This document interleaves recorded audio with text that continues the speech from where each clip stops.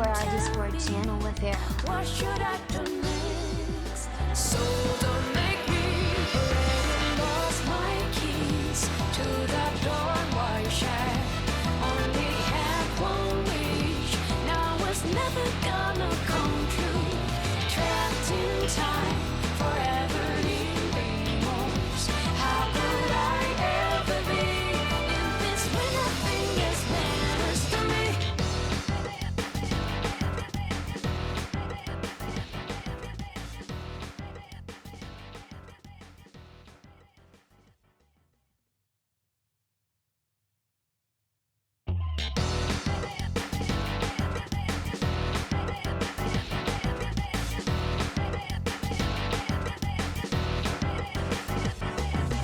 Leave me out. I don't wanna fight. But if you insist, there will be consequences. It's like I'm getting stuck on my face when I'm down on the ground. Do I survive the worst, but the worst has yet to come. And I don't do this to me now, I'm going numb. Do not make me lost my keys to the door while you shine. Only had one wish, now it's never gonna come true. Trapped in time, forever in remorse. How could I ever be in this when nothing else matters to me? Don't you make me do this? Don't you make me do this? Oh my God. Oh my freaking God. After 2 days. Yeah, holy loud mic. That sounds right because I don't have my mic settings that I had. So I had to wing it. Oi, oi, oi. I actually, dude, I don't know. I don't know if. So he's screaming more. Yeah. Monthly reminder to play Trails less than 3. Oh my God. Hello, guys. Welcome back to the stream. Nothing's working, right? Why did it glitch out like that? Hello. If you weren't there 2 days ago when I was, was it 2 days? No, it was yesterday. Dude, who even knows? It feels like it's been so freaking I long. want to keep subbing Taz JC is genuinely one of the best streamers. I want to keep subbing because JC's genuinely the best streamers. Hey, I appreciate it. I feel like I suck. I was so excited, Mr. Potato Boy, to come back, give you guys a good stream, and then I don't know what. Well, actually, I do know what happened somewhat. So I decided to do something. Wow. Guys, I don't know if you know this, but there's this thing on computers called Windows 11. Don't know if you've heard of that. I love your shirt. Thank you. This shirt's actually fire. I got it from Universal Fan Fest nights. But there's this thing called it's One Piece. Windows 11, right? I made the mistake, but I needed to finally go to Windows 11. But I made the mistake to update my gaming PC, not my streaming PC, which is already Windows 11, Hi, JC. but to Hope your tech update gremlins leave you my alone. main gaming PC, which is like what I play games on or I'm listening to music on or what have you, to Windows 11, right? I then load up the stream, very excited. Everything seems to be working fine. And then you guys told me that the audio was bugged, and I'm hoping to God it's not doing it. Is it fine?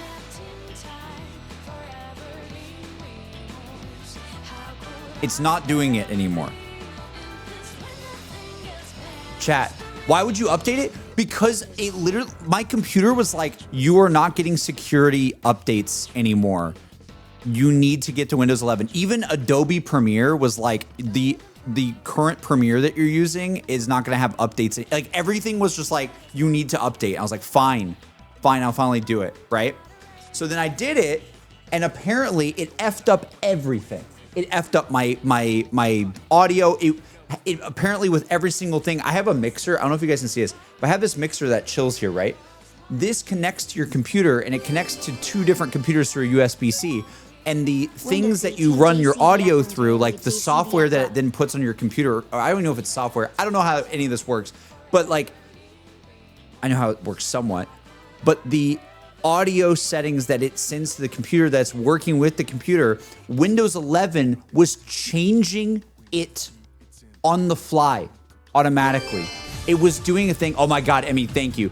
It was doing a thing where it was saying that it would take control of all my audio devices, or it would do enhancements to them. So that's what it was doing, guys.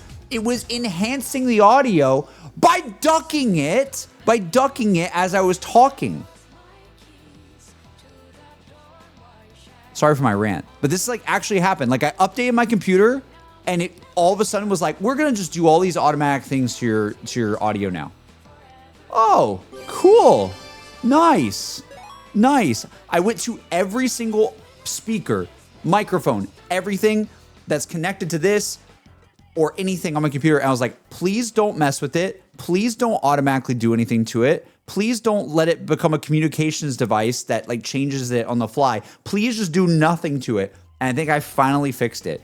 But the problem with that was at the last stream, and guys, get some hype for Emmy with the 5 gifted subs. She just saw Ariana Grande at a concert. That's freaking awesome.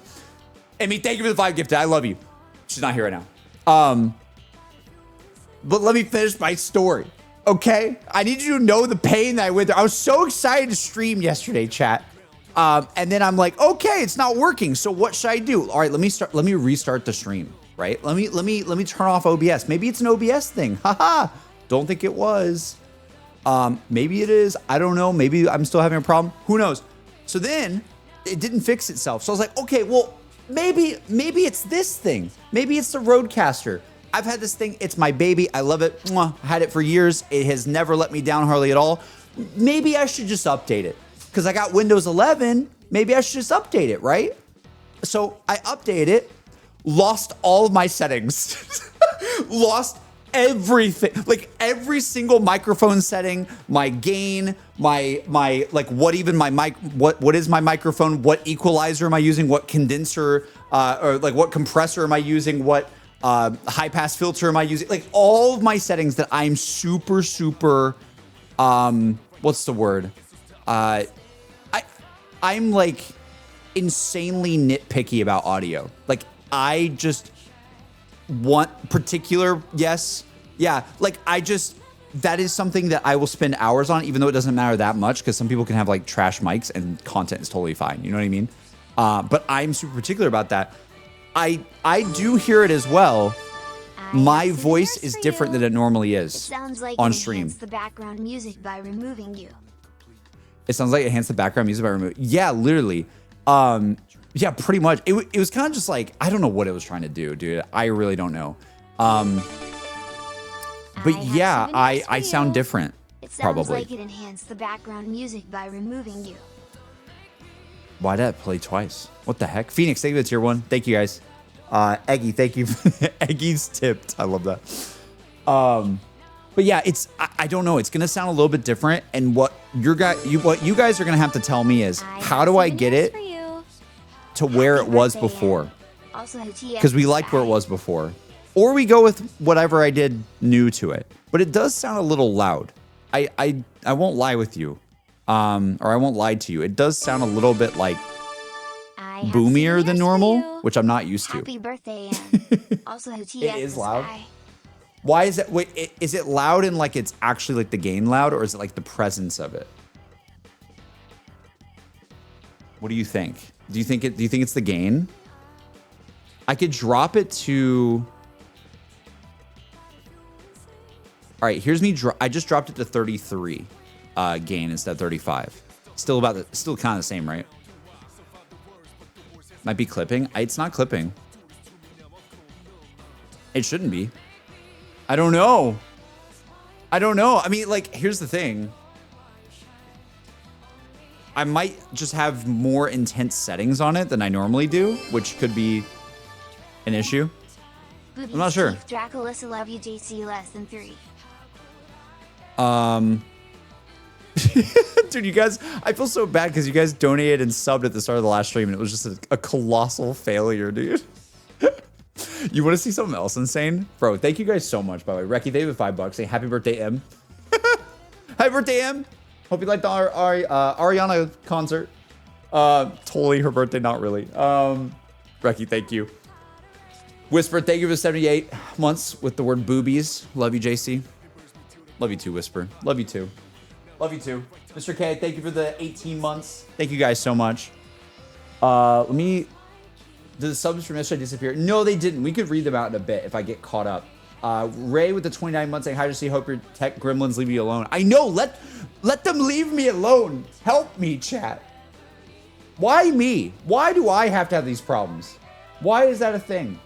Plot Armor, thank you for the tier 1. Mr. Potato Boy, again, thank you for the 5 months earlier. I really appreciate that and what you said. Casual Boy, thank you for 34 months. A monthly reminder to play Trails. Is it Trails or Trials? I know what you're talking about, though. The anime game. Like the JRPG, right? Is it Trails? It is Trails. It's not a typo. Okay. I might at some point. I don't know if I'm doing it right now anytime soon, but I want to at some point. Lyriel, thank you for the 10 months saying, Aussie? Are you from Australia? Oi, oi. What are you, butcher? And I'm thanking the 4 months saying the P4R live stream was nuts. The P4R Discord channel went feral. Dude, I had to miss it. I literally asked Crystal on Twitter. I was like, do I watch this? What do I do? I don't know what to do. And Crystal's like, I'm gonna make that decision for you. Don't. I was like, okay, I trust you. I was like, I trust you. I trust you. We will listen to Crystal. I'll be like, yes, I don't want to be spoiled, but I was super curious too. But no, I did not watch it. I have souvenirs for you. It definitely feels like I'm on the boat right now of wanting to be not as spoiled for P4, but I don't like if there's a P6 thing that happens, we're definitely gonna be looking at that because I feel like that's free reign. Like we're all on the same page with that, you know. But I know you guys want us to get the P4 playthrough that's as blind as possible, so that's definitely something we'll be thinking about. Wow, it's already been 2 years of being subbed to you. Thank you, Blaze. Crazy how time flies. Thanks for everything you do, JC. Lots of love. I really appreciate that. Thank you for the 2 years. I really appreciate that. Get some hearts in the chat for that. Thank you, Blaze. Thank you. It's always good, like, for me, validating for me, knowing that, like, obviously there's people in here that we want to have new people coming in the stream, but it's so validating to me that you guys, it's like, oh, I've been here for 2 years. I've been here for 3 years. I've been here. It's like, okay, so you stayed. Oh my God. you actually cared. And not even like, I don't mean like I want you to care in that way. It's just more like you don't have to care that deeply. It's just cool that my content could be in your life for that long to some degree. You know what I mean? That's just insane to think about. So I appreciate that. Been here since Chronicles. Dude, if I had a cigar, I would just like, I would have been like, that makes me feel really old. I get it though. I get it. W1 Piece shirt, but are we LARPing right now, Mr. Backfire? Okay. All right, hold on. Do you think I'm a LARPer with One Piece? Or do you think I actually bought this shirt because I like One Piece now? Okay. No, don't say I'm a LARPer. That's stupid. You can't say that. You're not allowed to say that. Chat. One of my favorite characters is Sanji, and I like that he fights with his legs. Am I LARPing? Did I pass the vibe check? Which arc are you on?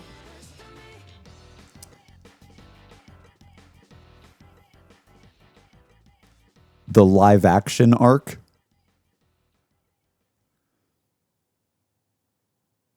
Not the anime. All out attack. I just like die. Chat does a collective all out attack. Live action, it's cute. I like it. Okay. And I like Sanji. And I like Nami. And I like Oh God, I'm gonna have to think about the characters now. I haven't finished it. But I've seen more episodes. It's actually it's really funny because I always end up watching more episodes when I go on a trip. So when I was going to Orlando last week, it was like the thing I was watching on the plane. Like, I don't know why. It's always when I'm going on a trip, I'm like, oh yeah, let me continue the One Piece live action. It's like my airplane thing. But I did get further. I know about the whale. Am I LARPing? The whale, chat. The big old whale. Yeah. What's the whale's name? Well, luckily, I didn't remember, but chat wrote it down. So, Laboon! Yes. Thank you, chat. That's all I do as a streamer. I just riff off of you guys, I guess. Listen, I know the whale's story, okay? I know the truth. Also, oh my god. Okay, can I say something to like show that I actually have been watching it? I actually love that I'm pretty sure the actress of one of the characters in season 2 is one of the actresses that was in Bridgerton. This is such a deep cut. But like in season 2 of Bridgerton, there's this actress that is like the sister of the main lead, like the girl that's the main lead. And she's kind of like more of a supporting character in that season of Bridgerton. And then she's like more of a main character or whatever in season 2 of One Piece. And I was like, oh my God, you're from Bridgerton. And you were like, in Bridgerton, she's like super like sweet and like, hi, I'm like a princess kind of thing. Yeah. So, but in this was obviously she's a little bit different, but also not in some ways. Anyways, it's I don't want to say anything, but yeah. Yes. Why'd the music turn off? Oh God. Wait. Okay, we're good. Mambo.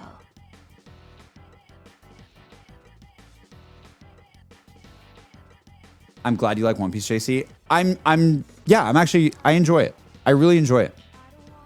I just like that it's fun. I like that it's fun. It doesn't take itself too seriously. But then when it does, it kind of has this like really like it has this like charm to it, you know? Where you're like, oh, like there's a lot of heart to that. I like that. Now at times, does it feel like I'm watching like some silly CGI stuff that feels a little bit like, I don't know how to explain it. I'm sure it translates better probably in the anime. But also it's like, it kind of works because it's over the top. Like it has that like cheesiness to it, I guess. Flash Prime, thank you for the 28 months. Thank you. Mambo.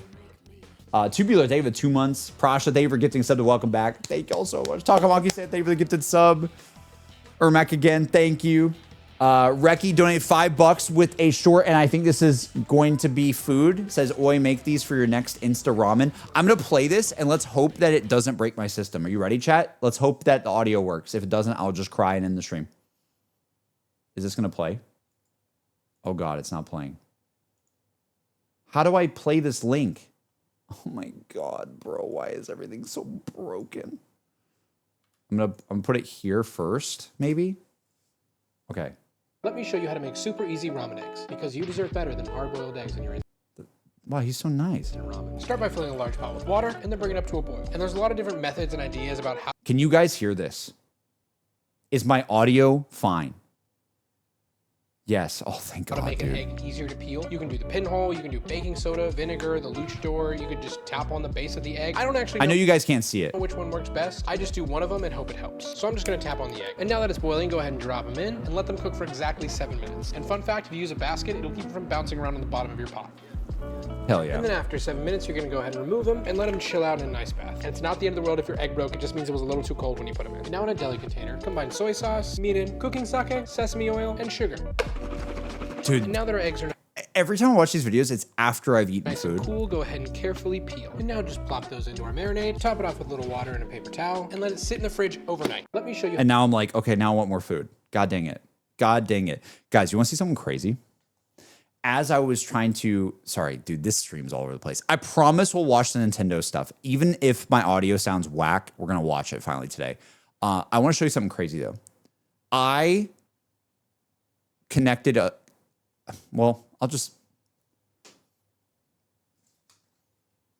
been messing around because I was so mad about the audio. Like legitimately, it took me hours, guys. Like it was all I did yesterday was try to fix the issues in my computer. It just took hours and hours and hours and hours and then some into today as well.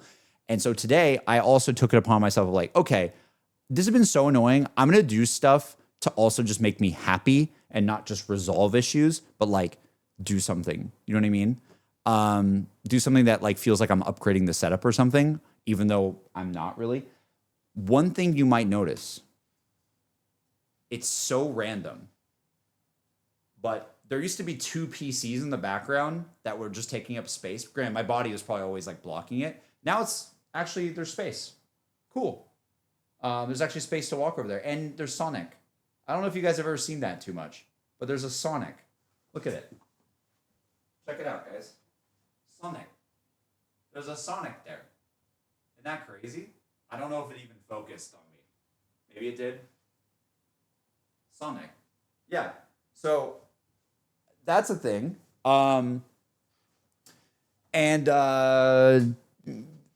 This is going to be kind of funny. But Emmy's been streaming a lot more, right? She's playing Kingdom Hearts. I think she's continuing Kingdom Hearts tomorrow, is what she said. So she'll be streaming the setup. I've been messing around with like how to improve the camera system we have and how to make it more of like Emmy's vibe when she wants to stream, and or if I want to do it sometimes. Yeah.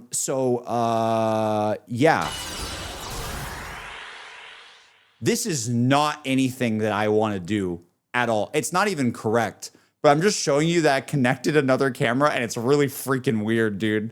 This is weird. I don't like this. The way you can see this setup is weird. I hate that. It's so weird. It's like cursed, dude. But you know what this is? This is actually using the old camera. This is weird.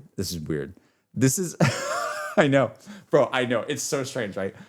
This is actually the old camera that I used to use when we lived in Austin and at the beginning of LA. I don't know if you remember this, but I used to have this like super wide camera. It's actually not using the lens. That's the super wide lens. I could put that on, but I don't want to right now. But it used to be this like wide angle lens. And this one's a little bit like it varies, right? It's let's see, this one's hold on. I don't even know, bro. What is this one? I think this one can zoom in super far. This one must be, yeah, this is a 18 is the smallest. This one that I use over here is a 16 millimeter. My normal camera is a 16 millimeter. This one starts at 18. So it's funny. It's actually more zoomed in, but it's so far behind that it actually feels like it's more wide. Look at this. All right, but I can zoom in. Wait, hold on. Wait, you can see the stuff back there. Wait, yo, this is sick. You've never been able to see that. Hold on. Hold. Look, wait. Look at that. You've never been able to see that. That's crazy. Also, do you notice, do you notice what's all on the desk? So you have, obviously, Sonic and Shadow. Do you see what's right there? Also, yeah, I cut my finger, too. Dude, it's been a rough weekend. Wait, it's kind of weird. I'm, like, inverted. Do you see that? Do you see her? Makoto. Makoto is back there, dude. Makoto is back there. So Welcome back, JC. Dude, welcome back to you guys. Thanks for coming back and not just leaving. Oh my god, bro. That's crazy. Also, there's Chow's. Chow's back there. This what's so funny, a lot of this stuff was given to me by Noah. Like Oh god, you can't see this. Do you see that like Sonic thing in the back? That was given to me by Noah and his girlfriend. And then the other thing. Let's see. Wait, where is it? Oh, I can't. I just have to do that. This one was also given to me by Noah too. Oh, you guys can't see. God, I keep blocking it, bro. This sucks. This angle sucks. I don't know what to do. But the Sonic that's back there. I don't know. You can't really see it. It's hard to see. It's really hard to see. But wait, you can kind of see. Dude, you know what I just realized? You can kind of finally see the like zombies posters in the back, bro. Wait, can I show those? Oh, damn it. What if I like? Okay, hold on, chat. Don't look at me if I erase this. Don't look at me too deeply here. Bro. You don't see that? Y'all have never been able to see those. You see those? So that art is the 4 zombies characters from back in the day, but it's them drawn, and forgive me, I forgot the name of the artist, but the artist that did the Metal Gear Solid art. And you can kind of tell that has that like Metal Gear look to it, you know? This was sent to me. I always talk about it, but the 4 portraits was sent to me back when I got to reveal Chronicles for Call of Duty years ago. And that's a long story. If you don't know what I'm talking about, just look up Zombies Chronicles and how it was revealed. And they sent that to me as like a gift for it going so well, which is awesome. And then there's the play button. There's Grog Kroby over there, my favorite zombies map. And then look, there's a Sonic and a Jill and an Aerith. I have Jill twice, bro. Jill's literally there twice. Hold on. Okay, is that? Yeah. So there you go. There you freaking go. Yeah, so this camera angle's super weird, right? I don't like it. It's weird, dude. I also like looking at you guys. It's so strange. I mean, it's kind of cool for like a different vibe for a second. But yeah, the camera placement gives me old YouTuber queso vibes. Yeah, I think like the thing that I'm trying to experiment with is, Emmy hates the camera placement of my stream. I love the camera placement of my stream where like I look to the left and you guys, and the way that I look at the game like kind of makes sense. Emmy actually, weirdly enough, wishes my camera was on the other side for her streams, which is not the case right now. And I was like, okay, well, what if I do like a front-facing camera like this and just see what it looks like? And maybe she would like that more. I don't know, but even still, it's still weird because it's not like it's like it needs to be aimed lower. But then if it aims any lower, my monitor blocks it, so I'm kind of cooked, you know. So yeah, I don't know what to do. I really don't know. Like, I don't. What is this? Like, do we say this is like the fan mail zone? What is this? Like, what does this camera give the vibe off of right now? What does it do for you? JC hates it. I hate it. Yeah. We can see the edge of your mouth. Yeah, I know. I know you can see it. I don't like that you can see it. It's kind of weird. It's like you're about to read the news. It does kind of feel like that. I look so tiny. I know. But I will say I look less fat because it's actually straightforward on my body instead of a weird like side angle that doesn't particularly like the other camera like adds weight to my face. Genuinely. This is more like what I actually look like.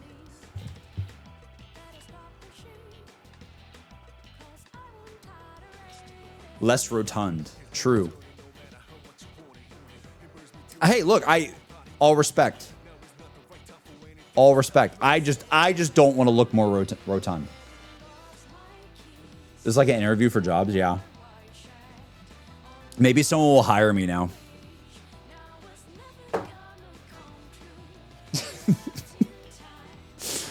Oh my god, dude. Oh my god, my mic does sound really loud. Oh.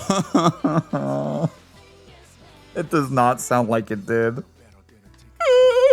Why does it sound so loud? Why is it doing that? I wonder if it's because...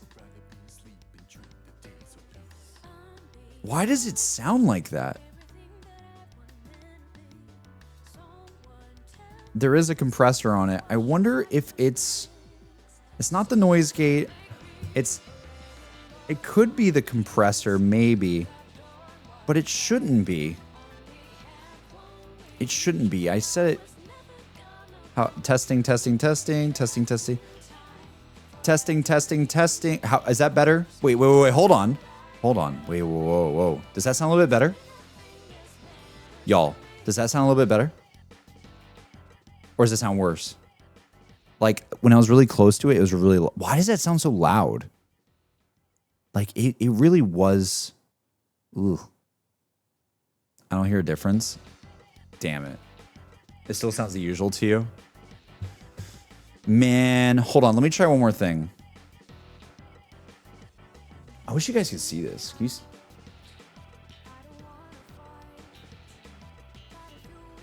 Don't worry about the mic too much in the coming days when you have free time. Ask the mic a little bit more. But the thing that bothers me, Whisper, and I know this is like such a stupid thing, and it doesn't really matter that much. But what bothers me is that the playthrough is disjointed. Like, my audio for episode Aegis is different at the start than it is now, if I played it right now. That's what bothers the crap out of me. It's like, not even that crazy if my audio sounds different from here on out. It's just more like, oh, I don't like that it changes mid video or whatever. And same for Emmy's stuff, because she was using my mic, right? It legit sounds like a different mic. That's crazy. I wonder if I just put on like, okay, here's a random thought. I swear to God, if you guys just like the normal presets, I'll cry. Let's do this. Let's save this preset.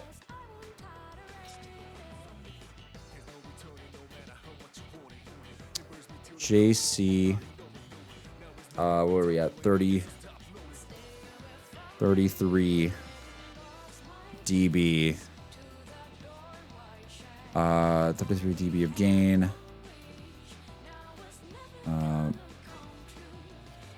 Let's do that. Okay. Let's do that. I'm gonna try something though. JCBF form.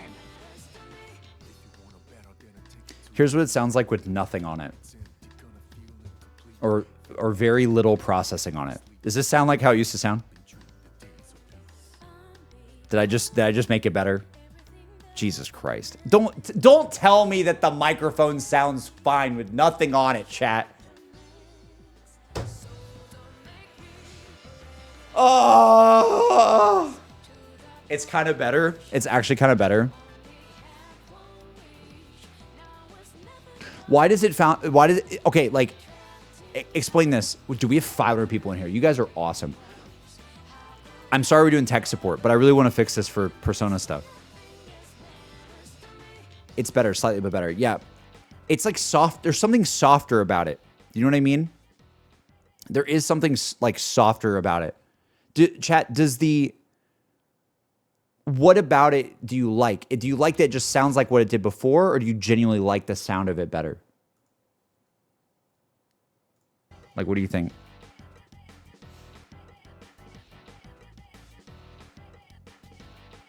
You just like it sound. Some people like how it used to sound. It sounds fuller. It feels less sharp. Your voice comes through fully.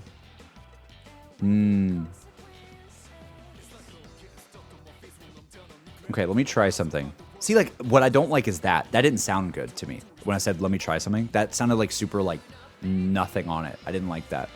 Let me try... How about this? Does this sound... Wait. Is this the winner? Hold on. Hold on a sec. This has a little bit more on it. But is this what it... 7 months. This sounds worse? Hope you and him are No doing way. well. Thank you for giving me motivation to keep on 3D modeling in my dream to be a game dev. Oh, Irish, happy 7 months. Hope you and him are doing well. Thank you for giving me motivation to keep on 3D modeling and my dream to be a game dev. Keep on keeping on. That makes me so happy to hear. Follow your damn passion. Hell yeah. Appreciate that. Thank you so much. I can tell a difference now. This sounds better. It pops more. Hold this setting. Dude, this Rodecaster is such a god tier device, bro. Do you know what this is? This is a, like, I had like custom settings on a little bit earlier, like when the stream started.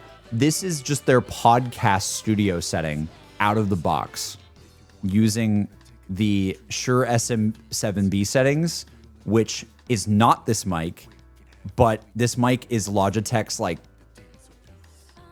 copy of the Shure SM7B. So you can do similar settings and it sounds good. The Shure SM7B is this thing. I used to use this all the time. Whoa. I used to use this. There's nothing on this one. Hold on. Give me a second.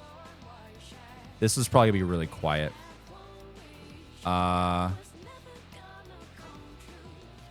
This is like the old microphone I used to use. Like, don't tell me it sounds better, by the way. Some people, I remember we did this test and so we were like, yeah, use that microphone.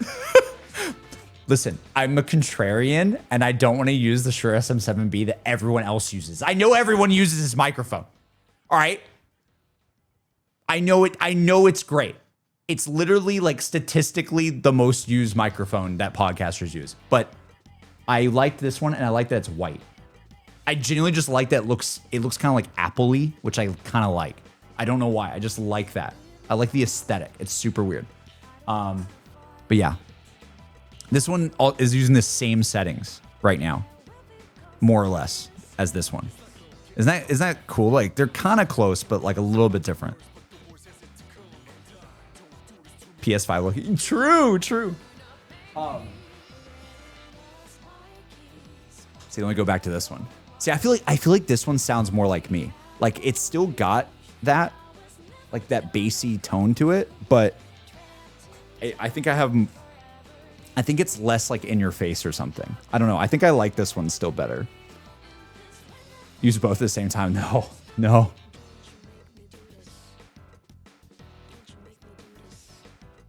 EQ, would you wonders, JC? Bro, I did EQ and you guys didn't like it. Y'all didn't like it. I had a bunch of stuff. And then you guys were like, no, go back to those settings. Does this sound closer to what it was on other streams? This is using, it's a little bit punchier, but than it was at the start of the stream. Like, this is better than it was at the start of the stream. Like, be for real. It sounds like before. Okay. Yeah, like this is definitely better than it was. Okay.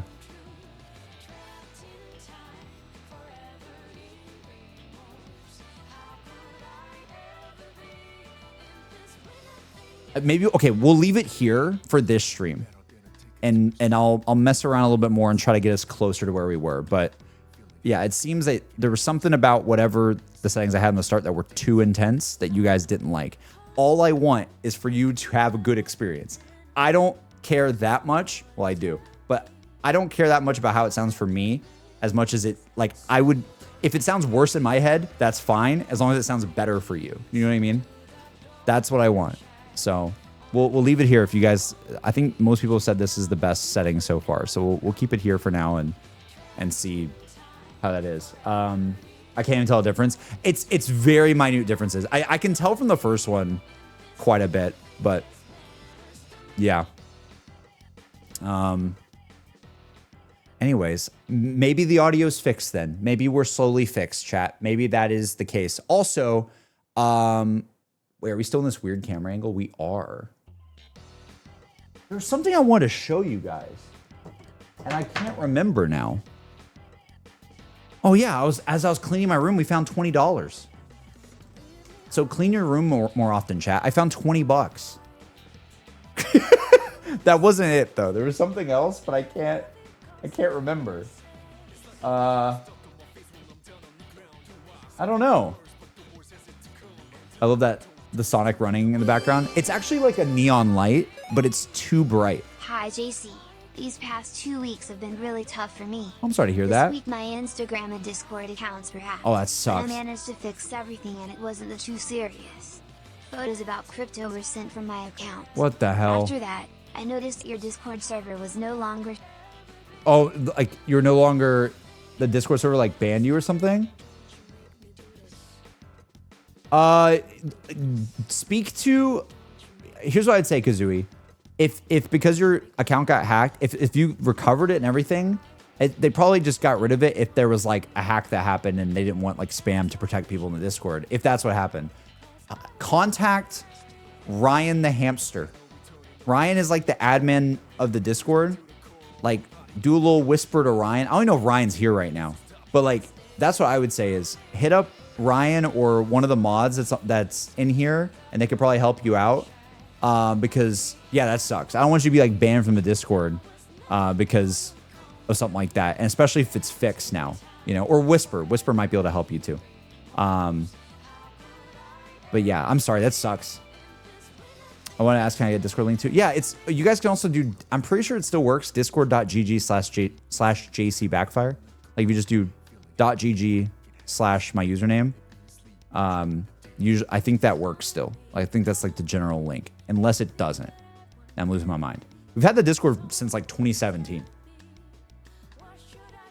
It's old as hell. Wait, so is he watching Nintendo Direct and not the P4 broadcast? Yes, exactly. Not watching P4 broadcast. I was so close to doing it, guys. I'm not gonna lie. I was very antsy that day, like, oh, I want to watch this. This looks so exciting. And then, as I talked about before, I was asking you guys, and some people were like, I don't know, maybe you should wait. Maybe you should like, you know, we watch it first, and then you see. And then I saw Crystal talking about it, and I was like, I literally said, I'll literally read you what I said to her. I said, or she tweeted out, which I didn't know any context to this, by the way. But she tweeted out, where is it? She tweeted out, I have FOMO for the P4R broadcast tonight because I'm away at a convention this weekend. They're gonna, this is in all caps, they are gonna announce Yasuke Romance, and I'm going to miss it. I just know it. And I replied and I said, I'm also having FOMO, but I don't want to be spoiled. Do I watch it at all, or will I be spoiled beyond belief? What do I do? Who is Yasuke? Help. And she goes, nah, don't watch it, JC. I'll decide for you, homie. You don't want to watch it, I promise. I said, okay, thank you, gamer. And then that was my decision. I don't know any context to that. Why are people, I don't know. I don't know any context to that. But I guess it's a character in the game. But yeah, I probably butchered the name. I'm sorry. But yeah, judging from that, I was like, okay, I won't watch it then. And I didn't. And then my audio crashed on me this weekend. And that's been my weekend. Yay. Yay. Is that Shuake? Huh? What is Shuake? My internet crashing? Or not my internet, my audio crashing? Or you mean... Yes? Windows Update is the actual enemy of audio settings. It literally is. It literally is, dude. Dude, we got 500 people in here. You guys are so awesome, by the way. What the hell? Why do you choose to come here at 10:50 at night when I have this like crazy camera angle that I normally don't have? Why are you here? Like, I love you so much, but the vibes, I appreciate it. I just hope that my stream's okay. Especially, I'm like more scared for Emmy's stuff because she's doing Kingdom Hearts and I don't want to like F up her playthrough with like mistakes that I made or something. Like if I didn't update my computer, probably none of this would have happened. So it's one of those things. What? There's a song I wanted to put on. Where is it? This one. We play this one a lot. It's a vibe from Arknights. We love to spend Saturday with you. Me too, man. I love hanging out with you guys. It's fun. Will Jesse be making a return soon? Not today, but maybe in the future. Maybe. I love you guys. You guys are so sweet. I appreciate y'all.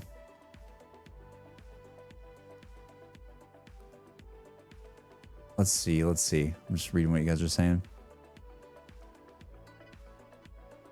Bum, bum, bum, bum, bum, bum, bum, bum. I was reading up and everyone's just making fun of literally my my pronunciation.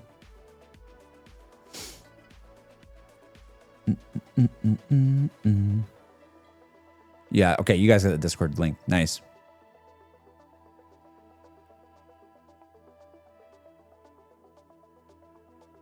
What's your prediction of games that are going to show? Okay, so I will say that I said this at the start of the last stream before everything like glitched out. I don't know everything that was shown, but I do know some things that were shown. So like, don't take this as like, oh my God, he's reacting like completely blind. It's not like that. It's more just like, I just want to watch the show. Like I haven't watched it. And I haven't like watched like the trailers of like anything that happened. I have souvenirs for you.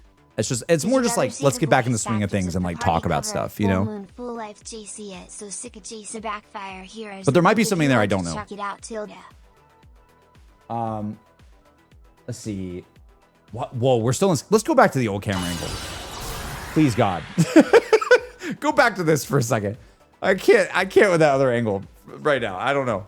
Zophilus with the 5 bucks. Thank you so much. Did you ever see the voice actors of P3R party cover a full moon, full life, JC? It's so sick. Here's the link if you want to check it out. No, because I'm waiting for when we finish P3 completely. We're going to do a stream at some point that is like, I appreciate you send it and everything, but I'm going to wait on it because we're going to have like a whole stream that's going to be like things I missed, and also like probably like fandom things about P3 too is probably all going to be in that same bucket of stream, or multiple streams. It's probably gonna be multiple streams. But at this point, especially because I'm playing episode Aegis and I want to remain like unspoiled for that. I know that it might not spoil that or anything, but it's how I want to sort of dig into the content. It's like play the game. We did play the game, watch the movies, and then play DLC.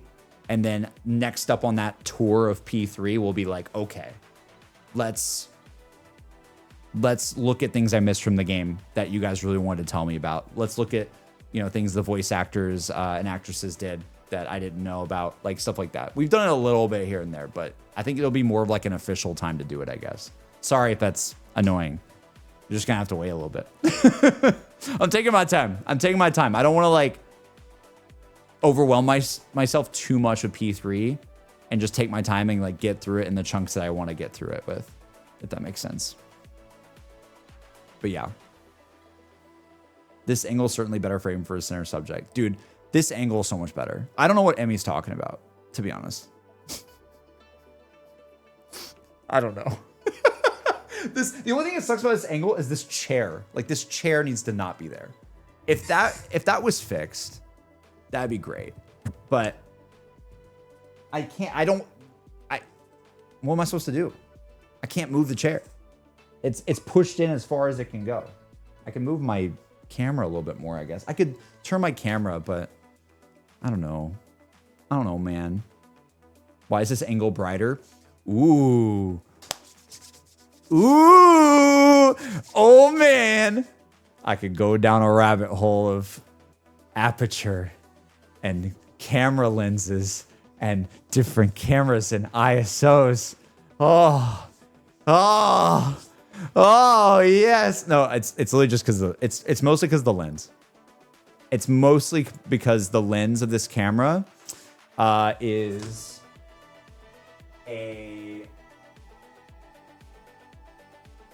Well, yeah, it's the aperture. The aperture is at a 1.4, right?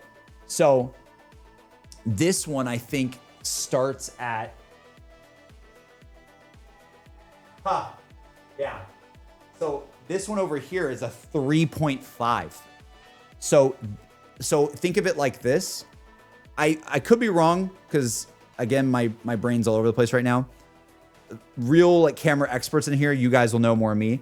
But from what I understand with being a film student and all that kind of stuff years ago at this point, I don't really like go out and use cameras too much in public. It's always just stationary and always just doing like autofocus things on stream.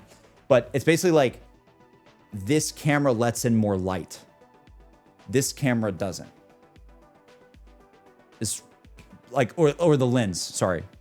It's more like the lens that I have on this camera lets in more light, I believe. And that one is like a little bit darker, like actually, because of the aperture. Why? It's just because of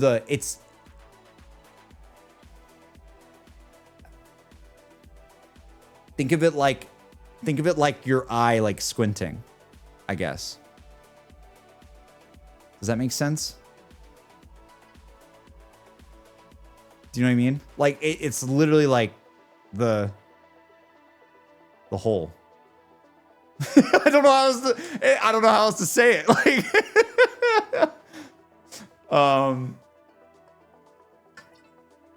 what kind of shots would a dark lens be? It's not even like I wouldn't say it's like a dark lens. It's more just like this lens is really effing good. And really good for what I need it to do. This lens has a lot of versatility to it, but because of the versatility, it starts at more of like an average range. This one starts at more of this is a prime lens. So this lens cannot move, believe it or not. So like this lens is awesome, but it can't move. Like what I mean by that is like I can't zoom in this camera. I do not think. I'll double check, but no. So this camera is stationed where it needs to be. And if I can't zoom in with the actual lens or anything like that, one can. But that's like the trade-off. This one is goated. This lens right here is one of the most expensive things that I own. Genuinely. Well, like in terms of like stuff on my desk. It is something I saved up for years ago. Because it's just the GOAT. And it auto focuses and it does a nice, oh my God, the aperture being 1.4, it just like, it does this nice blur that I love that it does automatically behind me. And I love the look of it. I've always loved the look of it ever since I bought it. And the lens is called Sigma. I'm not even joking. It's called Sigma. And it's probably, I wonder how much it is right now. I'm just curious. Surely it's like less now because I've had it for like years. Maybe not though.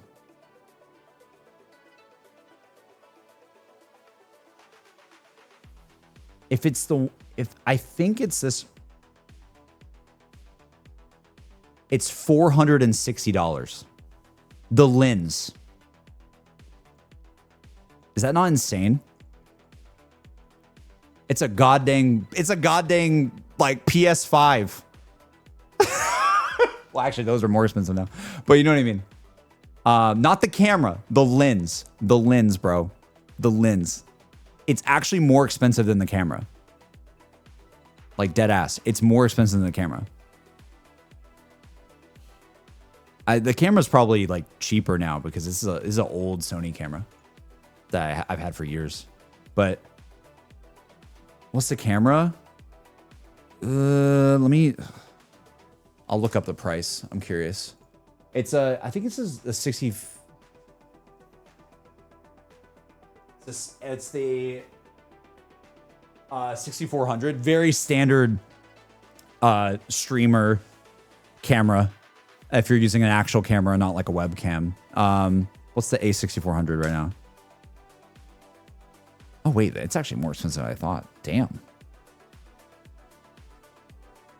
Yeah. I thought it'd be way cheaper though now. That's crazy. I guess it's just such a standard. Huh.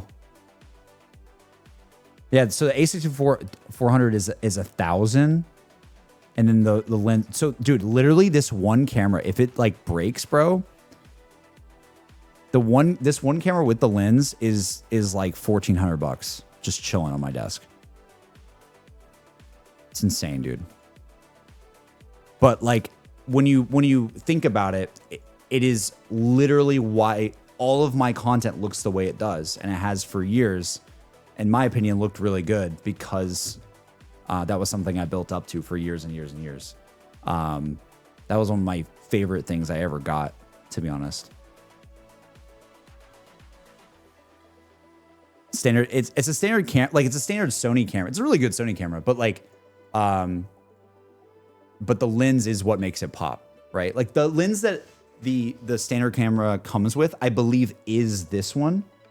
If I go to the other, I'm pretty sure it is this one. This is like the normal one it originally came with, and I put out my other one or something. I'm pretty sure. But yeah, I got the Sigma lens. Cameras take forever to drop in value. Why do you think that is? I have no idea why they don't. Do you know? Like, is it just because, I don't know, like they don't update them that often? Like they don't go to the next edition for a while? Happy to see you back, JC. On a scale from 1 to 10, how much hype do you have for P4 Revival and P6? Hey, Dolly, thank you so much. Happy to see you back, JC. Let's get 1 to 10. How much hype do you have for P4 Revival? Oh, dude, 10 out of 10 hype. P6 is like over the moon. Like, oh my God. P4R looked incredible watching it. I'm excited for both. This is going to be so much fun. Both games, I'm sure, are going to be awesome. I know we haven't seen anything about P6, but I trust it at this point. I've played 2 Persona games that have both been amazing, so I don't doubt it. Well, going from the 2 lenses, you can definitely see the difference in quality. Yeah, this one, again, this one has that, like, it doesn't capture the light as great as I want to for my room. I'd actually have to brighten the room or brighten the lights to get it not as dark. And then this one, dude, it's just got it's got like that softer look to my face. Bro, this lens eats, all right? It's literally like the best purchase. I'm not even kidding. I'm not trying to like even like flex or anything like that. It's just genuinely like I bought this like years ago and I've never changed it ever since. And it's just been my goat, my actual goat. I love it. Dude, I was being that guy where I was like, I was watching Sea Dog, right? I've always liked Connor's stuff. And I was like, what mic is Sea Dog using, bro? And I was like, oh, I can't get that. No way. I was like, oh, that mic is so nice. Like Dude, that mic, I'm pretty sure he has the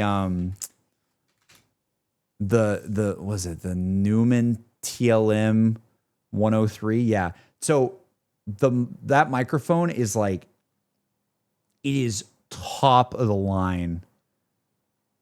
It's like over 1K. It's like maybe like $1,200.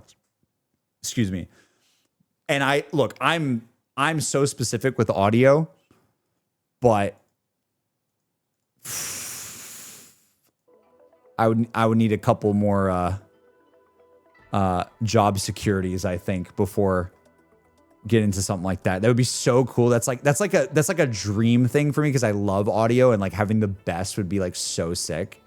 But nah, I can't do that. The lens is my thing where I'm like, okay, that's the thing I have the most. Granted, this is not a cheap mic, but what I mean is you can always go further, I guess. But most people don't notice. Like most people don't notice like audio differences that much, or camera differences, to be honest too. And also, you don't need it. Seriously, if you're a streamer or you're starting out, guys, I know you guys, we want to watch the Nintendo thing, but like, can I just say this? Please understand, I like this because it's something I worked up to for years and years and years as like the camera that I wanted, the lens that I wanted for a super long time. I started streaming really for the first time in 2016, bro. It's literally been a goddamn decade almost since I started streaming.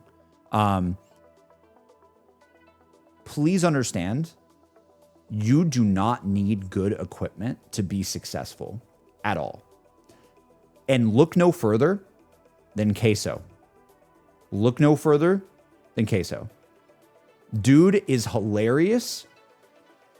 Probably doesn't even have that many lights on in his room as he's playing games. He's out of frame, right? Like his camera's like it'd be like if I was here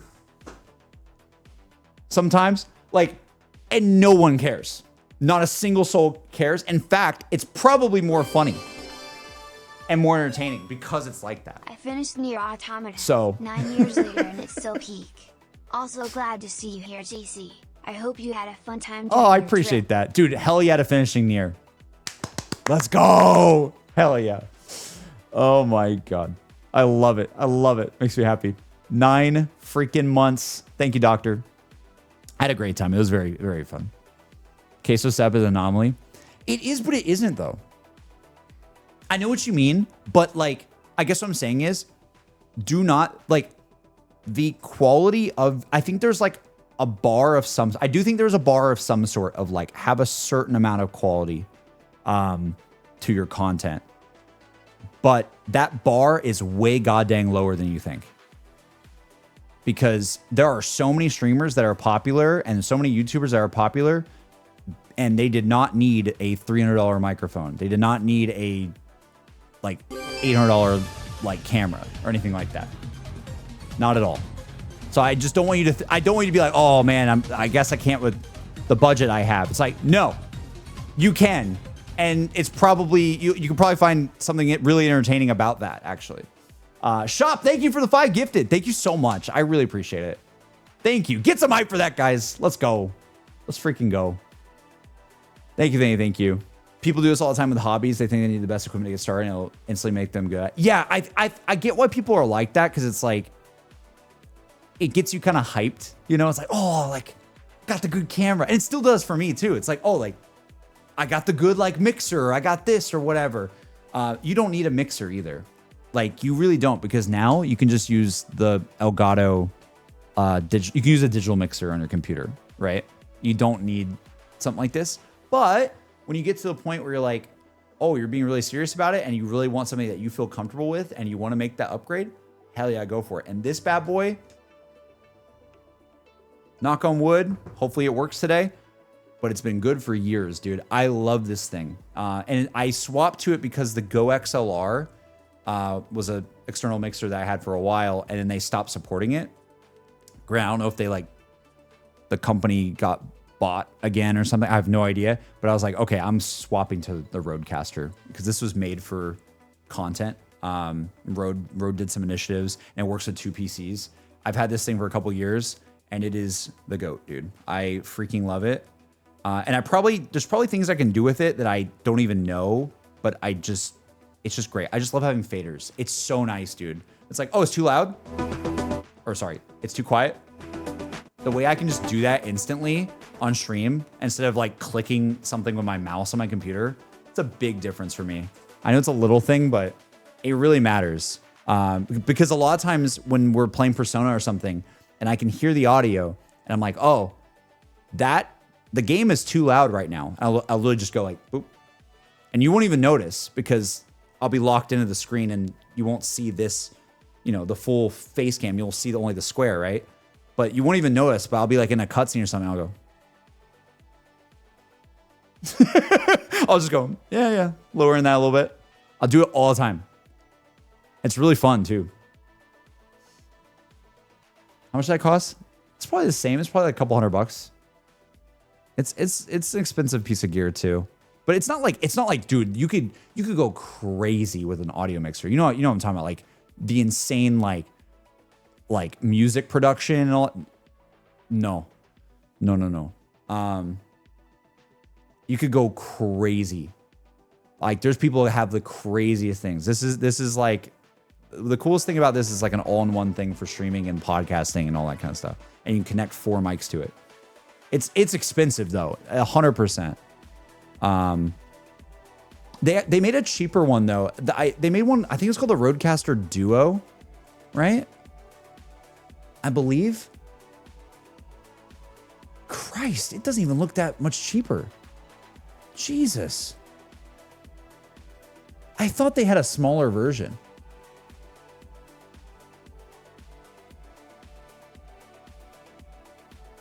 No, they do. They do.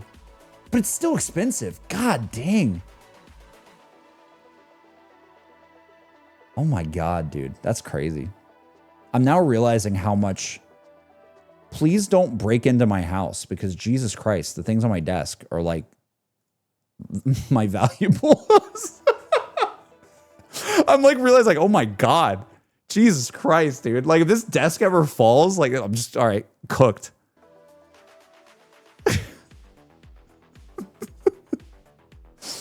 Oh God. Anyway. You guys remember when we were doing the podcast on Matt? We used this thing. It was really fun. It was a good time. It was Matt actually that recommended it to me. Yeah. Okay. Is that the Rodecaster Pro 2? It is. Yeah. But you don't need it. You really don't need it. Only do it if you're being super serious about it and you really, really want that upgrade. Seriously. You don't need it though. There's cheaper out there. The mic settings are cool though. You can just do it out of the box. You don't have to do anything on your computer really. What desk do I have? Oh God, I don't know. Dude, I made the crappy decision, chat, to have a desk that has like angled curves on like the edge. So if I want to like put any sort of mount to it, it doesn't like work properly. It was the worst decision I ever did. I don't know why I did that. I just thought this desk was cool at the time. It was a terrible move. Do not do that. Please get a right angle on any desk that you get. This desk I've had for years though. I've had it for like probably like 6 years. I don't even know what it is. I really have no idea.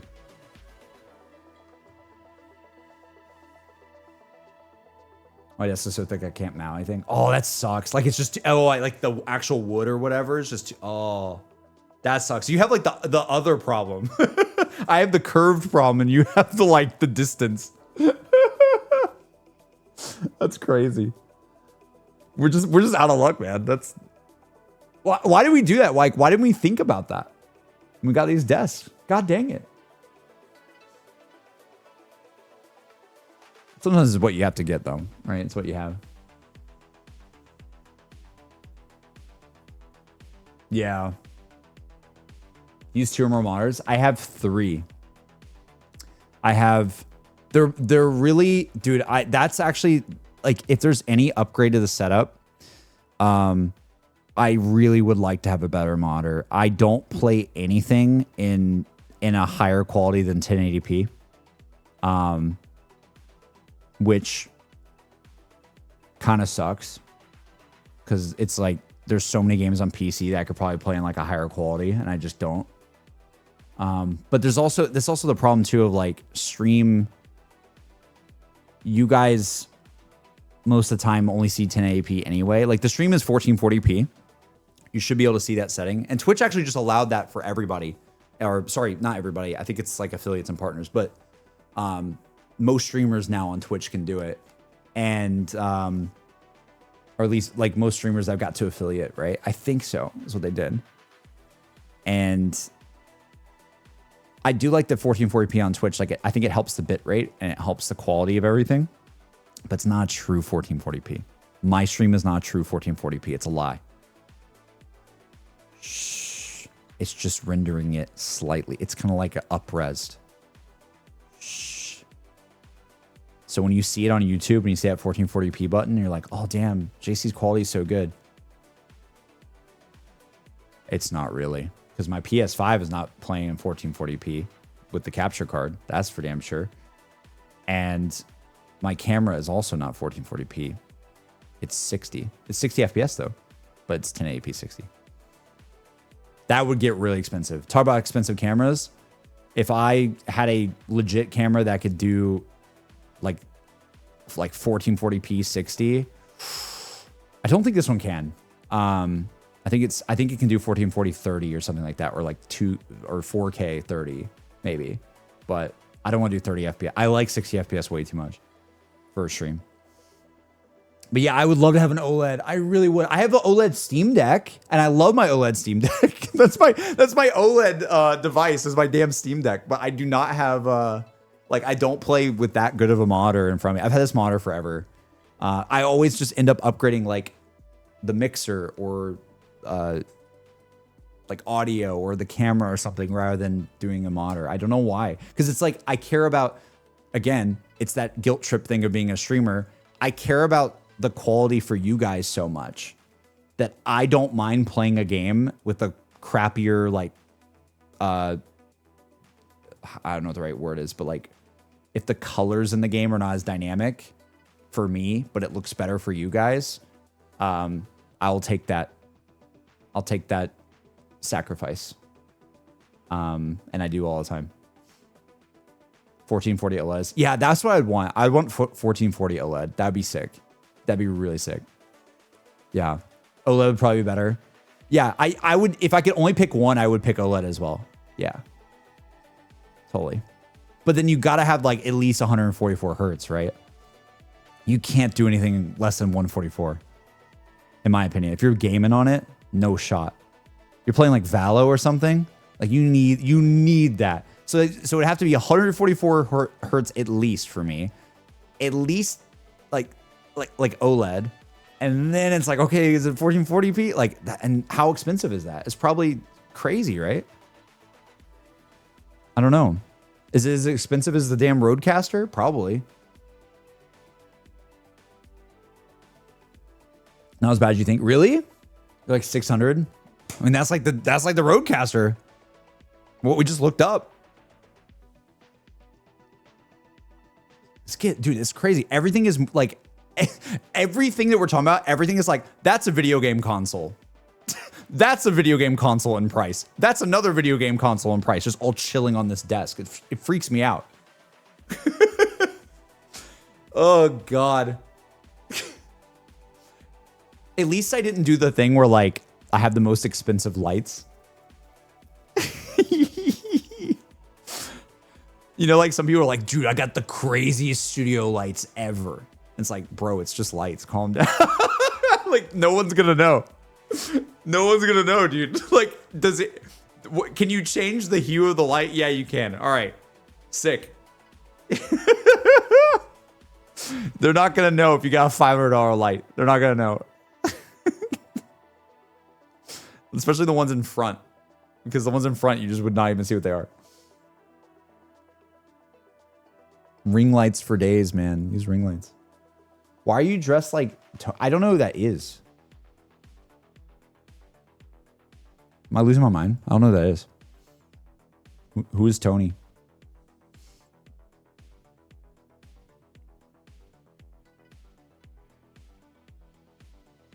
Oh, it's from Vice. I never played it. I know. I'm sorry. The only GTA games I've played is 4 and 5. And I didn't even play 4's story. I just played it online when I was a kid. And I was definitely not allowed to play the game. And I was just like tricking my dad into letting me play. So I was just playing online. And he literally told me, he's like, you're only allowed to play online once he found out. I was like, okay. He did. Like, that was the one game where Dadfire was like, I don't know if I want to let you play the story of that. You can play with your friends though. And I remember like running around with an RPG in like the airport in the game and just like flying around. That's all. That's like my memory of GTA 4. It's just like going to the airport nonstop and picking up weapons or whatever. 4 literally has the best story. That's wild. I mean, I believe it. I could see that. I liked 5 story though. I did play 5 story.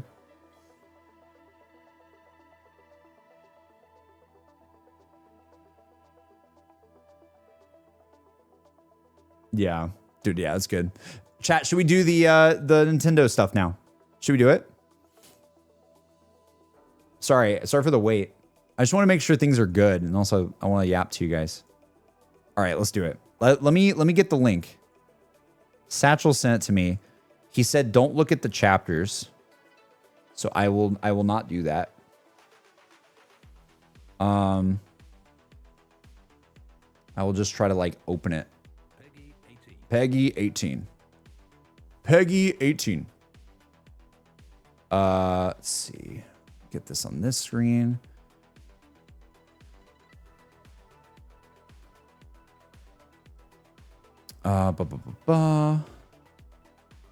Classic 1 hour yap, dude. Yeah, I'm just so worried about my audio not working, man. Like truly. How do you guys feel? Oh, maybe I shouldn't ask you. I was gonna ask you like, how did you feel about the Nintendo Direct overall? I hate that it's the one that I missed. You know, like it kind of sucks, dude. Like I was popping off, like with being on time for every single goddamn conference in the past couple weeks. I was there for all of them. We'd yap for hours before. We'd do our predictions. And then I go on vacation with Emmy. And then Nintendo's like, that's sick, dude. We're doing it the morning you're leaving. I'm like, okay, cool. Awesome. Vacay with the wife is definitely more important. That is true. I mean, yeah, that is true. But I don't know. I mean, even Emmy was sad about it because she's been in the content grind too, you know? Like she really has. I only put this in, I'll put it in 4K. Cool. What do you mean? It's supposed to go live. We haven't seen it yet. True. That's my bestie right there. You feel me? Hell yeah. I'm back. We're done with Yap. Yeah, we're done with Yap. I forgot to watch it. Got spoiled, but I'm not saying anything. Okay, that's kind of where I'm at too. Like I know some things, but I didn't see anything. Now I will say this as well. Like I mean, I guess Persona wouldn't be here, right? But like if something like that appeared, and you're like, oh my god, don't watch that to not be spoiled. Please like spam the chat or something, and I'll like stop watching it immediately. There's no way there's more Persona 4 stuff though, bro. They wouldn't do that. Right. Does he know? Brother, there's no way. There's literally no way. Okay. Hopefully the audio works for this. Can you guys see that? Yeah. You guys see that? Cool. Pre-watch. Stop it, dude. There's no Persona in this. No, there's not. No, there's not, bro. Okay, let's just vibe. Like, again, I'm not going to take it as serious as the other ones because, like, obviously I'm late to it. And like, I'm not completely blind. So let's do it. I just want to see the stuff, though.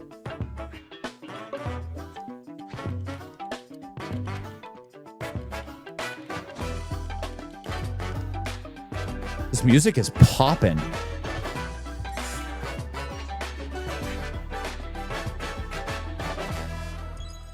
Oh, I love that. It's cute. 皆さんこんにちは。任天堂ダイレクトの案内役を務めます小泉です。早速ですが、まずは任天堂スイッチで発売するタイトル Bro, を I'm sorry. I'm gonna pause it sometimes. Dude, my brain is so cooked that the background reminds me of the red circle background with some of the wallpapers of Persona 5. And I used to put that on like every damn thumbnail for like every video. And so my brain is thinking Persona when I know I shouldn't. Can you open that? Hi, cutie. You're not supposed to be home yet. Oh, I am. Oh. Can you open that? Yeah, I can open it. What is this? Garlic. You mean open garlic? Downwards. Why? Weird. Why is that weird? Uh-huh. You don't want them to see garlic? No. Garlic. Oh! Thank you. Wait, no. Are you? Bye-bye.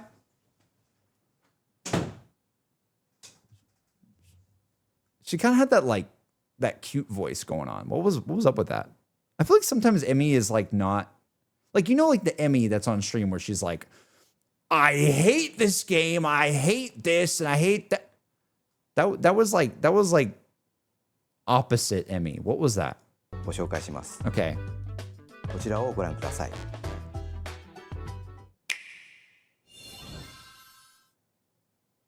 Hello. Beep. My name is Lowell Miss Reads, and I'm known for my reading aloud skills and more. Beep. What the hell? I'm here today to help show you the Rhythm Paradise Groove game. Beep. Beep. Why is it making a beep noise? Huh?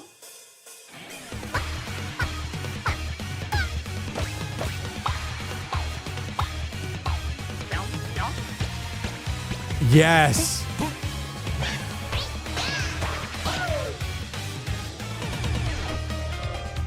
Oh my God, it's so cute. Paradise Groove.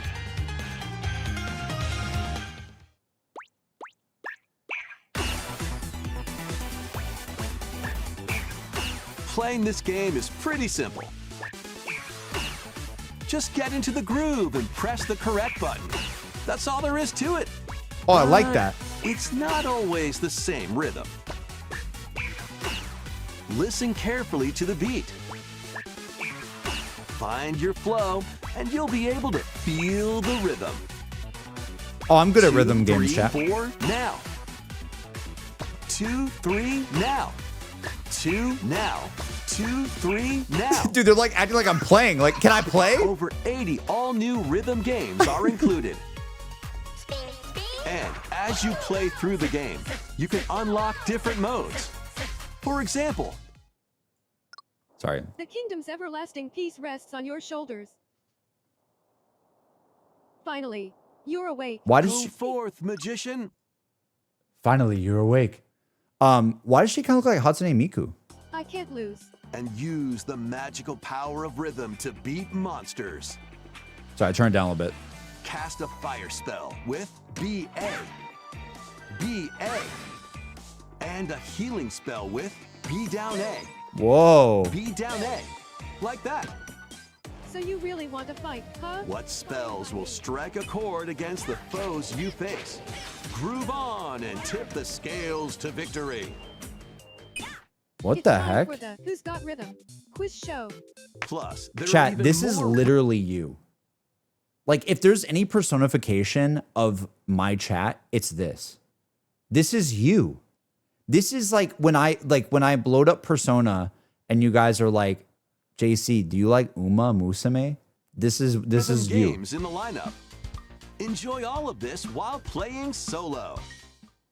And Dan, Emily, Leo, Sarah. Okay. You're under attack. Beep. up to 4 players can enjoy dedicated rhythm games. Note the timing and Oh, block that's the fire. arrows. Grab the snack at exactly 3 o'clock. Grab the snack. Or aim for 3 o'clock on the dot. They're so hungry. Oh my God. Grab the snack. This looks really good. This looks really fun. Like, imagine this for like stream. This would be a very fun stream game. Get into the groove solo or with friends when Rhythm Paradise Groove hits Nintendo Switch July 2nd. All right. Pre-orders are available now on Nintendo eShop. Dude, that's like very soon. ご覧いただいたリズム天国 That's awesome. I like that. 任天堂スイッチのタイトル See, this is why I want to watch this because I had no idea this was a thing. 数でもプレイいただけます発売までもうしばらくお待ちくださいここからは任天堂スイッチ2またはスイッチ2とスイッチの両方で発売するタイトルをご紹介しますヘッドラインをご覧ください Some headlines. Okay. Master the way of the sword. Nice. Nice. I still need to play this demo. Onimusha, Way of the Sword, a new entry in the Sword Play Action series, is slashing onto Nintendo Switch 2. Edo-era Kyoto has been overrun by monsters known as Genma. God, it looks pretty good Now, on the Miyamoto Switch. Musashi must prove himself beyond measure. Parry. Deflect. And the powerful counterattack Isen. Master these Sorry. techniques to strike down the enemies in your path. Dude, I saw his TikTok. I'm sorry, guys. This is gonna happen. I'm gonna pause it sometimes to ramble. I saw his TikTok, and it's like how many different things Leon Kennedy can parry, bro. It is so funny. Like, it's like he actually can like parry like anything. Oni That's armaments all are I'm also thinking at about your right now. disposal to turn Like- the tides of battle. It's like, You can even use Joy-Con 2 motion controls. dude to can parry like intuitively slay Genma. vehicles and As crap. fates intertwine, will you cut down those that stand in your way? Oh my god. What? What's that? What? Kingdom Hearts 4. No. Oh. The spider's back. Outside. Big. Probably this big. Are you serious? Yeah. Outside the door? Yeah, and then I flicked on the light and he went. And scurried, and he went away. No. Yeah. So I went, spray, spray, spray. Do you want to see something crazy? Okay. You want to see a new camera angle? Oh my god, he actually did that. You didn't go live until my concert was over. Yeah. Mind you. Yeah. You want to see it? I lost my jacket. What jacket? My new jacket from my store. Why did you lose it? Well, it was at my seat, and then they were like, we'll go back and get it. And they were like, it's gone. And I was like, well, no, I was gone for 5 minutes. There's no way. And they're like, yeah, someone must have stolen it. And I was like, oh, okay, that was $90. Oh. So we have to go to my store tomorrow and get a new jacket. New jacket, new Oh jacket. my god. Oh my god, bro. We can't. We can't what? I was just talking about. Oh. New jacket, new jacket. No. No. New jacket. The mic peaked. Bro, we did not fix this mic. I just heard it peak. Oh. Yeah, like be loud for a sec. New jacket, new jacket, new jacket. Well, it's not terrible. Actually, it didn't peak that bad. I have a question. What? Are No, you? Claire jacket is here. Oh, it's in the closet. I have a question. What? Are you tipsy? Like a little bit. I can tell. But I think it's mostly gone. I'm sad. It's mostly gone. New jacket, new jacket, new jacket. And also, what is that? Why are you doing that? It's mostly gone. What? Drunk. I wasn't drunk at all. Was it good? Like, did she sing well? Yeah. It's Ariana Grande. Of course she's saying well. I mean, that's true. But I just want to know if it was actually fun. It was fun. Yeah. I lost my jacket. Dude, whatever. You So could have now I'm been making worse. My pasta. It could have been worse. You could have lost your phone or something. So No, thank fuck that. God. I'd rather lose my phone. I'm making my No, lemon, I'm you making my- wouldn't. My lemon pasta. That's really cute. That's really Spider. cute. Spider. Go deal with the spider. I gotta watch this. Oh no. Oh no. Yeah. Yeah. Yeah, dude. They can actually see Sonic now. Yeah. Holy shit, there's room for activities. You want to back see here. the camera angle? No. It's gonna show you. Ready? Don't show what's outside that door. Uggo Buggo out there. Huh? Uggo Buggo. Close Hurry, it. I'm making food. Okay. Ready? It looks the fucking same.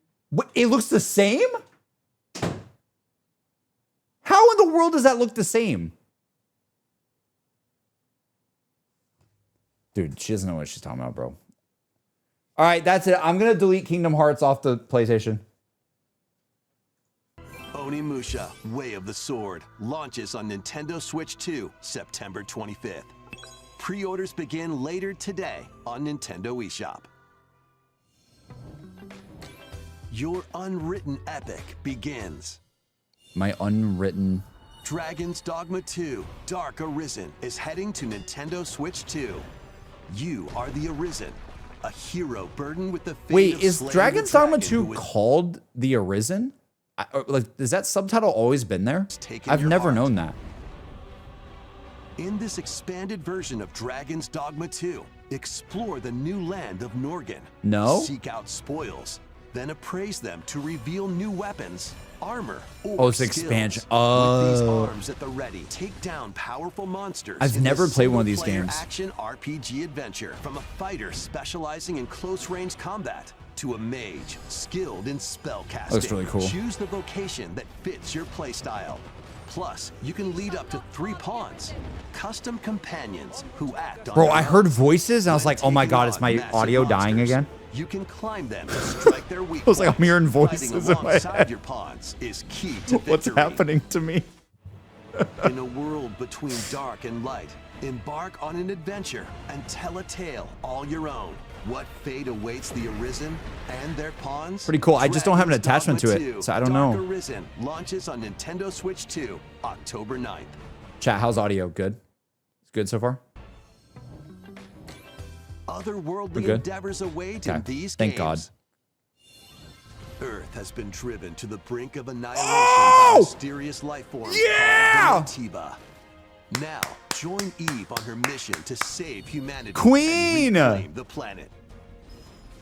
Engage in high-speed combat that focuses on Damn, it timing. looks good on the Switch. Find your opening and strike. Defeat enemies to acquire Bro, resources they're showing and that? Oh my strategically God. Deploy them to fit the situation. Can you save humanity and reclaim Earth for humankind? Stellar Blade Dude. launches on Nintendo Switch 2 this year. That's so hype. Blast off in the Ooh, two-player wait, hold on one second. This looks sick. But can I just say, like, it's so cool that they're just like, we're putting it out on like all platforms now. Like, just everyone, please buy it. Like, it feels like it's much more This year. accessible now than ever before. Blast off. This in was the cool. Two-player co-op adventure Ooh, Orbitals. ooh. Protect your home in an expedition across This the is what you guys are galaxy. wanting me to see in the Discord. There are many interstellar areas to explore. Melt ice to make a path. Dude, this looks so cute. Activate devices in time with the beat. We've seen this before at another Escape conference. from incoming enemies and more. Brave the dangers ahead in your voyage through the stars. 2 players can also work together locally or online Oh, that's using fire. GameShare. Work together and overcome the crisis of the cosmos. Orbitals launches exclusively on Nintendo Switch Dude, 2, what a cool September art 3rd. style too. Pre-orders begin later today. That's on Kepler. Nintendo Kepler's doing that? eShop. Damn. Or publishing. Journey through the glade of Hey. dreams in this bold reimagining Yeah, that looks of like Rayman that last game Legends. looks like such a Where good the like me and shadowy Emmy villain play that starts co-op. You know what I spreading mean? corruption. Like It's that. up Like to write that Rayman down and for his us. We friends might to do that. leap, glide, and punch their way through charming and colorful worlds. Just got your nice shirt, JC. Ride Thank you. Thank you very dragons much. Across realms. Dive into One Piece, 4 baby. new musical stages and enjoy more added content. Up to 4 players can go out on a limb in local co-op. You can also play.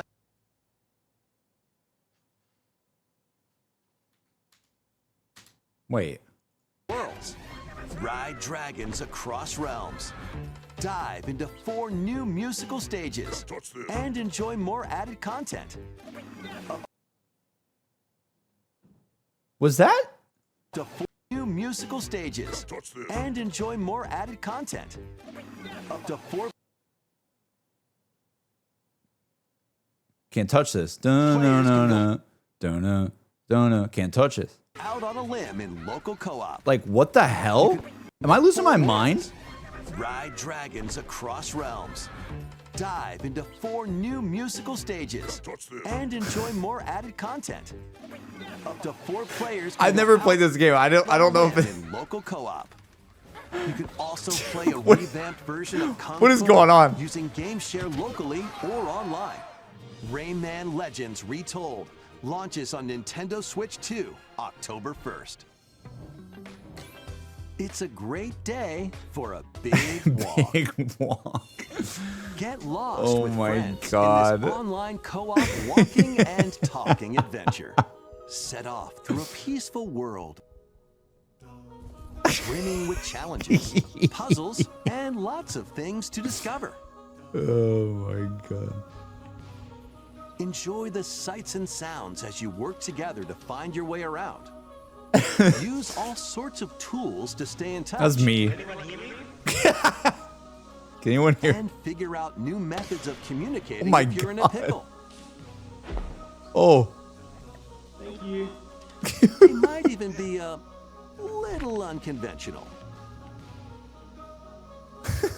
And if you're not quite up to adventuring, you can always just relax with your pals. Enjoy the sunset, dance the night away, or steal something from a friend and kick it into the ocean. You know, That's the usual evil. stuff. That's evil. You can also use mouse controls or hang out with friends using cross-platform play. After all, spending quality time together is the best part of a big walk. Big Strolling walk. onto Nintendo Switch 2. Oh my August God. 4th. I was gonna say this with the last announcement, but like the last thing, like Rayman being in was it October? It's like, bro, I just keep thinking about all these games. This one's a little bit better because it's in August, but the amount of games in September and October, we said it before, but I say this with like, obviously this is the best time to be a gamer. So many games, so many things to play, so many things to try out. For game devs, I'm a little worried about like everyone. I won't lie. Like, I don't like that there's just this massive armada of games that's coming out, all trying to avoid GTA. And not only that, but like them, it's like at this point, release next to GTA. Like at this point, like put some more games towards GTA, because I don't know what is going to happen in September and October. Most people cannot like buy multiple $70 games back to back. It's just not a thing. Like, it's like I only have so much money I can spend, and I am spending that on Wolverine, let's say, right? I'm super worried about there just being a like, I saw Kind of Funny talking about this, but like they had like I think one of the titles on their show was, I didn't watch the episode, but I'm sure that's what they talked about. It's like I think they said it was like a bloodbath, right? And it's like, bro, yeah, what's gonna happen? I don't know. Season the seas. I'm worried about Control. Me too. What is this? Sanji? Build your very own. Bro, it was Sanji! I'm not a LARPer! I called it! Raw Hat Crew. Chat! Cook up recipes with Sanji. Craft the menu. I'm wearing a One Piece shirt! Decorate it to your liking. Oh my God! Then serve your customers as you run the restaurant. By searching for and collecting ingredients. Wait, this is cute you'll as hell. expand your menu offerings. Use devil fruit abilities to prepare piping hot steaks. Or whip up tongue-tingling tauntaun noodles. You can make all sorts of delicious dishes. Dude, where Spend in-game is money. my god dang Haru coffee game?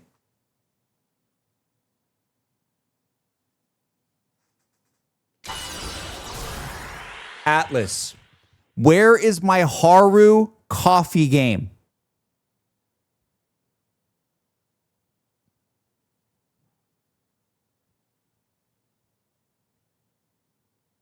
Please do it.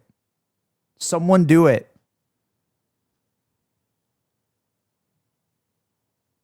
If you don't know what I'm talking about, it's okay. It's just something that I want. Thank you. Thank you for coming to my TED Talk. They can do it. To change up I know the they can do restaurant's it. Interior and expand I would it to be playing. attract even more customers. Over 400 characters from the One Piece series will appear. Haru Mouse Cafe game. controls are also supported on Nintendo Switch 2. Get ready Haru for a isn't important feast enough to have that of happen. proportions in You take that back right now, Static Shock. You take that back. Take that back right now. Do not talk about Floof like that. Piece Grand Gourmet. Don't do this. Sailing onto Nintendo Switch 2. Dude, One and Piece said, Nintendo Switch "Hey, we'll release next to GTA." It's October 23rd. Well, that's actually really close. Like they're like, "Hey, everyone knows what One Piece is." That's pretty late. That's pretty late on the scale of all that. That's awesome. Oh my god. Pokopia. What about Pokopia? A DLC?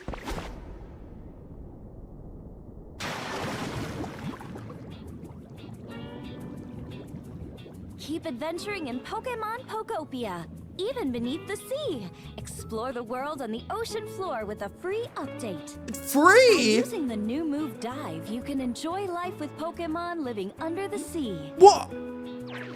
Plant grass, build structures, Oh my. and expand your towns underwater. This free update is scheduled to release in That's August awesome. 2026. Dude, I feel like Pokopia has a high chance to be on like a Game of the Year There's list. more. The Pokemon Pokopia Expansion Pass paid DLC is on the way. Discover a brand new town, Bubbly Basin.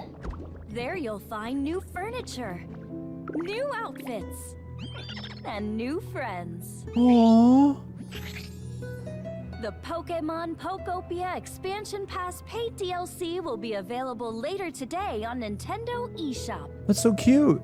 Part 1 of the paid DLC, Bubbly Basin, launches this August. Part 2 and This is gonna sound super weird, but I know I just talked about Haru.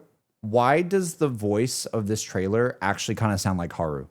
Am I losing my mind? Part DLC, Bubbly Basin, launches this August. Part 2 and Part 3 will launch at a later date. Look out for more details in the future. I might be losing my mind. I might be losing my mind. You're crazy? I don't know what's wrong with me. What is that? 無料アップデートと有料のダウンロードコンテンツによって新たな世界が広がるココアポケモンをお楽しみ。 Manaphy? 続いてはこちらを。 I don't know what that is. I don't know Pokemon like you guys do. I don't know what that is. This is the Dagdan Empire, a prosperous land ruled by the gods. The capital, Daxian, plays host to the Heroic Games, the winner of which is granted one wish. Powerful fighters from across the land have gathered to participate.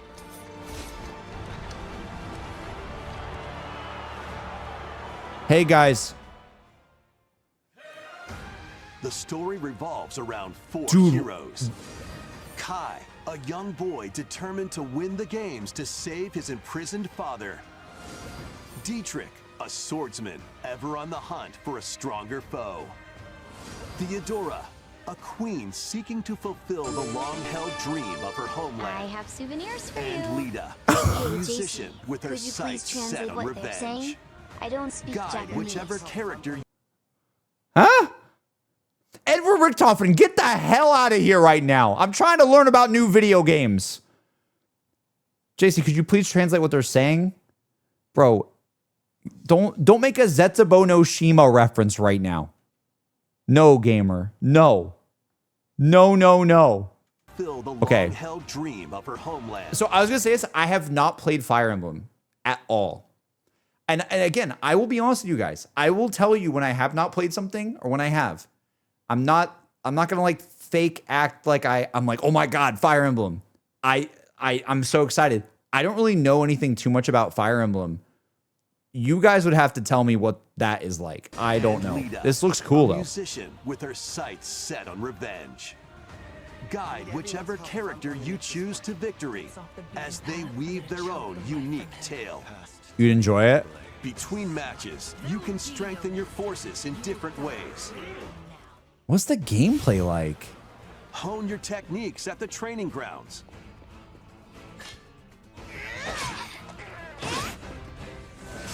I'm figuring it out. Recruit new allies. Whoa. Her sprite was like Travel 3D. beyond Daxian's walls to gain experience.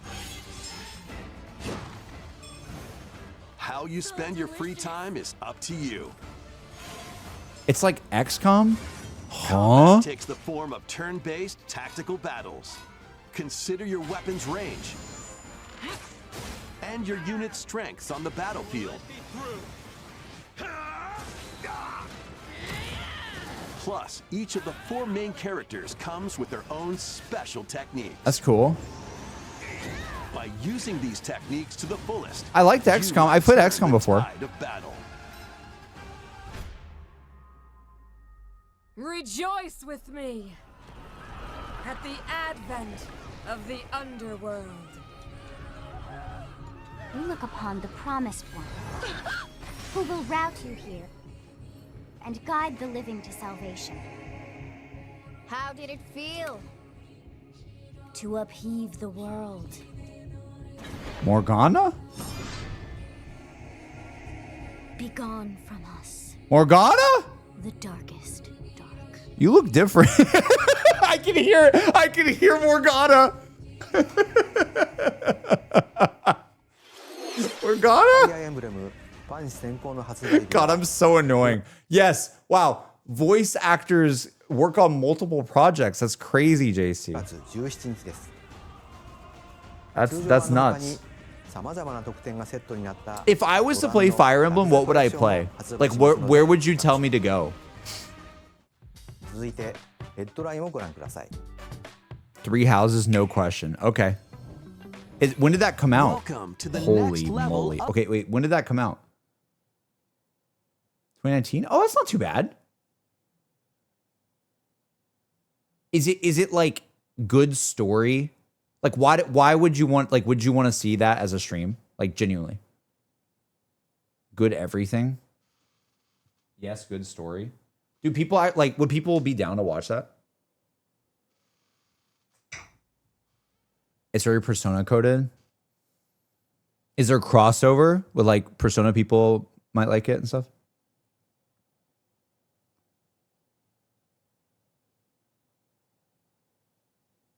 Yeah. Damn. It would take me 80 years.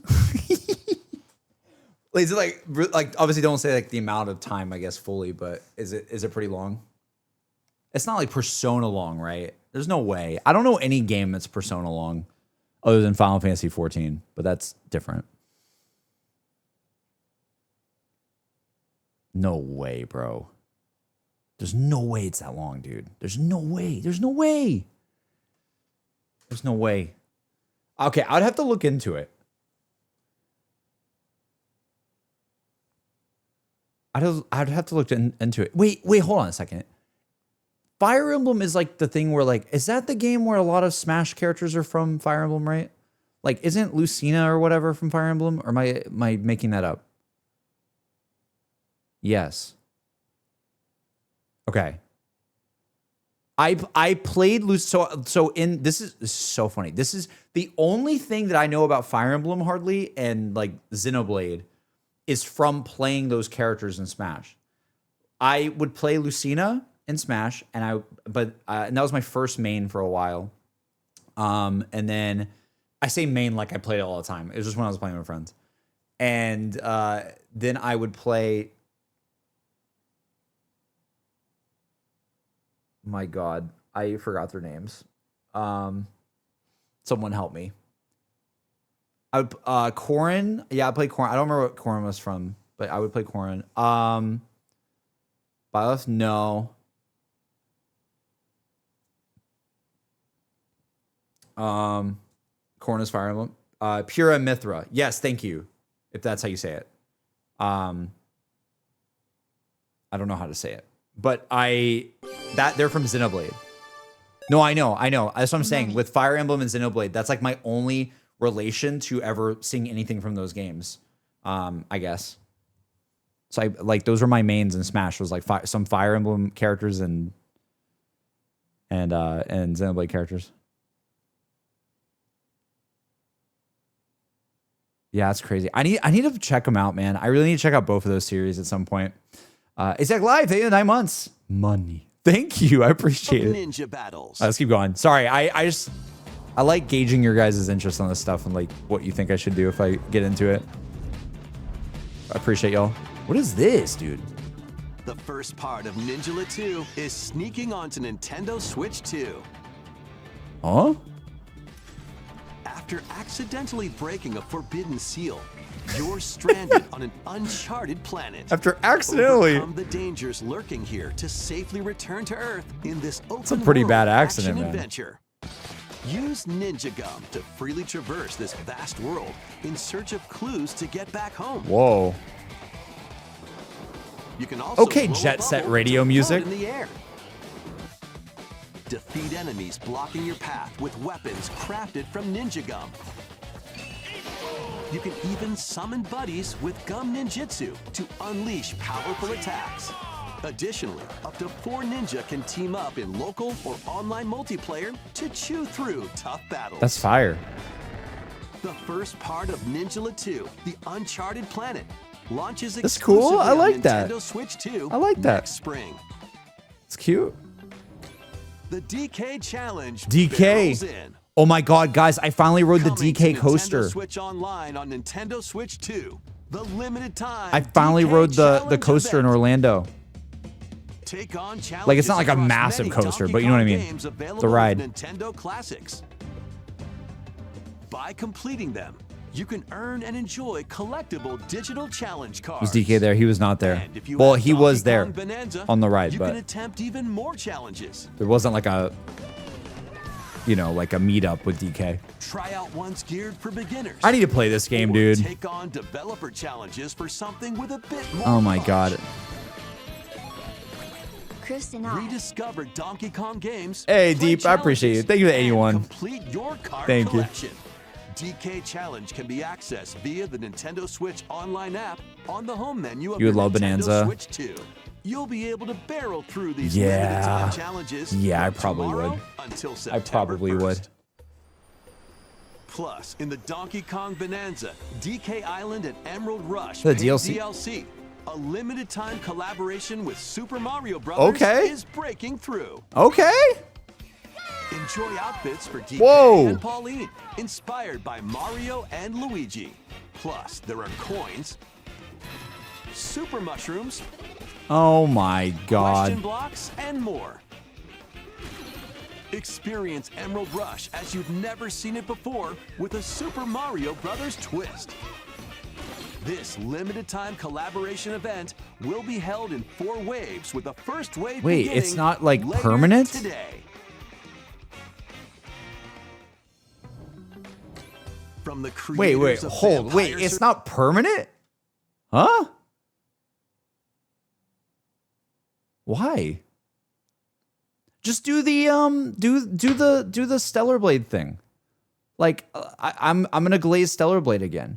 But you know, like Stellar Blade when they did like the summer event or the Christmas event, what they did is they got rid of the event after the time was over. But then in the settings of the game, you can like re-enable it and be like, do you want to show like special events from the past? Like it's like a setting.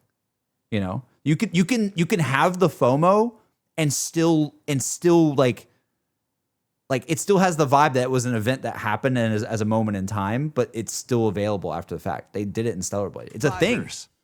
It's a thing. The latest game from the makers of Vampire Survivors, Jujutsu Kaisen Rumble. What the Survivors hell? On casts a spell onto Nintendo Switch 2. Up to 8 players can compete online for the top spot in this Survivors Royale. What? At the start of a match, players don't battle directly. Instead, take down enemies on your own map to earn points. Each time you earn 100 points, you can add a rule to your run, including ones that hinder other players. Oh The shoot. match culminates in a head-to-head final battle between the top 2 players. That's kind of sick. Who will be the final survivor? More than 20 characters from the Jujutsu Kaisen series appear. Characters can be unlocked just by playing. Battle online with players near and far. That's pretty or go cool, alone dude. against computer-controlled opponents. Exorcise curses, dominate rivals, and rise to the top. Jujutsu It's like Kaisen using Rumble like Survivathon. roguelite things to attack opponents like online. That's kind of interesting. Launches on Nintendo Switch 2 this year. That's kind of sick. Huh. Are you up for the challenge in these games? Brutal, unforgiving battles storm onto Nintendo Switch 2. In a forsaken world, a looming darkness devours all in its path. Now, only one kingdom endures. Defy the will of the gods to save what Moon. remains of humanity. Master brutal melee combat, devastating sorceries, and lethal ranged attacks. Test your mettle against towering abominations on your journey across the realms of the living and the dead. A hero must rise for a god to fall. Lords of the Fallen 2 launches on Nintendo Switch 2 this autumn. God, dude, another game this year. Enter a darkly elegant world based on the story of Pinocchio. I have to play this game. I have to say this. Guys, it is absolutely criminal that I have not played this game. I played the demo. Remember when we played the demo a while back? I literally played the demo, and the fact that I have not played the game in full it's so stupid. I don't know why I haven't. Like, I genuinely don't know why I haven't. City under siege. Like, I almost don't even want to look at it too much. Rampaging mechanical puppets and seek the cause of You know? this upheaval while confronting your own humanity. Take on enemies using customizable weapons. And Yeah, I'm not extended gonna look at arms it that allow too you much. to swap between different abilities. But know this: the lies you tell I know, I still haven't played Spider-Man 2. I know. alter your fate. I know. I know. Lies of P Complete Edition, which includes Overture, a prequel expansion to Is the the main stream game, saved somewhere? launches It on might be Nintendo Switch cooked, 2, to be honest. August I 6th. think we accidentally Pre-orders lost it. begin later today on Nintendo eShop. But I have to play it, bro. I The need most to. recent entry in the legendary Devil May Cry I'm not gonna look at series this either. is slashing its way onto Nintendo Switch 2. I want to play Devil May Cry as well. I don't want to look at this. V, and Virgil. I want to each play. armed with different Dude, I battle literally don't even styles as you know. fight off hordes like- of demons and epic Bro, I know. I will say this. I know that I would love Devil May Cry, but for some godforsaken reason, also have not played it. Also have not played it. High-octane combat at 60 frames per second. Dude, in both hell yeah, TV 60 mode frames per and second, handheld dude. mode, plus additional content such as Oh my battle gosh. tracks, character I'm trying to like colors, talk over and it. Devil Breaker Ba ba weapons ba ba for ba ba ba Nero ba. I don't want to hear. I don't want to hear. I don't want to hear. Devil May Cry 5 Devil Hunter Edition. When does that come out? Launches on Nintendo Switch 2, June 23rd. That's like Pre-orders begin tomorrow. Later today on Nintendo eShop. It's like literally like tomorrow. Enter a mystical era. Jesus. In Japan's past, 6 souls determined to forge their own destiny. Chat, I don't know why I haven't played some of these games. It's so bad. We still have some unfinished business in this world. I shall make him pay. This art style is interesting. Show 'em we farmers have spirit. You sentenced me to die 7 days from now? I'd start repenting if I were you. An action RPG for the ages. What fate awaits those who wield 13 Sentinels devs? Really? Muramasa Revenant Blades? Nintendo Switch 2 Edition. Oh, I want to play Xenoblade. Chronicles games. Dude, it's are like all the incoming. games. This conference is just the games that that are. You know what this is? I'm pausing for a second. I'm not gonna pay attention too much. I want to play Xenoblade. I don't know how it works. People have said that I would enjoy it. Can I just say this? This conference is like the Beyond Persona content conference so far. Like stuff that I might do one day when I'm done with Persona, whenever the hell that ends. Like, okay, here's Xenoblade. Okay, here's DMC. Grant, I might do that during Persona. I don't know. But like, you know what I mean? Like, it's all these things on my backlog I've always wanted to play and I just haven't done it All yet. 3 games run at 60 frames per second. Oh, that's fire. With 4K resolution in That's TV fire. mode or Full HD in handheld mode. I'm not gonna look at it. Wow, what a great reaction from this streamer not wanting to look at it because I think I might play this. Also have enhanced resolution and frame rate. Oh my god. I see out the corner of my eye. Is that Mithra? I don't know. I don't know, bro. No. But you can travel on a high-speed vehicle in the first No. game. Control blades to fight mercenary squad battles in the Oh second. my god, dude. And put your strength to the test against waves of enemies in the third. Is there a goddamn horde mode? There's also a variety of What did they just content say? added to each of the 3 games. More details. I'm so will be confused. I don't know revealed how in a anything in later Xenoblade works. That's crazy. The digital version of Xenoblade Chronicles Definitive Wow, Edition, it's like it's Nintendo already it's Switch out. 2 edition, and the upgrade pack will Wait, be so if I available played Xenoblade, would I play this? Like, is this the way to play? Would I play the this version? Yes. later today. This is the way. So Xenoblade Chronicles is the first one. That's the first one. Like, are they all called Chronicles? Is it like Xenoblade Chronicles 1, Xenoblade Chronicles 2? Yes and no? Oh, God. Oh, God, oh, God, oh, God. Of the Chronicles series. But would I start with Chronicles, right? Probably.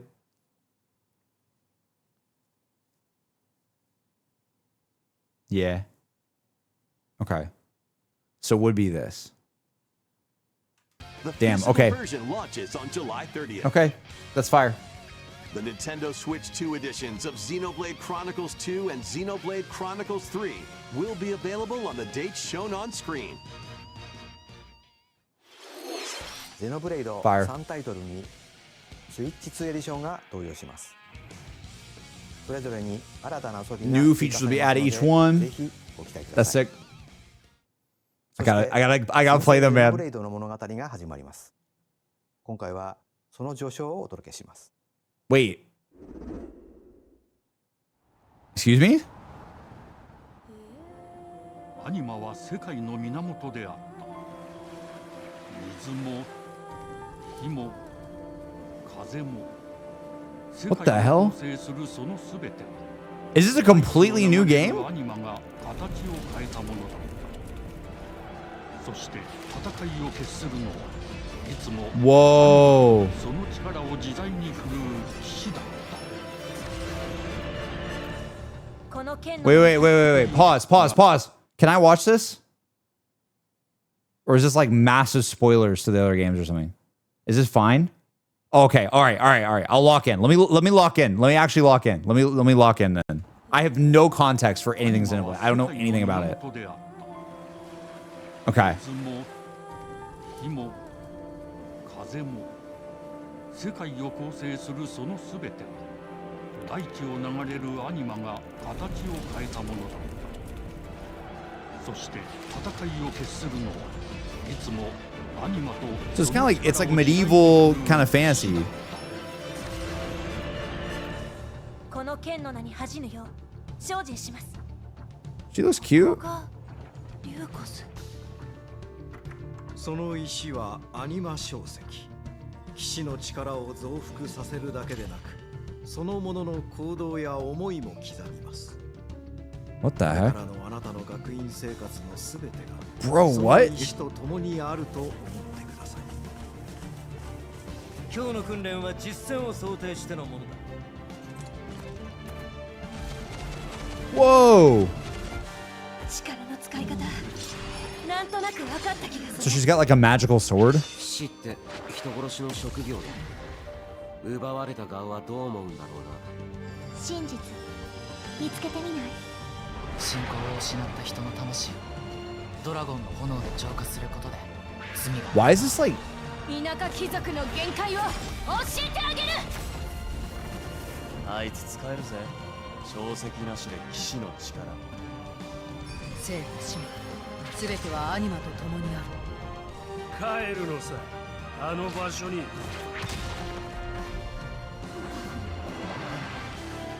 さあ始まるわよ。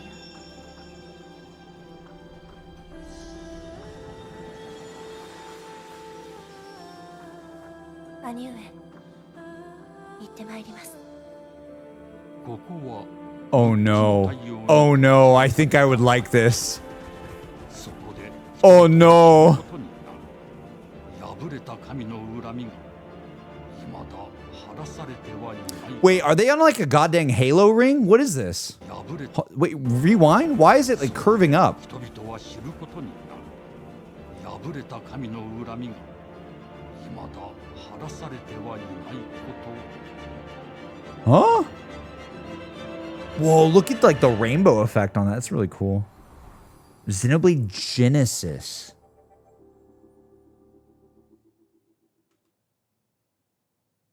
So it's not called Chronicles. I'm so confused. Guys, I don't understand. I don't understand.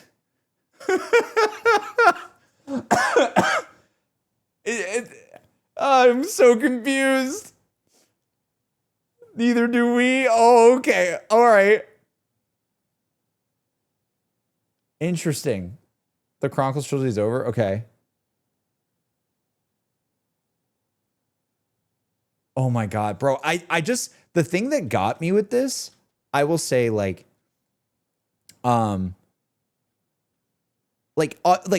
obviously like graphical fidelity isn't like, you know, like it's not about that. It's like the art style and vibes are singing to me right now. Like it definitely doesn't, like, obviously it doesn't look like Final Fantasy is like, oh my God, it's the most like 4K looking thing ever. You know what I mean? But like the story and like the music and the vibes are very. あいつ使えるぜ。小石なしで騎士の力。生と死も全てはアニマと共にある。帰るのさ。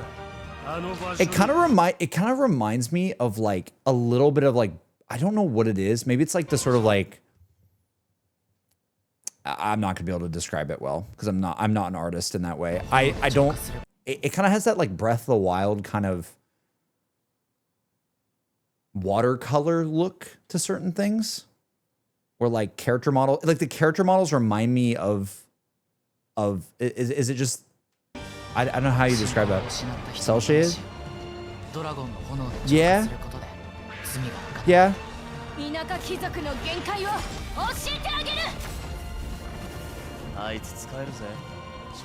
Like if you told me this was a shot from like, granted the outfits and everything are like different and stuff like that, but I would be like, oh yeah, it kind of reminds me of like Tears of the Kingdom or something. I don't know how to explain that.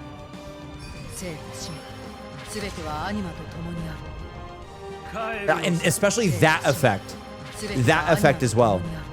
Like that reminds me of all, like anytime there's like an apparition of like any character in like Tears of the Kingdom or something, they kind of have that like blue glow that looks just like this. Oh, they help make, oh, well, there you go. Well, there you go. So I'm not crazy. I'm like feeling vibes like that.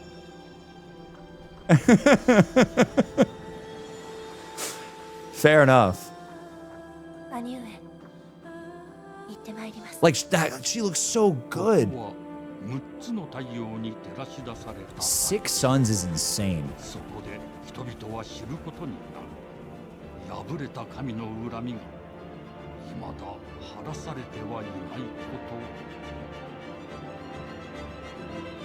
と。 Dude, in like the top right behind my face cam was like a lava island. Like I wonder if all that, like I don't even know if Xenoblade's like open worldy, but it kind of gives me that vibe. 2027.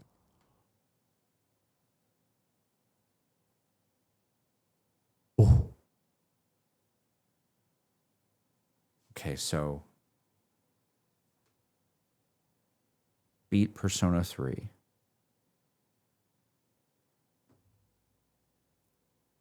Persona 4 and Metaphor. Yeah, there's no way I'm beating 3. I almost said Zombies Chronicles. 3 Xenoblade games before. Yeah, there's no way. That's never gonna happen. But maybe I could start it. Maybe I could start it around the hype of this. Maybe. I don't know. Who knows? I'm down. I've told you guys many times that Xenoblade has always, like, the vibes of that have always seemed cool to me when people describe things like that, like the story and stuff like that. It's probably on the top of my list of like like if you took like, okay, JC, what's like a massive a massive series to get into, almost like Persona or something, it's very much at the top. It probably is the most, like in my head, like of something I really want to check out. It's probably the highest. 新たに始まる Before P4. No. I'm saying I don't know about P4 or Metaphor right now. I don't know, but like we're gonna play those games. But I'm saying one day, once I've played all the Persona stuff I want to play, and you said, okay, what's the next big like RPG or whatever you want to play?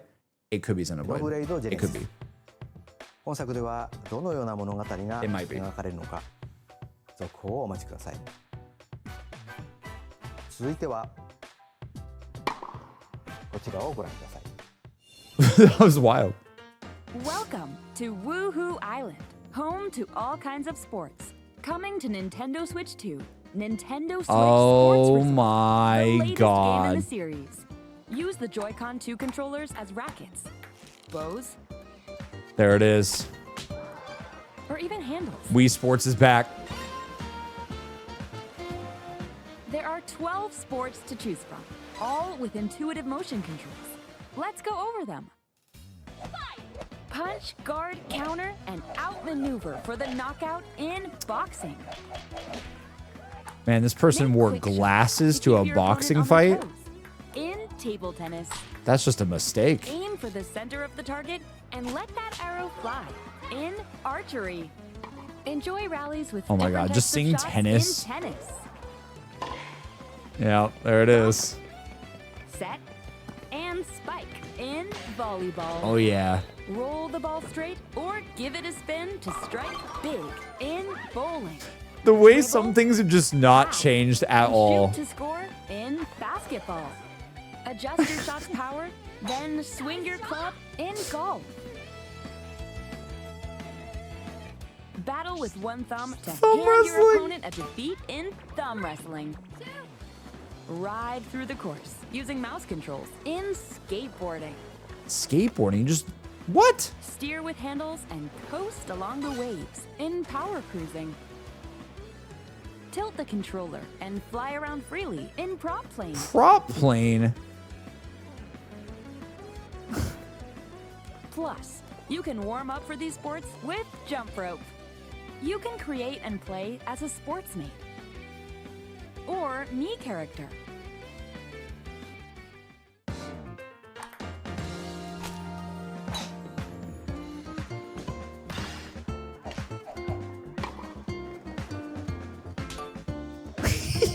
Me thumb wrestling my grandma. On Nintendo Switch What 2. the hell?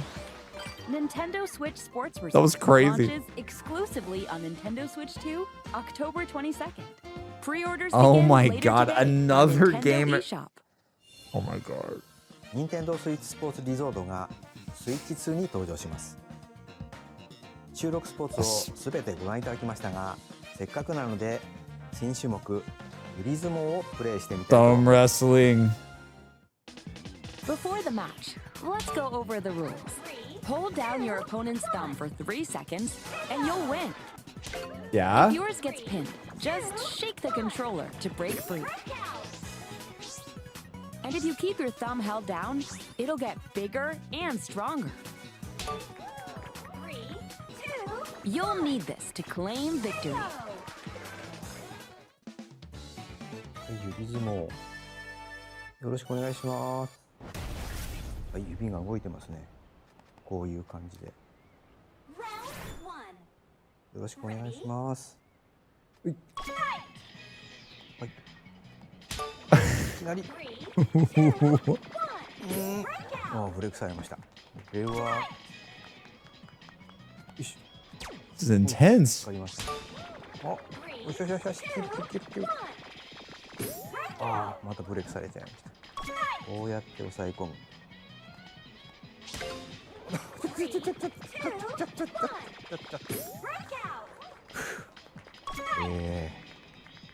ょっと軽く汗かいてきましたね。 I feel like I'm back in an E3 press conference. What's going なん on? か光ります指が。あ、指が光って爪が大きくなった感じ。ああ、ちょっと待ってちょっと待って。大丈夫です。大丈夫です。ですよ。あ、戻っちゃったな。光った。これで Do not look. I have souvenirs for you. I have big, strong thumbs.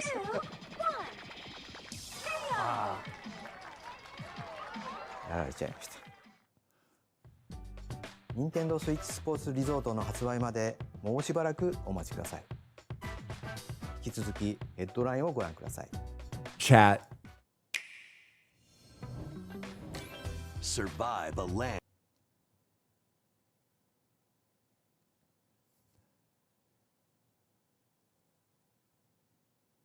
and ruled by dragons. The world of RuneScape comes to Nintendo Switch 2. An ancient power has awakened on the forgotten continent of Ashenfall. Chat, you guys are making me laugh, and I need to help my composure. I need to just like explore a land infused with magic and uncover lost secrets on your journey to face the Dragon Queen. In this survival crafting adventure, delve into the mysteries of Ashenfall, amongst the ruins of fallen civilizations. On your expedition, harness the land's transformative magic to gather resources, craft gear, and build shelter. Then, step into battle, forge weapons, sharpen your skills, and face the danger that awaits. Survive the wilds, unveil lost secrets, and challenge dragons in... Why does it feel like Spyro after P6?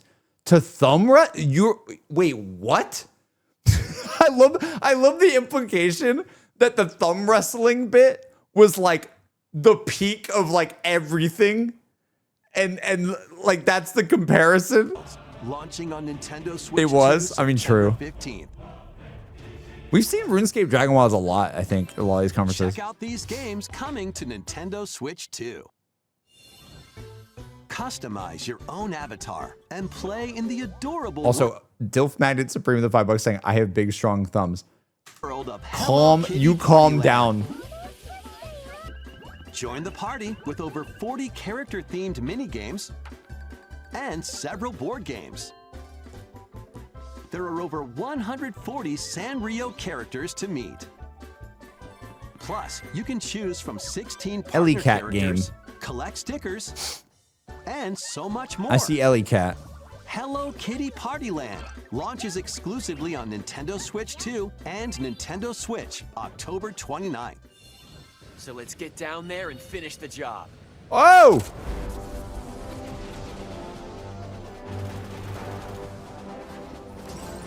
Blast off for adventure across the Lilat system with Fox McCloud and his crew. Well done, Fox. A battle for the fate of the galaxy begins. Star Fox launches on Nintendo Switch 2, June 25th. Oh my god, that's also like in 3 days. A free demo that includes a tutorial, and one of the game's opening stages will be available later You know, today I've never on played Star Nintendo Fox as eShop. well. Isn't that crazy? Hope resonates within the crystals.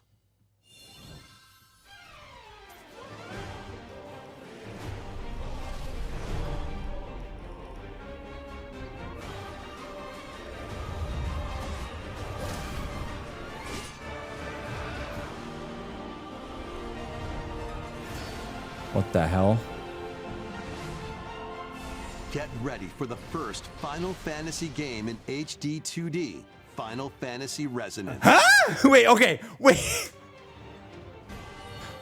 This is Lapis, a vast world that has prospered through the power of crystals. But after the invasion of the Veritas, this once thriving world lies Oh, on the this, brink- I saw people, is this, okay. I'm so confused. This is one of the ones that I saw. I saw people talking about it. I thought it was like a, wait, I'm so confused. I saw people saying that there was like, from what I understood, it's not a new game. But it is? I'm lost. Explain. Get ready for the first Final Fantasy game in HD 2D, Final Fantasy What? Resonance. This is Lapis, a vast world that has prospered through the power of crystals. But after the invasion of the Veritas, this once thriving Bro, the world art style's lies so on the brink of cool. annihilation. Now Rain, a knight of Grandshelt, must journey across the realm with his companions to stop the Veritas. Oh my god, it's so classic looking. In thrilling turn-based battles, call upon visions, iconic Final Fantasy heroes from other worlds to take down monsters. Can you uncover the truth behind the Veritas and the secrets the crystals hold? Dude, this is absolute gaming. What Final is Fantasy this? Resonance launches on Nintendo Switch 2. What are you and talking? Nintendo- What is this? What is this? You need to explain to me what this is. Why is Cloud in that? Why is Cloud in that? And the secrets the crystals hold. Final Fantasy Resonance launches on Nintendo Switch 2 and We have a wait. I'm.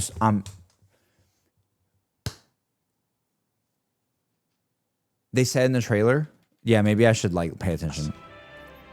Dude, it looks so pretty. in thrilling turn-based battles, call upon visions, iconic Final Fantasy heroes from other worlds to take down monsters.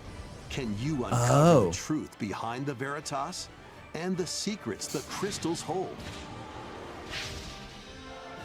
Final Fantasy Resonance Dude, that looked incredible. launches on Nintendo Switch 2. That might be my my favorite thing I've seen.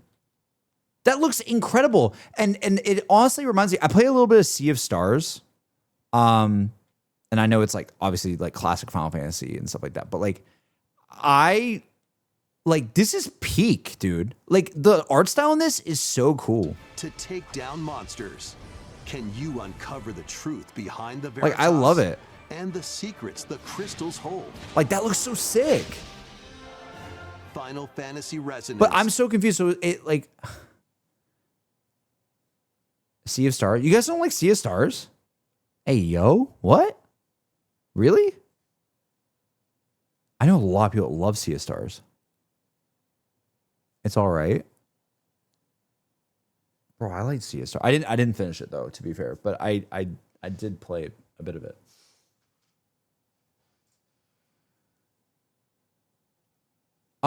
Okay, but like it's not. I saw people talking about this, but it's not. I just assumed it was like a remake of like an old spin-off game or something. That's what I remember. Like I that's the conversation I saw. But they're describing it like it's a completely new game. Cover the truth behind the Veritas and the secrets the crystals. Do you know what I mean? hold. Final Fantasy Resonance. It's a rework of a mobile game.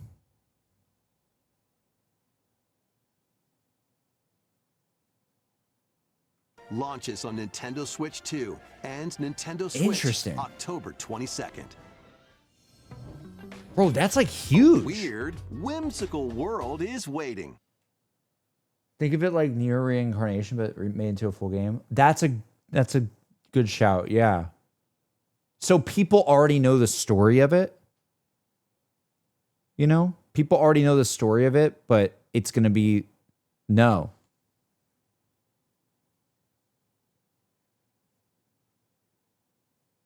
Apparently they're changing it up. Okay. Oh my God. Dude, okay. Well, then in that case, that's like a brand new game for me. You know what I mean? That's insane.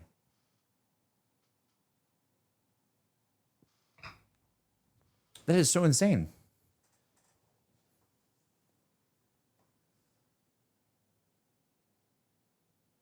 Interesting. Okay, I got to keep my eyes on that. That is insane. Also, this year, dude, another thing in October, like a whole, like, just beautiful, like 2D pixel art, like Final Fantasy game to play. Like, are you kidding?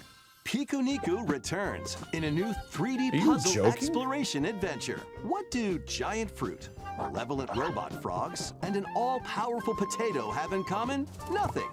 Other than a shadowy conspiracy, of course. Oh my God. Meet a cavalcade of curious characters, each with their own problems and puzzles to solve. All right.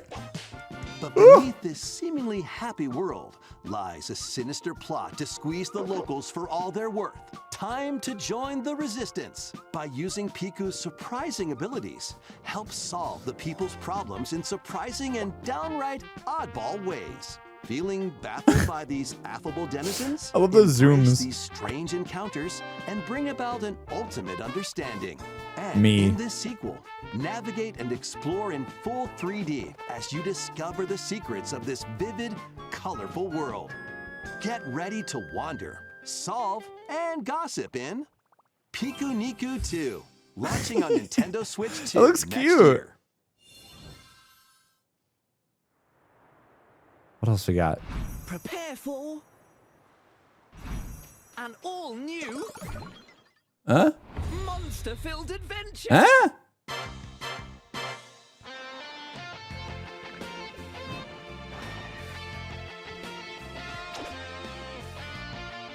Two girls find themselves lost in the kingdom of Witherwood.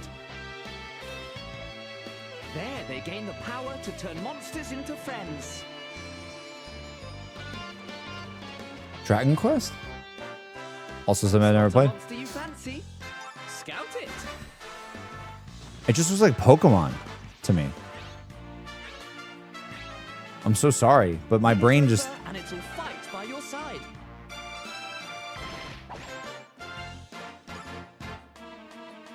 And that's not all. Synthesize two monsters to create more powerful allies. Like a Persona fusion? Fearsome of foes, with a team that's uniquely your own. It's so backwards, chat, because like I'm sure that like that stuff's inspired by this. And in my brain, I'm like, a fusion from Persona? Monsters, the withered world. About time you got here.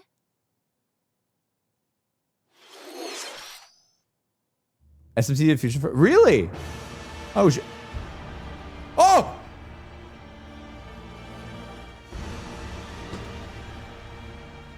Hold. FromSoft? Oh yeah. Oh yeah. Oh yeah. On the ancient blood sovereign's honor. I can tell. Dustbloods? We are monsters. Jesus. Vying for blood. Ah, you're finally here. Worthy spirit. What the hell? Does the rat speak to it? No, that can't be it.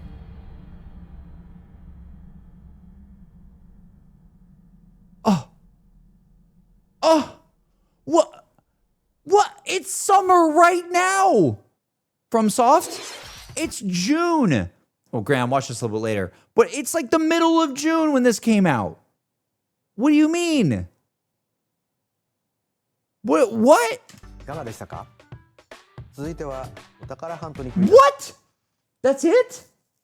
Oh my god, I want so much more. I'm still so curious of what Dustbloods even is, because it's like some sort of PvP experience, right? Like it's not like a normal Souls game. Like it's something a little bit different. Worthy spirit.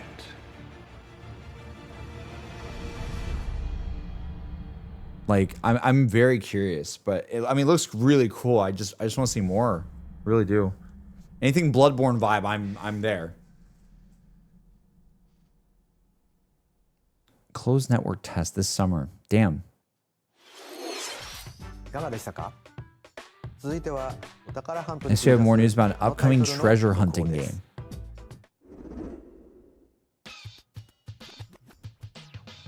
Hey everyone, here is some fresh news about Splatoon Raiders, a new single-player focused adventure. Check out this neat little place. What? The hideout ship out on the water. There's Deep Cut, a trio of swashbuckling musicians. And this scrappy individual? That's you. Let's call this handy youth the mechanic. Please, this might be Four peak. of them are using the hideout ship as their hub, hunting for treasure across these landmasses, Oh the my- Spiralite Islands. Raid. All right, time for a quick dive. Looks like the treasure they're after is at the base of those lights. Okay. But there's a bunch of aggressive creatures called salmonids in the way. What? And when you get too close, they'll attack immediately. Okay. The salmonids aren't pushovers either, so you shouldn't go it alone. That's where this comes in, the exploration bot. A member of Deep Cut pilots it during your treasure hunts and attacks automatically. Launches you in the air for extra height. And even gets out of the bot to unleash special moves like this. You'll also get support in the form of gadgets. There's one that continuously fires ink after it's placed. What? Another that slices through enemies. Another that spins ink around you, and more. And the best part, you can use them together. It'd be nice if that made things easier, though. So to recap, do not underestimate the salmonids. Yikes, this is tougher than it looks. Sub-level 1. But the salmonids aren't the only powerful ones around here. Through battles, you, the mechanic, will also get stronger by leveling up. And you can customize all sorts of upgrades to fit your playstyle. What is this? Looks like time's up. There are even more details to cover in the I'm trying to upcoming figure out like Splatoon what the design of it is. Like, is it roguelite-ish? Is it like get in, get out on like an extraction type thing? You go on a raid. Time's up. There's like currency. Through battles, you, the mechanic, I don't think it's like will also endless, like a horde mode. I think it's like you go on a raid at a certain spot, probably finish it, and then you like go back out. powerful ones around here. Through battles, you, the mechanic, So I don't think it's zombies like. I think it's more. the only powerful ones around here. I think it's more like weird. I actually think it is more like Hades-y. Here. Through battles, you, I the guess like mechanic, roguelite. will It's more also get roguelite-ish than stronger a by leveling horde up. mode. And Maybe. you can customize I don't all know. sorts of upgrades to fit your But then this playstyle. doesn't. Oh, looks like time's up. There are even The way the character had like orbs around them and stuff. more details to cover in the upcoming It kind of reminds me of like Splatoon obviously like Raiders Direct, Vampire airing on Survivors. June 30th.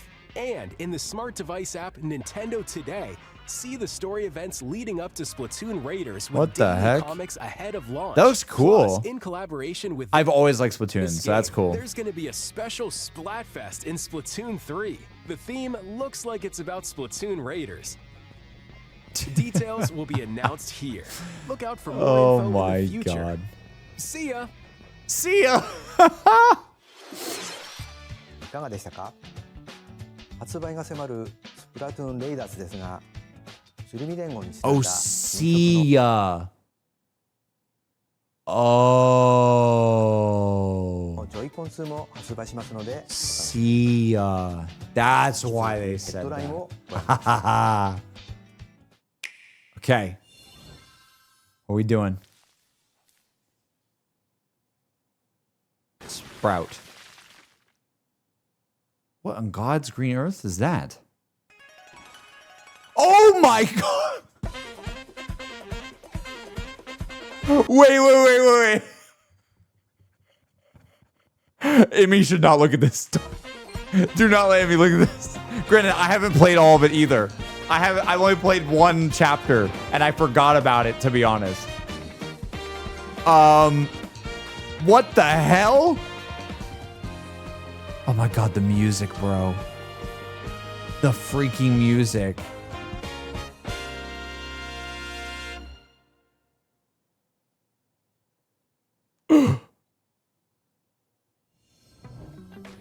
Awaken your I can't. Dude, what I feel like they know us. Like I don't. What is this? This whole conference is just things that me and Emmy might play. Like, please play video games, JC and Emmy. Like, what is this, dude? It's like everything that I should be playing. What the hell? Bro, I can't watch this. Power. I you know what? I'm not even going to listen to it. Because we all know I'm probably playing this year. I'm just going to look away. I'm just going to look away. Such a good reaction streamer. Yep, I know. I'm not even listening to it. I'm not looking at it. I will play it at some point. Yeah. Yeah. Peak is on the screen. I'm sure it is, dude. I'm sure it is. Why am I subscribed to you? I don't know. I would actually watch this trailer. Like, the reason why I watched a little bit more of the Deltarune thing, because, like, I'm probably not going to be playing Deltarune for a bit, but, like, this I might actually be playing very soon. Potentially. We don't know. I'm not sure yet. So. Metaphor is closer than me playing Deltarune, for sure. You'll be playing this while everyone else is playing GTA? Probably, to be honest. Probably. Okay. Oh my God. November 12th. November 12th, dude. Oh my God, they're releasing it like next to GTA. Bro, that takes some guts. God dang. Granted, the game's already been out, but like this is the Switch version, I guess. That's wild. I might actually be, dude, low key, I might actually be playing this around this time or something. Nintendo Switch 2. Who knows? November 12th. That's hype, dude. That's hype. Create. We'll see, chat. Will I play it before Persona 4? We'll see. Survive. We'll see. A dedicated Nintendo Switch 2 version of Minecraft is on the way. Nice. Dig into your Minecraft adventure on Nintendo Switch 2 with support for vibrant visuals. And embark on a journey across a world with enhanced lighting and shadow effects.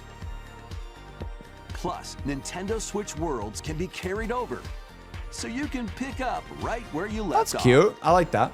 What will you create next? That's fun. Minecraft launches on Nintendo Switch 2 this year.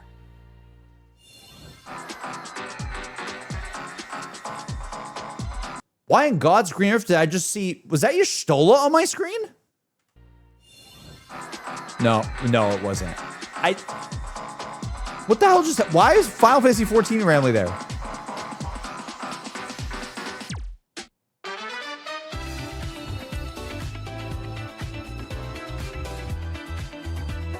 Oh, that's right. Didn't they? Oh, I remember. They did announce something for Final Fantasy 14 is coming to Switch. That's right. That's right. They already announced that.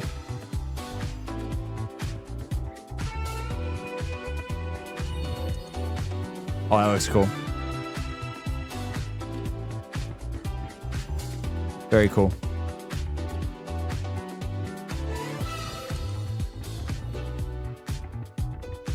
Daisy Cool Edition? Cool Edition.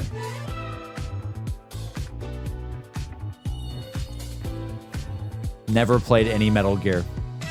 What a joke of a streamer. What a joke. Hey! Oh my God, please. I love the Tomb Raider reboot. Oh.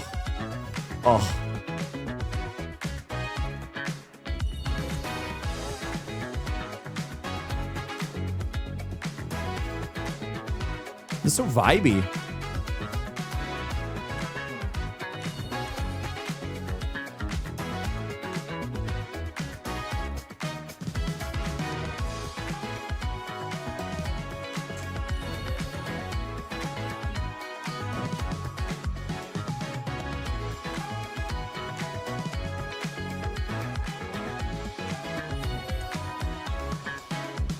Everbloom. Oh, look, it's like a whisper game. Don't ask me why. Seems I can't look at that. Can't look at this. I don't want to see anything from a later expansion. The battle of light and darkness approaches. Bro, what is it? What is up? with what is up with this? I can't watch anything in this damn conference. I can't watch anything. It's back to back. Dude, I am like banned from watching Kingdom Hearts stuff because Emmy's playing it right now. I haven't played it. I'm banned from, it's, you don't understand. I'm not even banned from like watching or not playing Kingdom Hearts right now. Like I'm banned from watching it. Like if Emmy like catches me like watching her stream or anything like that, she's gonna be like pissed. She's like, no, you gotta play. And she's like just starting it. By the way, she's playing more Kingdom Hearts tomorrow. So she's gonna continue her playthrough tomorrow. So I hope you guys are there for that.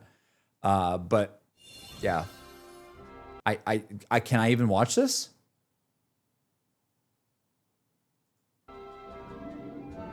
Filled with memorable adventures, 3 collections of Kingdom Hearts games are coming to Nintendo Switch 2.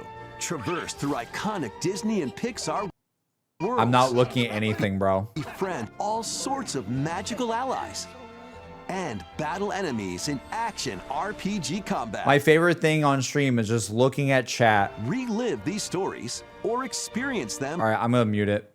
I think I'm gonna mute it. I'm just gonna look away. I'm just gonna mute it and look away. Tell me when it's good. Tell me when it's good. Tell me when it's good, chat.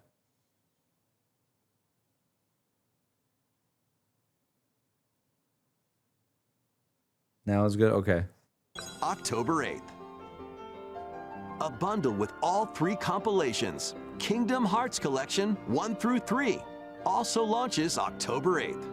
Additionally, a free demo of Kingdom Hearts 3 plus Remind. Bro, is will a be freaking available free later demo of today it? on Nintendo eShop.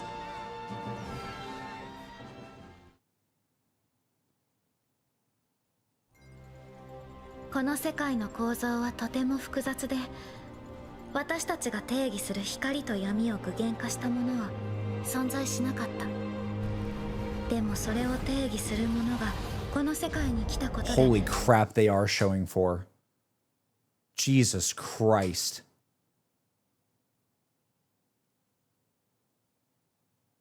What the actual hell? They actually showed Kingdom Hearts 4? Are you serious?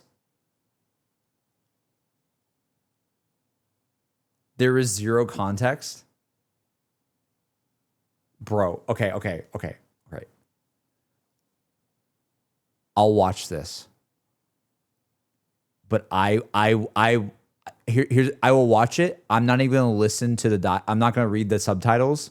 I will watch it just for vibes, but I'm not going to watch like the collection trailer or whatever that is, because I probably will play those games because Emmy wants me to. No one tell Emmy.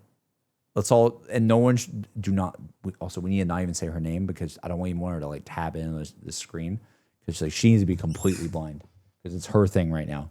One day I'll do it, but I'll click this. Okay.この世界の構造はとても複雑で。 It'll be really funny one day when I come back to this and I go, I knew nothing. でもそれを定義するものがこの世界に来たことで、この世界にも私たちの定義する闇が現れた。 Dude, the music is fire.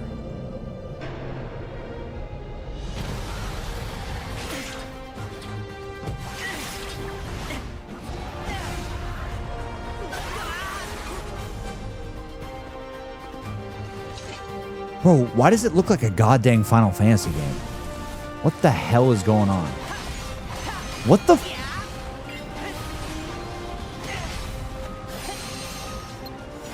Wait, why does it look peak? What is that? What is that combat? What the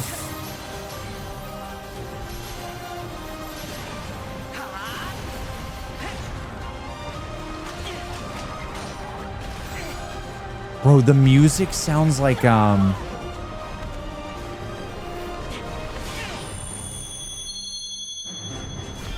The music sounds like Final Fantasy 15. Yeah, I looked at the chat and you guys just said the same thing. Bro, it sounds like FF15. What the hell? いかがでしたか？次が Same 最後のタイ composer? トルになります。 Damn. こちらの映像を Wait, did they say a date?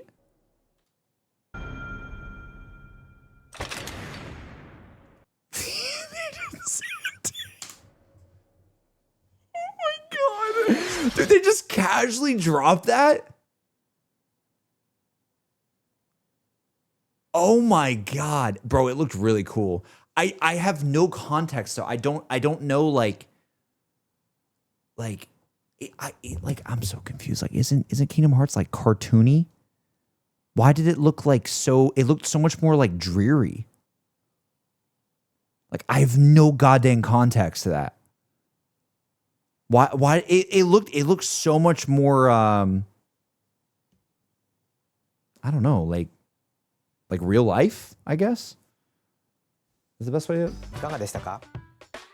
No one say anything. 最後のタイトルになります。 Bro. こちらの映像をご覧ください。 Hold on. Sorry. I'm just look, it'll be a while. Emmy's got Kingdom Hearts right now. It'll be a while. One day I'll get to it. One day, dude. One day.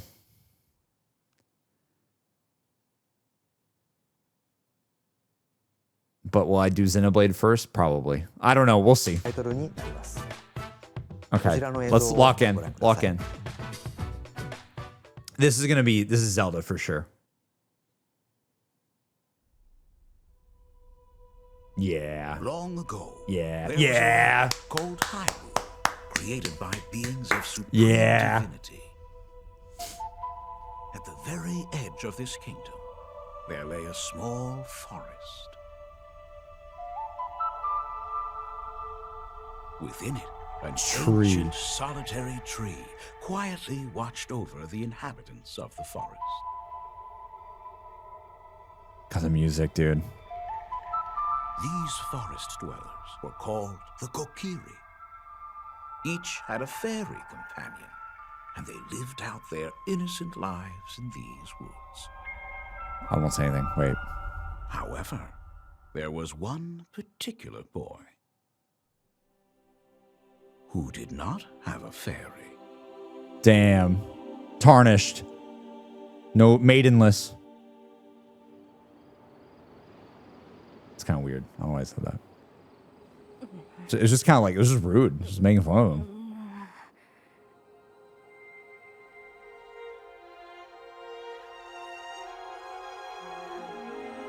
Wow.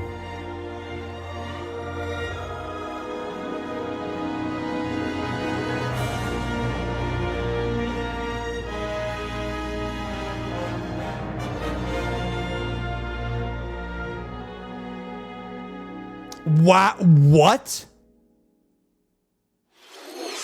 ゼルダの伝説、時のオカリナが任天堂スイッチ2で That's this year? 詳細については改めてお伝えしますので、しばらくお待ちください。本日の任天堂ダイレクトは以上です。ご視聴ありがとうございました。Dude. Okay. So, again, to be clear, I am someone that's only played Breath of the Wild and Tears. And Breath of the Wild is my first Zelda game. As I'm sure a lot of people, especially kids growing up now, a lot of kids probably have only played those games too, to be honest. Worst Zelda games? That's insane. But like I might believe you because like I know obviously like Zelda is Zelda and it is one of the most influential video games in history. But it's so funny if you say worst Zelda games because I'm like, bro, Tears of the Kingdom is like one of the greatest video games I've ever played. Like I don't even know how to like that game is like game developer magic. I don't know how they did it. Still this day on a Switch as well. I don't know how they did it technically. I don't know how they accomplished it. It really blows my mind.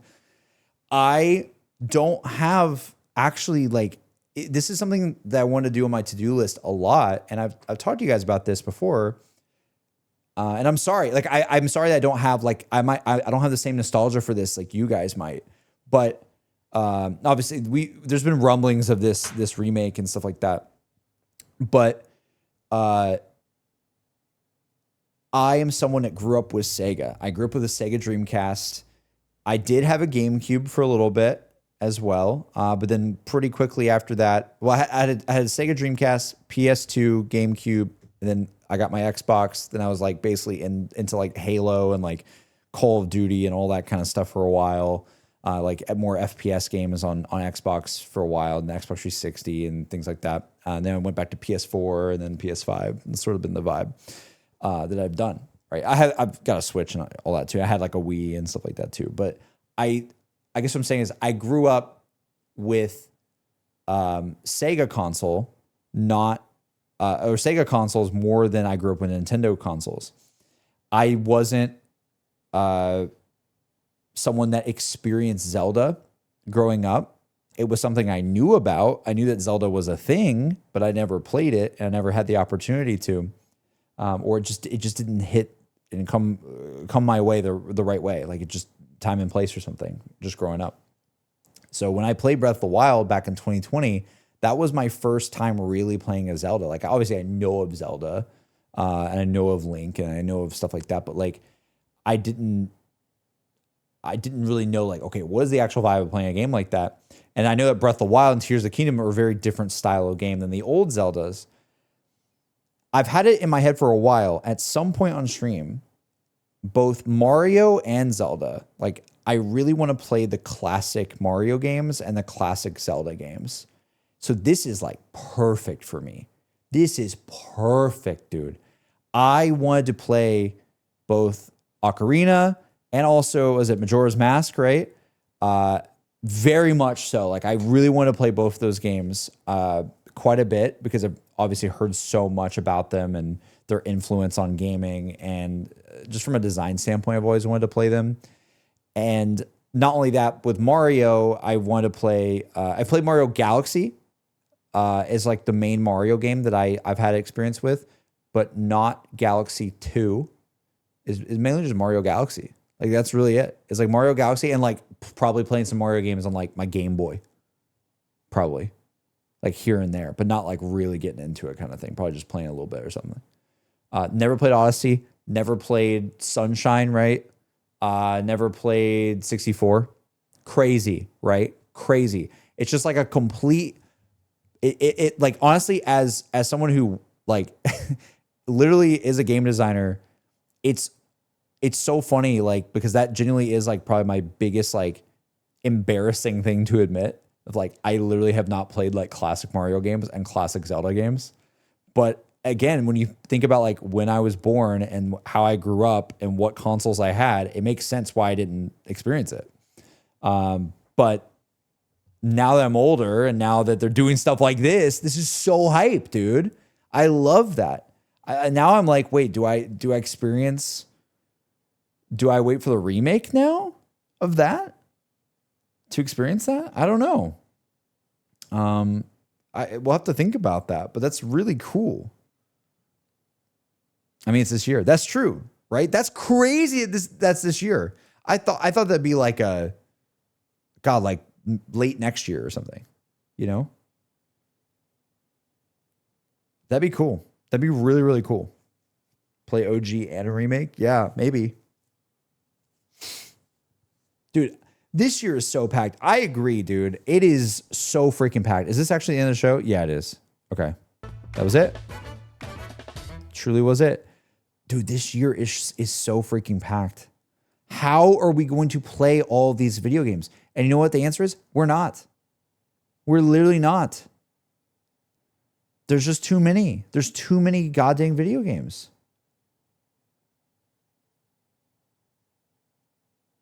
I know you said you practically couldn't watch most of the direct, but if it makes you feel any better, know that people who aren't now feasting JRPG fans wanting stuff like Mario were left feeling massively disappointed. Really? Legit? Wait, like, okay, yeah. Talk to me about the conference in general. Like, I assumed that everyone was vibing with this. Did y'all think this was like not a good conference? It had Kingdom Hearts 4. No, I know what you're saying though. Like if you're not into like big JRPGs and stuff like that, but I don't know. There's the let me look back through this.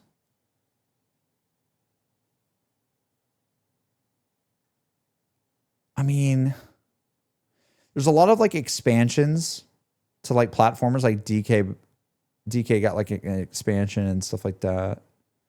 There's a Xenoblade announcement. I would say the only thing for me personally watching this is what do you call it? The only thing that actually disappointed me about this conference, and I hate to say this, was I think FromSoft kind of shouldn't have said anything, actually. Like, I don't think FromSoft needed to be in this. Like, it was just kind of like very quick, showed like 10 seconds. It's cool, but it didn't really like tell us anything new. It was like, hey, something's coming, but you don't know when. It's like, oh, okay. That was like the only thing where I was like, oh man, I really wanted more from that. Everything else was like, I feel like I saw an amount where I was like, oh, that's cool. Oh man, we got like our claws into that, like watching it. FromSoft with that Dustbloods trailer was like it's, I guess the way that I'm thinking about it is like the original Dustbloods trailer felt like it gave us more than what this one did. And I feel like it should be the opposite, where it's like, okay, the next time you see it, you get more. And the next time you see it, you get more. And the next time you see it, more. And this was like, this felt like the first time teaser of something almost. And then the one we got last time like showed a little bit more like of even more. So it just feels like I don't like, hey, we still exist. We're still working on it.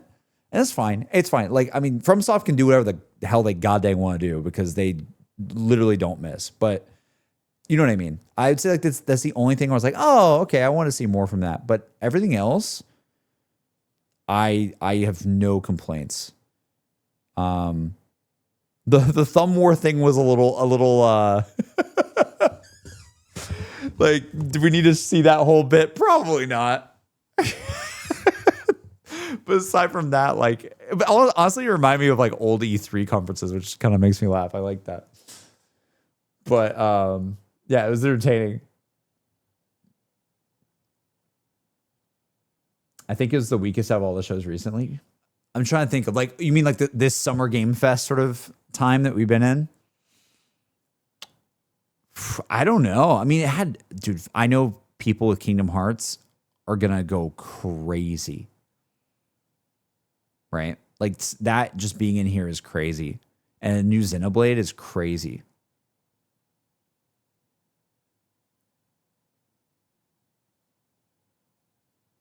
I think Sony was the weakest one. Really? I honestly, this is just me, guys. I think they were all good. I don't like, I know it's like, if we compare them and say which one was the weakest, like we obviously like we'll come to some conclusion, but like, I don't even think like any conference this year was like bad. Like, or not even bad, but just like, I don't think any conference was like, oh, that was really disappointing. Like, I feel like they all had games that I was super, like God of War, dude, them having like 20 minutes or whatever it was of a new God of War game. And like, that was awesome. Like that alone was awesome to me. That made the Sony conference for me. And then obviously Xbox had like the Persona stuff, which we're freaking out about. Summer Game Fest had, Final Fantasy 7 Part 3, which was just insane. And Resident Evil, right? So I feel like everything kind of had something. SGF had Stellar Blade. Yeah, true, dude. That was crazy for me.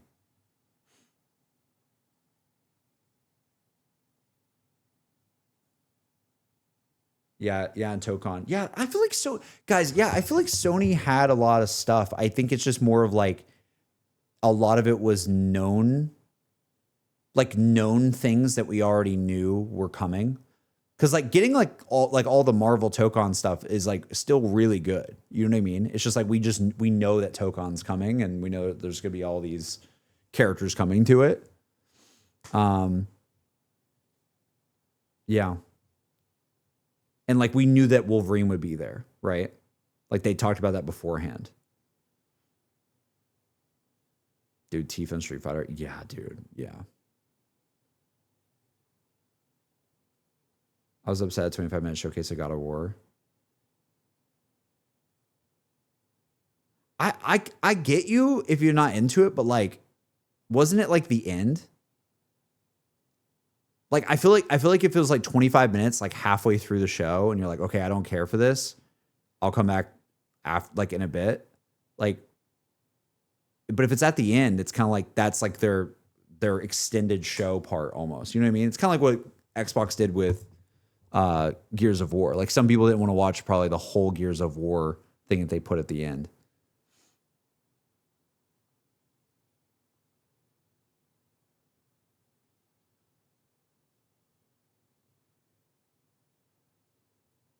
I'm actually going to do Lost for 507. Dude, I did too, man. I did too. I'm trying to think of like what is the best announcement of everything.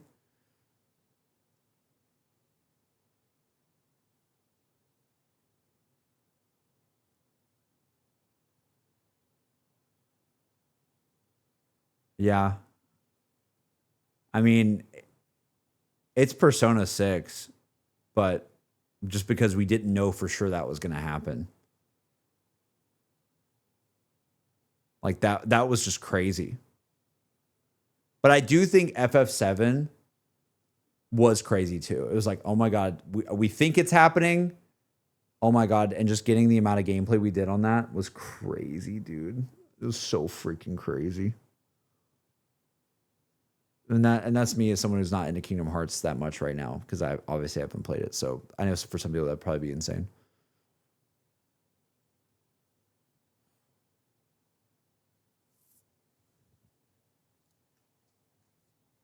Let me see. The Final Fantasy Resonance was my best of all shows. Yeah, that looks so freaking cool, dude. Let me get some music playing as we're talking. That looked really cool. As great as the FF7 trailer was, we knew we were going to see that. We had no idea what P6 was going to be until now. That's true. There was a higher chance of the FF7 stuff happening. We all kind of felt that.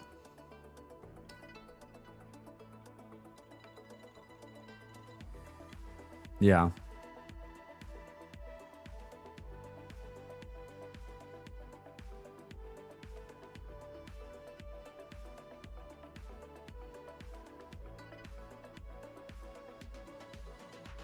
Just what the thing that I can't get out of my head is just what an insane era we're in with video games right now. It really is unfortunate that on the dev side, it feels like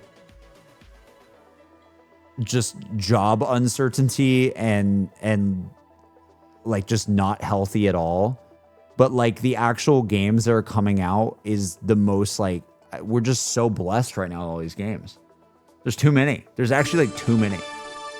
I have souvenirs for you. It's crazy that each conference had something absolutely insane to reveal. Yeah. Jeff's show is probably the most hyped show within the last few years, but Xbox revealing P6 was absolutely earth-shattering. Yeah. Yeah. Yeah, that was crazy. That was so crazy, dude.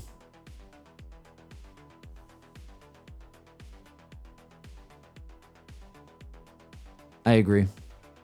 I you know, I see some of you guys in the chat when y'all are talking like the God of War stuff. I'm a massive God of War fan at this point. And I'm definitely biased as well because I have like friends that I know that worked on that game.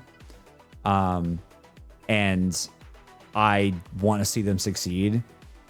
But I can't stress like that even if you're not into it, them showing 20 minutes or whatever, and if you can say it's not full gameplay because it's cinematics and stuff too, it doesn't matter, dude. It's literally the first time they ever announced that game and they showed 20 minutes of it.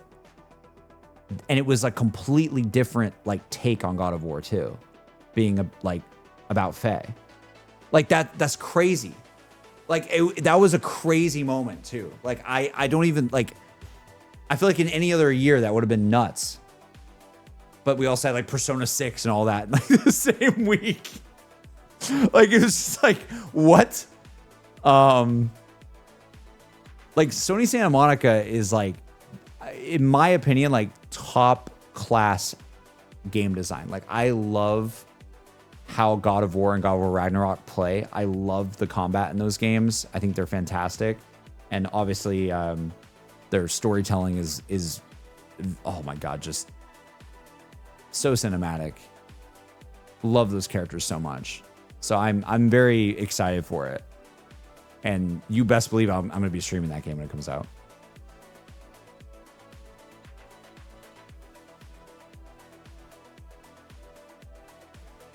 As it's on a show, I prefer quick and sweet announcements. That's fair. That's fair. I get that. I think they were. My guess is that they were trying to do. Like, also, like you got to look at it from this standpoint too. If they're making a God of War game that is not Kratos as the protagonist, I don't think you can just come in and be like, "Hey, we're doing this, and Kratos is not the protagonist. See ya." You know what I mean? Like, I feel like you have to show, like you have to, like they could, I don't think you could just announce that and just not show anything. Like, I feel like they were like, we have to show gameplay. We have to show story. We have to show a mix of both. We have to do that. Like if I was marketing that, I think I would have done pretty much the same decision that they did. Because I would have been like, well, you're going to get people that are going to be questioning why it's not Kratos. And I don't think like 2 minutes is enough to do that. So I think it had to be long, in my opinion. There was a lot of cinematics in it, like at certain moments. But I think they still show gameplay. They showed enough where I was like, oh, okay, I get the vibe.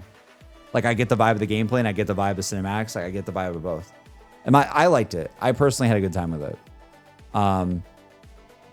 But my guess, what I was saying though is, my guess was they were trying to kind of do what they did with the original God of War 2018 announcement, which was like, oh my God, Kratos is in Norse mythology and he's got an axe and we're showing gameplay, right? Obviously they didn't have an orchestra playing live with it this time around, but I imagine they were like, okay, we gotta do something at least close to that, especially if we're not playing as Kratos.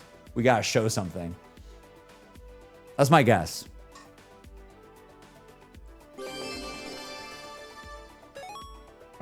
I'm so hyped for July 4th. Gonna be at Anime Expo in the Persona 4 Revival special panel.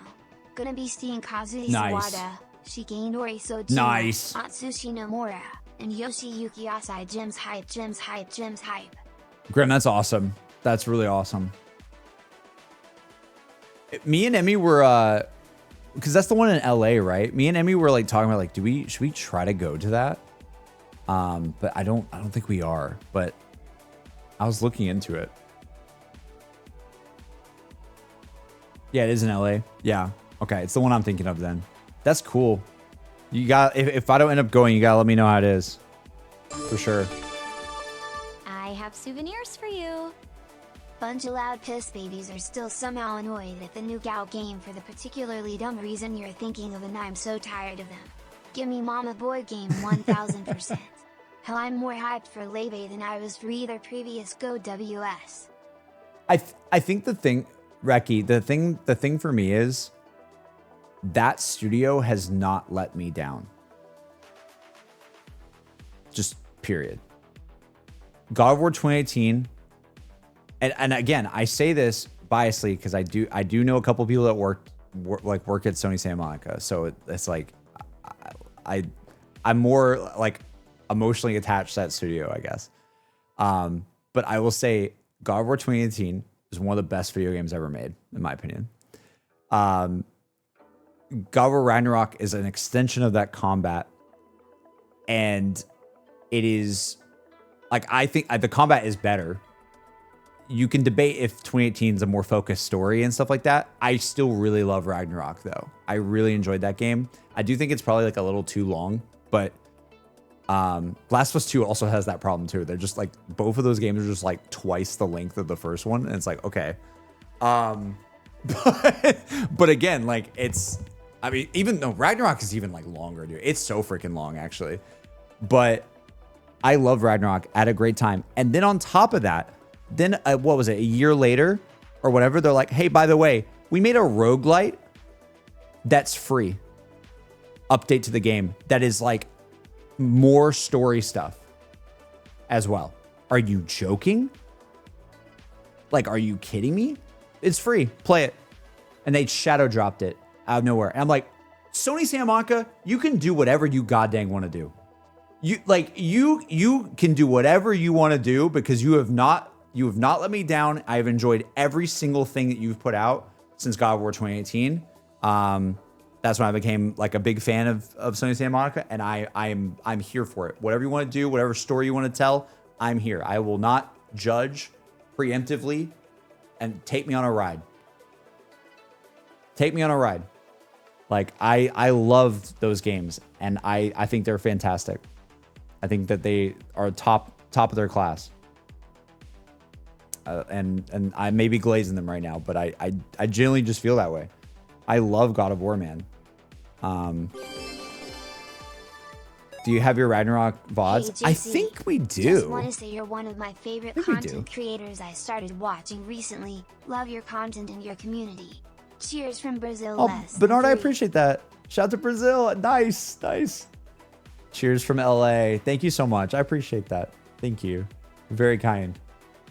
I believe the VODs they exist. Now, are they privated maybe when we had to like do the switch over from Twitch to YouTube? Maybe, but I'm pretty sure they exist. I know the original 2018 ones don't. The replay of 2018 does, when I replayed it leading up to Ragnarok. That one does somewhere too. But the Ragnarok should be safe. That should be fine. I don't know where that is. But yeah.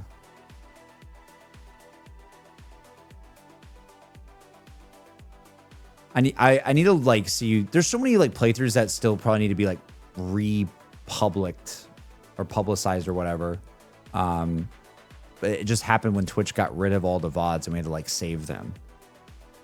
Satchel would know. Satchel would know if they exist somewhere. JC, are you still plan on playing Control Resonant in a few months? Yes, I absolutely would love to. I don't know if it'll be like instantly, like on the day. But yeah, if the timing works out, it should be definitely something we stream this year, because I like supporting Remedy because I just feel like,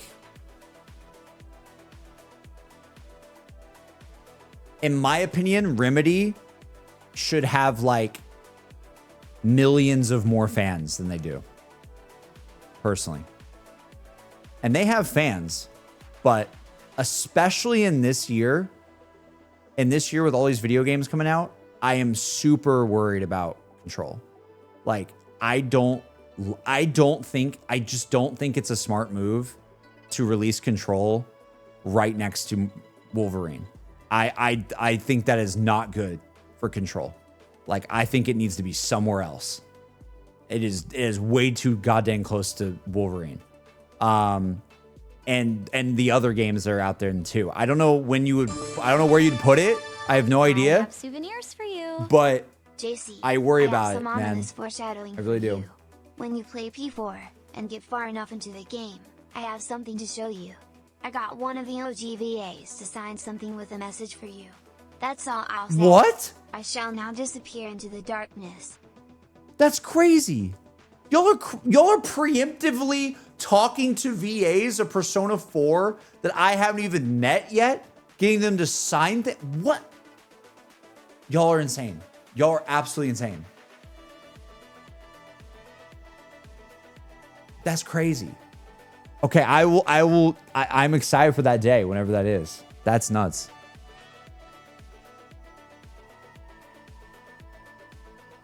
I've been playing Control one for the first time, and I'm really enjoying it. It's such a good game. It's definitely like really weird and strange, but it's just vibes, dude. It's so cool. It's funny how they're all afraid of GTA 6, but in that they're creating more competition for each other. Yeah, I mean, I get why it's happened. I really do. Like, it's not something that you can totally plan for, but I don't know. I don't know. It's tough.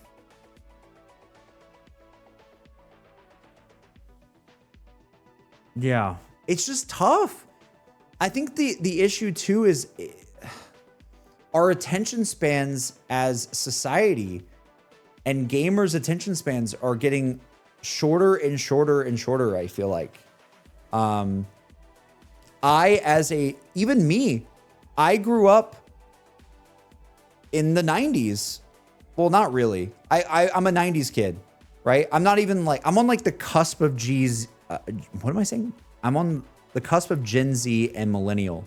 Like I'm like in that weird like middle zone. I'm more Gen Z than millennial though, for sure. Cause some of millennial humor doesn't really like hit for me at all. Cusp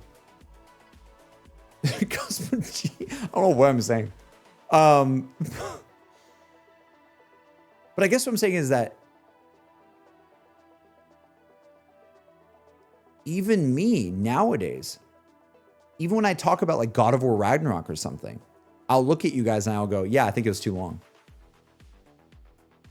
I know that Persona is like massively long and we enjoyed that and we loved it. It's one of my favorite things ever. It's an outlier though.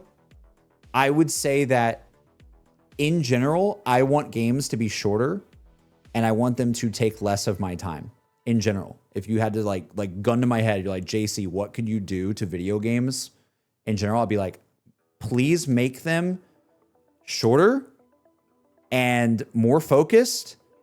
And I actually would enjoy a lot of games that I can play like in a weekend rather than something that takes up 10,000 years of my time. Resident Evil is like the primary example of what I prefer right now, actually. Like, I love how the Resident Evil games are like, they do not feel like they are retentioning me at all. It's just like, hey, you come in, play this high quality thing. Oh, you loved it? All right, cool. Do you want to replay it and get more content out of that? Cool. You can unlock all this stuff. Hey, do you want to do this? Hey, we're adding a new mode in a couple weeks. Sick, dude. They like totally get it. They totally get it. Yeah. It's fine you guys disagree. I respect if you disagree with what I'm saying. I just, for me as someone who has less time in the last couple of years, especially when I had my job, it's impossible to keep up. It's quite literally impossible to keep up with video games. If you want to be in the know of like trending conversations about video games, you literally have to be like unemployed, like legit. It's just true. Like I don't feel like it was possible. Like it's literally like I have to play like video games every night to keep up with the trending conversations.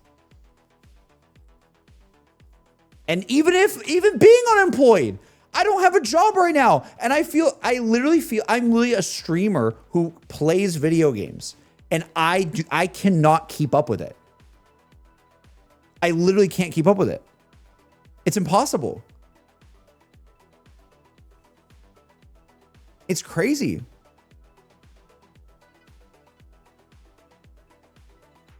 That's the bad thing though. It's healthy for all of us to let go.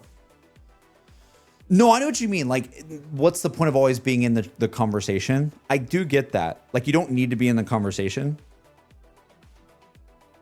And that's totally fair play. And that's with Persona, that's what we did, right? It's like, let's play something that has already happened years ago. And I'm getting into that now, right? And a lot of my content has been more of that. That's actually what I've transitioned more into doing the last couple of years, rather than playing the trending thing. A lot of the times, the things that I'm playing is stuff that you guys are nostalgic for, which I think part of the reason why I've gone that way is because it's way easier to not be as anxious and stressed out about missing the thing and having FOMO and all this stuff.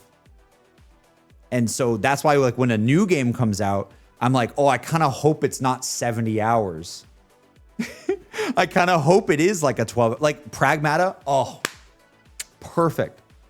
Perfect. Resident Evil, perfect. Stellar Blade, perfect. Stellar Blade could be a little bit shorter too, but still, on the scale of things, perfect. Like, it was just not, it did not overstay its welcome that much at all. Like, it was a great playthrough. I loved it. Like, I think it was like 30 hours or something. But we want it to be longer. No, I get it. Like, if you're loving a game, you don't want it to end. I totally get that.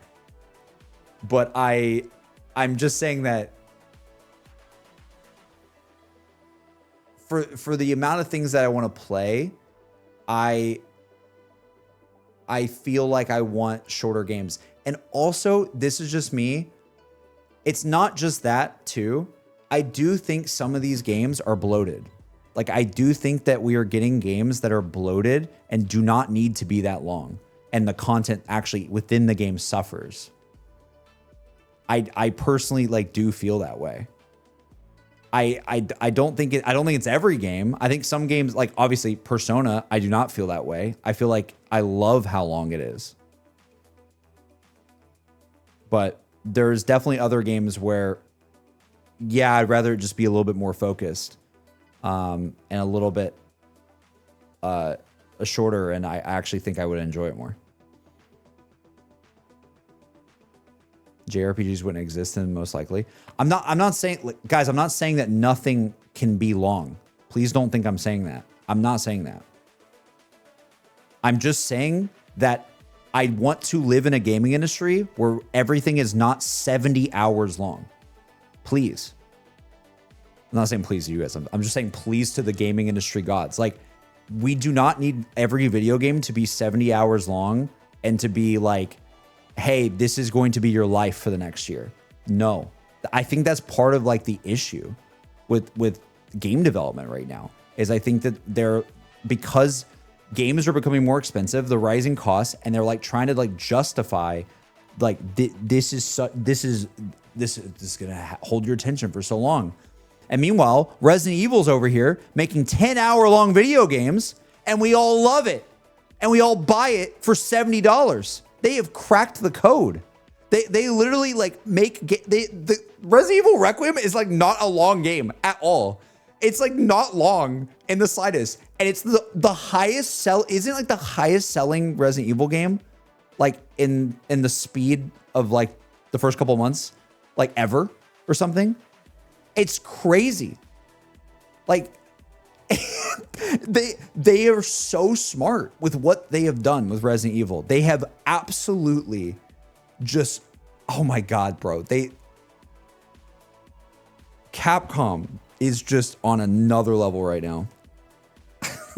They're just on another level. And say what you want about, I know some people don't like the second half of RE9.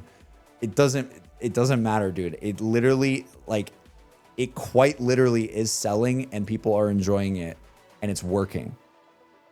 It is literally working what they're doing. I think that's why I use them as the best example, because I think that I know people that would ask me and they go, hey, how's Resident Evil Requiem?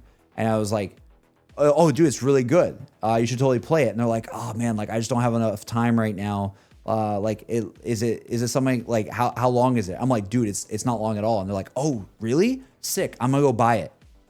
That's literally what they do. They're like, oh, wait, it's not 30 hours? Oh, I'm gonna go. That's awesome. I can play it this weekend. And I'm like, yeah, you can. And they go buy it because they're like, oh wow, it's more accessible. Like it's less intimidating for the casual like consumer of it. It's like less intimidating. It's like, dude, yeah, this game's not like 40 hours long. Don't worry about it. It's like a, you know, a long movie, I guess. A couple movies in length.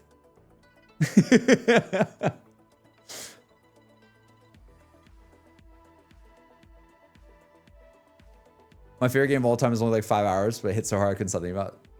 I mean, my favorite game of all time is Nier Automata, right? And in its entirety of like the full experience, I think I beat it in like 30 hours.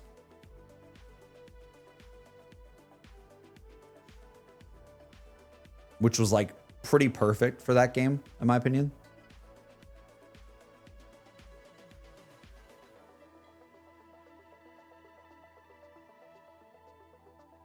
Yes, I think it was like 30 to 32 hours or something like that. It was less than Stellar Blade though. I think Stellar Blade I was like nearing 40 hours.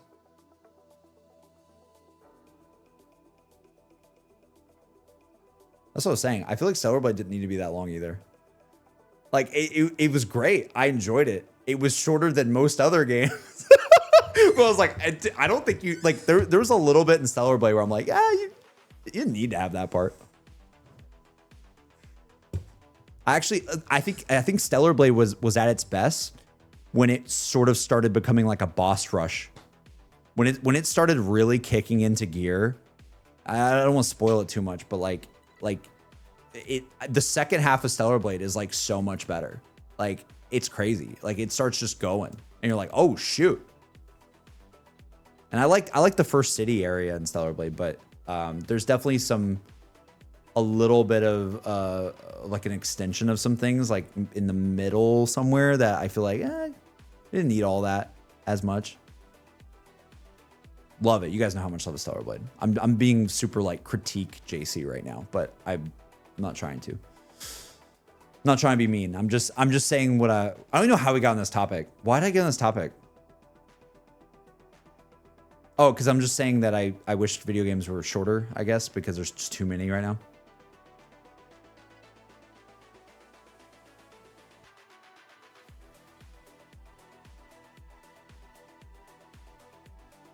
Yeah, entire desert. Yeah. I know what you're talking about. Yeah.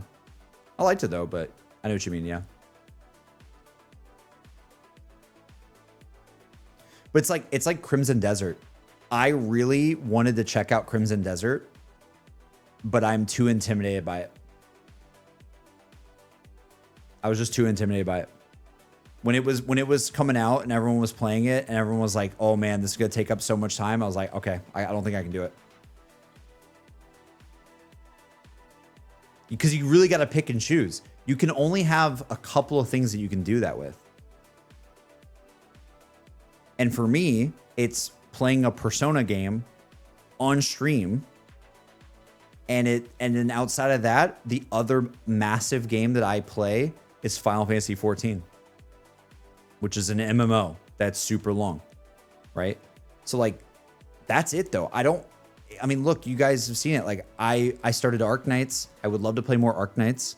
I would love to play, granted, we're talking more like live service when we talk about those games, but it's similar though. Like I just don't like, whether it's a live service thing that has so many like story sections that are, keep going, or whether it's, a single player game that's really long. I don't have it in me to play things, to play a bunch at once that's super long. I only have the mental capacity to do it with like a couple of things max.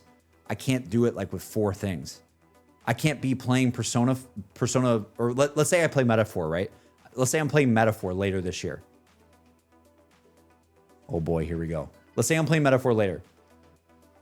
How in the world am I going to be playing Metaphor, also playing Control, also playing Wolverine, also playing let's say I want to play, was it Bloodwalker? What's the vampire game? Like let's say I want to play that. Let's say I want to play the Silent Hill game. Granted, that's probably shorter, but it's like there's just no way. I don't think it's possible to play all of these games. And that's not to mention the things on my backlog that I want to play. You know?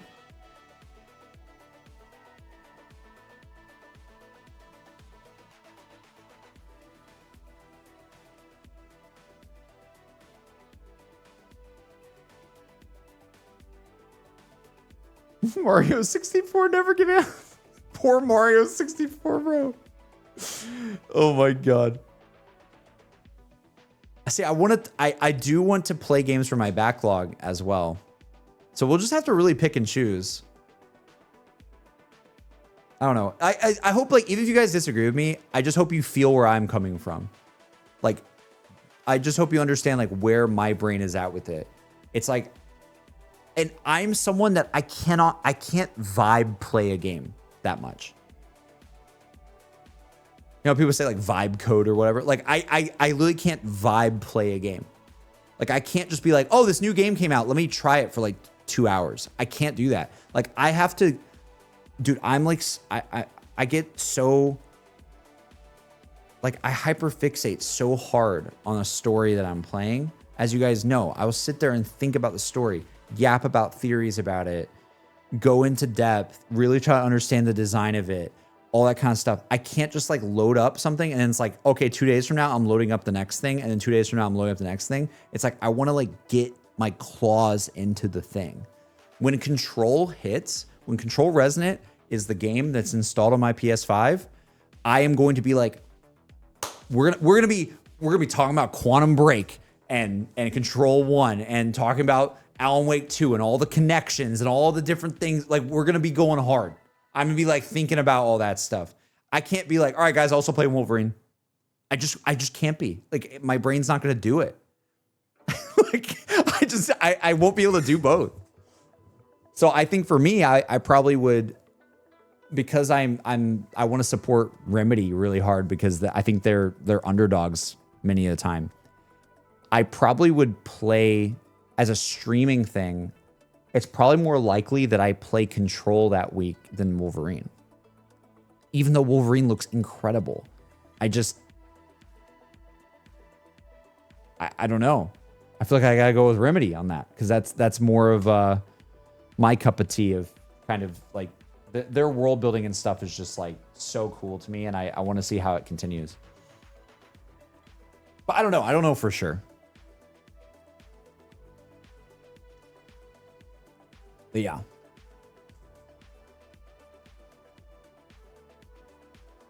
Just Beast of Reincarnation August. Is that the Game Freak game? It is, right? Yeah, that game looked pretty cool too.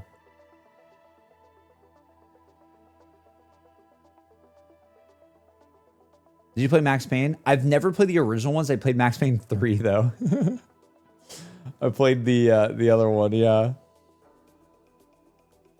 Max Payne 3 is good though.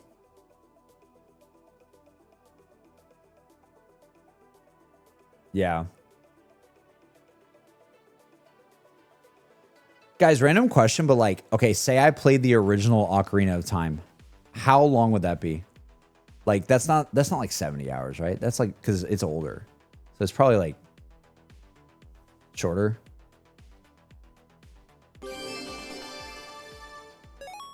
Because it's so long ago. Like, games weren't like that long. Dude, that'd be good. If it's like 20 to 30, that would be good. Yeah, that's pretty good. But again, that's why this announcement is fire. Like I love them saying they're remaking it because it's like, oh shoot. That it's bringing something that is probably going to be not as long as, my guess is probably not as long as a Tears of the Kingdom or Breath of the Wild. Like I'm in, dude. I'm so in for that. That feels good. Like I want that.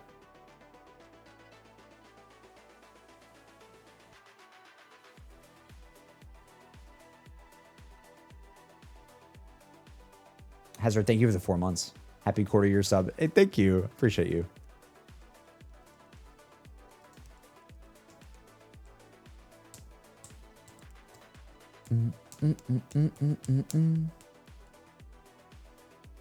As much as I love Wolverine, I gotta do Control on Onimusha. Yes, Onimusha too, bro. Oh. Does anyone else feel like I feel? Like, am I crazy? I don't know. I just... Chat, validate me, please. I just feel like it's insane right now. And I know we've been saying that for the past couple of years. It feels like gaming has gotten crazy. But I don't know, dude. And it's not even just a time thing. Like, even just the way the economy is right now, and the we're I feel like people, especially if you're on Twitch, like I feel like we're all hardcore gamers, right? We're not like casual gamers. Like we're talking about games in like a hardcore way, right? But even within hardcore gaming, how, like, I don't think most people have, it's just true, right? Like, I don't think most people have the money to buy all these games. So you're gonna have to like pick and choose. It's not even just a time thing. It's just a money thing too.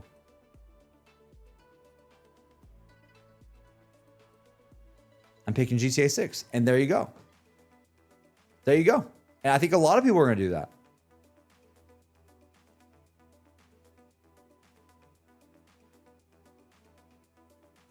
You streamers are doing us a service. Like I can tackle Trails, Fire Emblem, and watch a Wolverine control streams. There you go, dude. It's so funny because I've seen so many people talking about like obviously LARPing has become like a derogatory thing now that people say, which is so funny because the actual word LARP was like a very like positive and happy, like wasn't LARPing was like a thing that you did. Like it wasn't now it's being used as like tourist. Yeah, like LARPing was like, yeah, exactly. Live action role play. Like it's like we're going outside and we're dressing up, and yeah.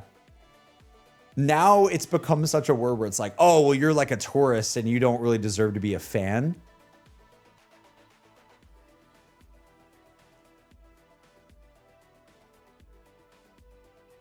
It's I don't even know if we should get in this conversation right now, because I think I have a very nuanced take on it, and I don't know if people would like what I have to say. I think I don't know. Never mind. No.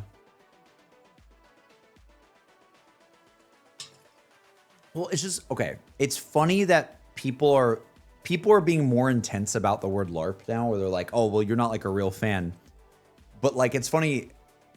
I feel like more people are going to experience video games in a LARPing way or whatever,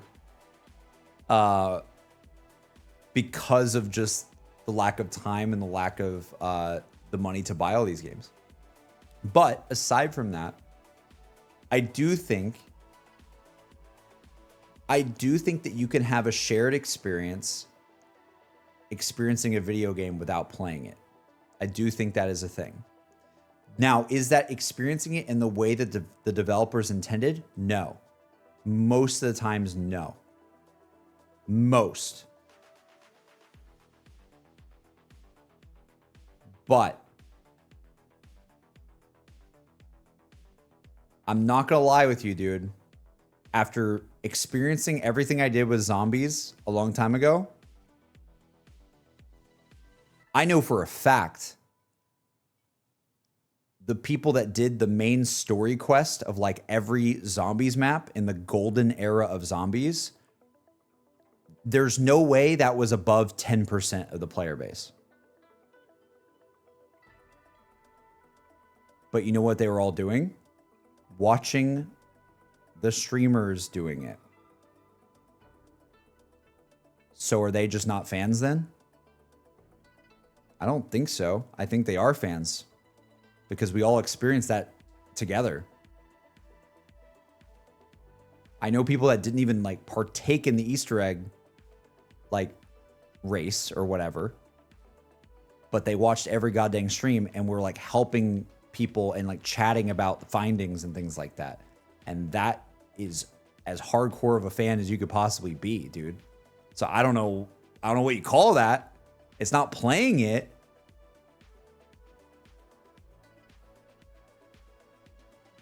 But it's something different. I would say they're fans. I think that's where I'm coming at it with. I think you can definitely be a fan of something without playing it. I think you can be. It's weird. It's a little weird, but I think it is possible. Now, do I think if someone goes, hey, I don't really like that game design decision because it felt like this and they never played the game, that's a little different. That's like, okay, man. But you didn't know how that actually felt, like hands on sticks. Like, what do you mean? Like, you can't really get that feeling watching it fully. You just can't. Like, that's why video games are so special. You like have to connect with it in that way. But I think that some people are going a little bit overboard and they're like, well, if you literally watched a video game, like you can't be a fan of it. I'm like, I don't think that's true necessarily.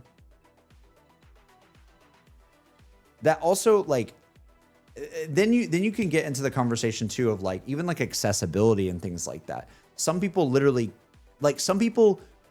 couldn't do the zombies Easter eggs because they were too hard. Or let's just say that like, okay, like they I don't know, I don't even know. Like what if there's a step, I'm making something up, but like what if there's like a step of the quest and like they just can't do it because like they can't see very well, or like they're colorblind and they can't do the like that step correctly because you need to see reds and things like that. You know what I mean? Like I just there's so many things. It's like, what, are they just not a fan then because they watch someone else complete it or whatever? Like, I don't think that's true. I think they can be a fan of that. It's weird. It's weird to gatekeep it, I think. Yeah, there you go. There you go, Elevate. Exactly. Yeah, I think yeah, I think there's a nuance to it, for sure. Are you a fan of a movie if you read a recap instead of watching it? It's a good question.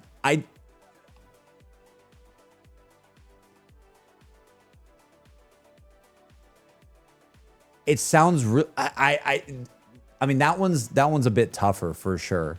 But I think that you can absolutely be a fan of something without engaging with it in the normal way. Like, Emmy is a Leon Kennedy fan. Like, she is. And she has not played a Leon Kennedy Resident Evil game. But she will freaking like fly to the moon if Leon Kennedy is on any trailer during a conference. Don't ask me how that makes sense. but it's weird. But I know that you know why I know this? Because when she is scrolling on goddamn, I don't know why I'm saying goddamn a lot, but when she is like scrolling like on social media, like Leon Kennedy thirst traps will appear on her TikTok. And she'll sit there and go, oh, God, I love him. And I'm like, huh? What? Play the game. And I'll make fun of her. I'll be like, play the game. It's just like, I love Leon so much. So, but I'm like, I can't take that. I cannot say, I literally could not look at you guys and say she's not a Leon Kennedy fan, because she is. She gets the vibe of Leon Kennedy, but she has not played the game. She does. It's weird. I don't know how, like, how is that possible? Social media allows us to do that, I guess, but yeah. I'm a big fan of Until Dawn, but I never really played it myself. I watched so many content creators play through the game because I just really like the game story. That's fair.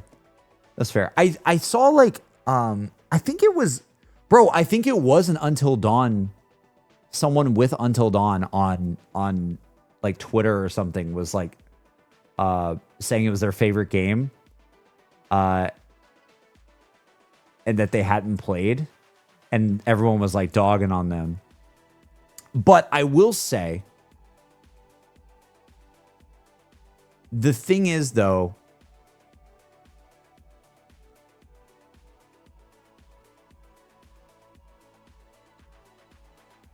I think the thing that people are forgetting is there's different reasons why you're a fan of something.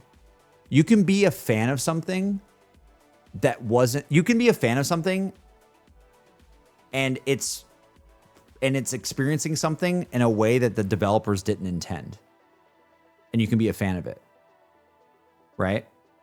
The thing with Until Dawn is, just going into game design for a second, it's like, I think what makes those games special to me and why I love them is because the choices I made had such an effect on me and like surprised me, like how it mattered and things like, oh my God, I did that and then that happened. And watching someone else play that, I would lose out on that feeling. So for me, it wouldn't be my favorite if I just watched it. But I can see how, like, if a character resonates with somebody because the dialogue or story was interesting to them and they watch someone else make a choice, they still might love that. You know what I mean? I think that's what it is. It's like people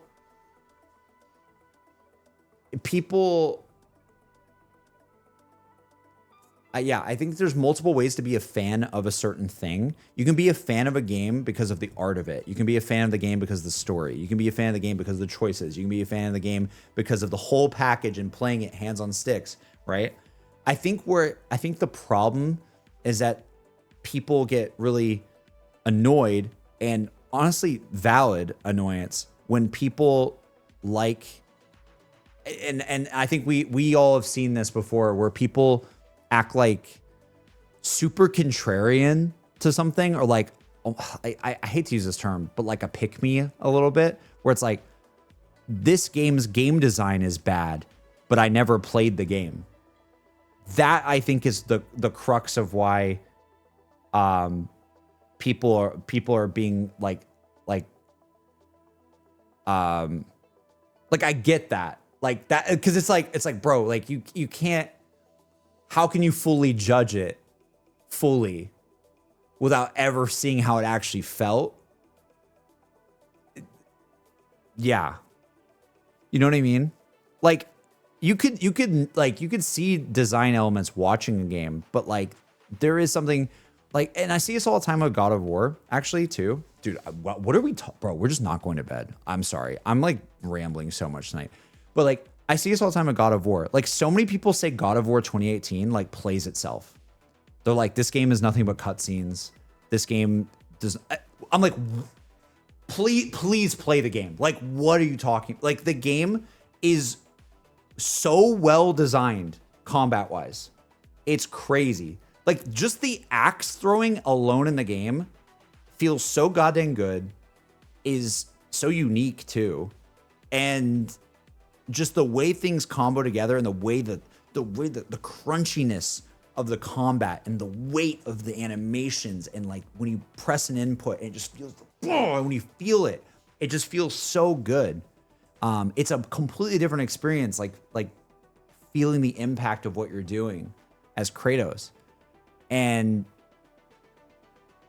it would bother me if someone's like, I don't. That game looks like it's playing itself or whatever, and the player's not pressing inputs, and it's just like, that's just not true with that game. I don't understand how anybody thinks that. Is it more cinematic than the original God of Wars? Oh yeah, probably. But like, it's a game. That is a game. That is a game, dude. There is a lot to learn as well. There's a lot of button presses that you were doing.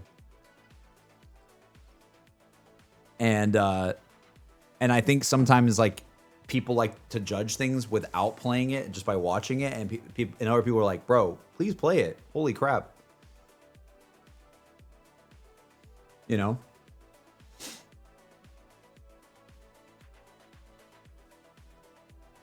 Do not show these people Final Fantasy. Yeah, dude, Final Fantasy 7 Remake, bro. The amount of cutscenes in that game. I wasn't a big fan of Mixtape, but Twitter destroyed that game for being a movie, but no, it is a game. Dude, as we're here on the topic of like hot takes and stuff. So I played Mixtape. I told you guys I played Mixtape with a friend, my friend Ryan. He came over. We had some drinks. It was really fun, and we treated it like a movie game. We treated it like this is something that we're gonna probably pick up the controller only a little bit and play, and we had a pretty good time with it. Did I think it was do I think it's game of the year? No. Do I think that it's a 10 out of 10? No. But I do think that you could make a video game that doesn't have gameplay in the traditional sense, and that should be okay. You know what I mean?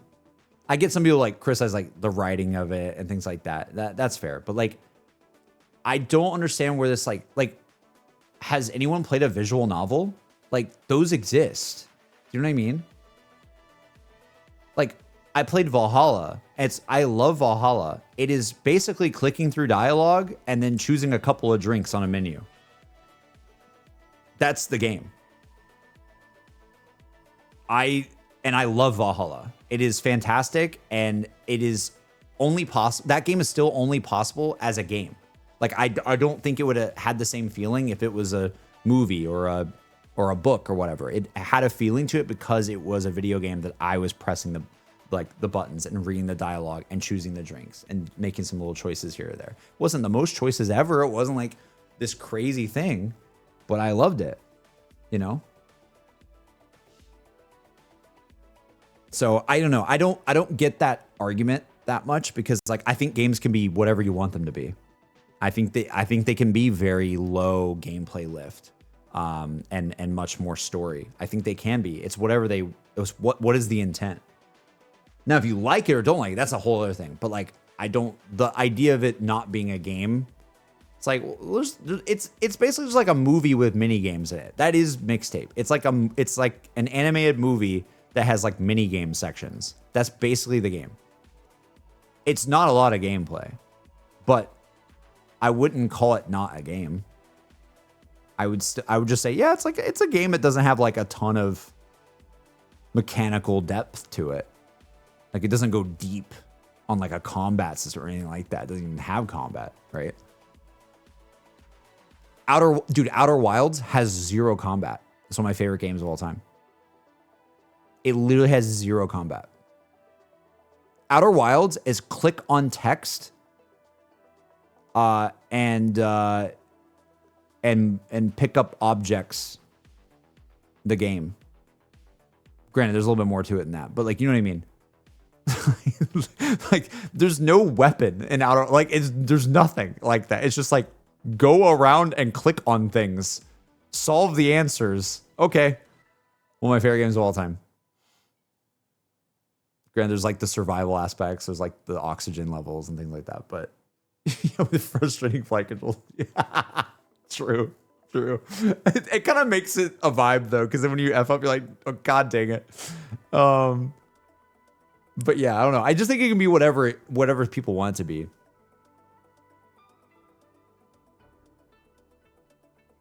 Yeah.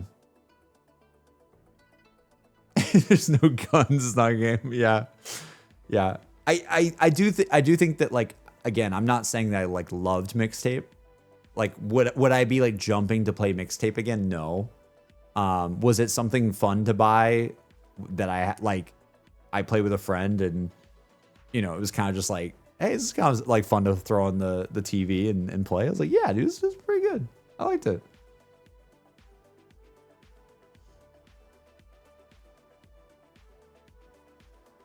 What are your thoughts on Dispatch? I haven't played. I really want to play Dispatch. I really want to play it. Emmy played it, and she wanted me to play it so we could compare our choices. I haven't played it at all. I really want to. I think if I play it, I'll do it all in one. I'll do like a full like 12-hour stream and just play everything in one stream. Maybe at some point we do that once I'm done with like P3 DLC. But I really want to play Dark Souls 2. Sorry. That is going to happen soon. Unfortunately, I have to go to bed since 5 a.m. It was fun watching Direct again and being able to see you react to Kingdom Hearts 4. Good night, y'all. Good night, Silver. Sorry, I can't really react to it in the way you want me to, though. You know what I mean? Like, I don't really know what to react about. I'm just like, that looks cool, but I don't understand. I don't understand what's happening. Oh, God. It's still fun. Okay. Sorry I skipped some of the reactions I just didn't want to watch because I was like, okay, if I play, Kingdom Hearts 1 at some point, I'd rather just be more blind for that at this point.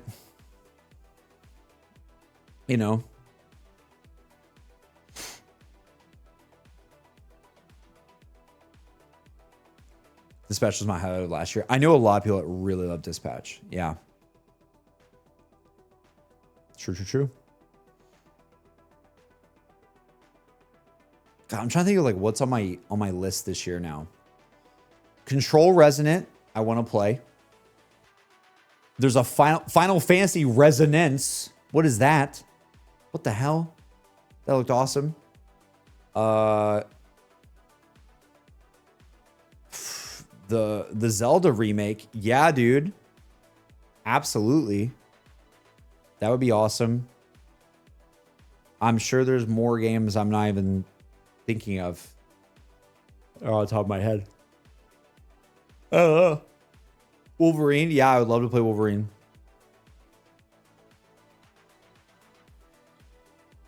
Yeah, I know. And that's if we did like Metaphor or something this year. Yeah.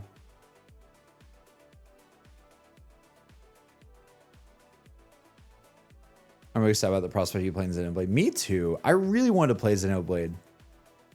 I've always heard from people that I would love it. Ever thought of playing Spyro? I think I played Spyro like as a kid once, but like never like got through it kind of thing. Like I have like vague memories of, I don't know which game it was though. It had to have been on like an old console. But I was a Sly Cooper kid. I love Sly Cooper. We play Peggle. Peggle 2.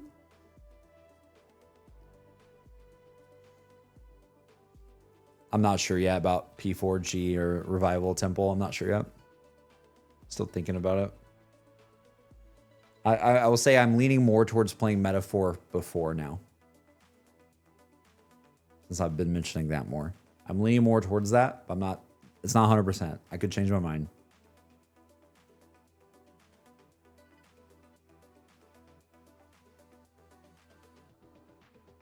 I can't wait for your eventual Fire Emblem 3 Houses playthrough. What would I play that on? Switch? I guess. Are they just like only on Switch? Oh yeah. Yeah. I'm getting tired. Metaphor's your favorite game of all time? Oh my lord. That's hype. Dark Souls 2, Metaphor, Persona 4, Control. Yeah. I feel like we should throw in, dude, we got to at some point throw in like a Mario 64. It's just something that I've always wanted to do. And it would just be incredible. Like me playing Mario 64 for the first time in my life. And you just know the whole time I'm just going to compare it to Sonic Adventure. Like, you know it's going to happen. Like, I'm going to go, I was playing Sonic Adventure. That was my Mario 64. Let me compare it to this. I sound like Jet the Hawk right now. You just know it's going to happen. I'll be like, what? Oh, wow, Mario 64 is great. Do they have music that's blasting over all the dialogue? Because they should. Because peak. I have souvenirs for you. Hop on Destiny 2, Jordan. We need to raid. Zavala! Zavala, hop on Destiny 2. How many people are on Destiny 2 right now? I'm actually curious. 69,000 players right now. Damn. Y'all really showed up. So I'll thank you for the donation. That's wild.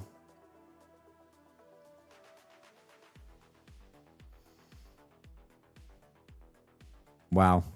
Wow.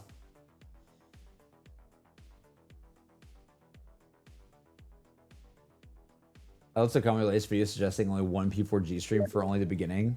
Because I'd like to... Yeah, I just got a womp from Whisper on Steam. Because I like to see your reactions to a classic Persona game, and then you continue the story in P4R. Don't know if everyone will want that.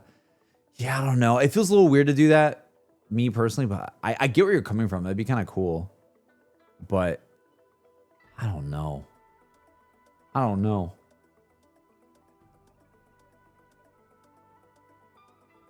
Yakuza 0. Oh, true. I still gotta play Yakuza. Oh my god.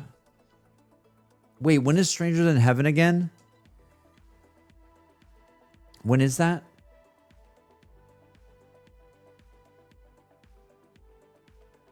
Okay, not this year. Not this year, but it's eerily close to probably Final Fantasy and P4R, right? Oh god. Oh god. Please don't drop Final Fantasy around P4R. Please don't.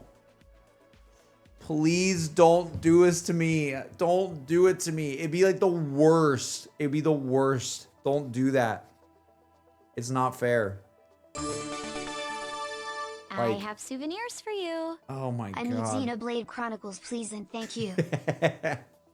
I think it's safe to say, Chelsenia, I don't want to say it's happening like this year. I don't know. But I'm telling you, it is so high up on my list of things on my backlog that I wanted to play. It is so high up there. I still think Xenoblade is more possible than Kingdom Hearts for me right now. And that's because Emmy's kind of playing Kingdom Hearts, so it's kind of like her thing right now. So it's like, okay, let her have that. Maybe I go down the Xenoblade path one day. You know what I mean? That's what I'm feeling. But you never know. Could change my mind. Thank you for 1,000 bits. It's a lot of bits. Thank you. JC, did you know there's a prominent Doctor Who companion that voices a character in the Xenoblade series? What? No. I don't know anything. Oh, anything about Xenoblade. I imagine there's like voice actors and actresses that we'll recognize, but that's really it. Do you think you'd stream Until Dawn 2 when it comes out? Maybe. It depends when it comes out. I typically like those games a lot. It'd be fun to do it with Emmy as well.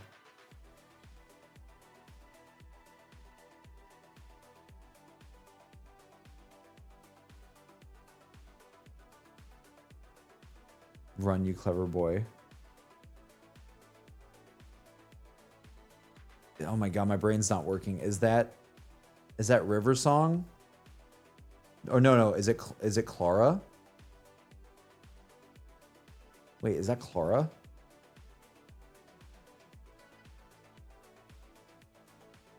Oh my god, I love Clara. Jesus. The Impossible Girl. Oh, don't make me cry.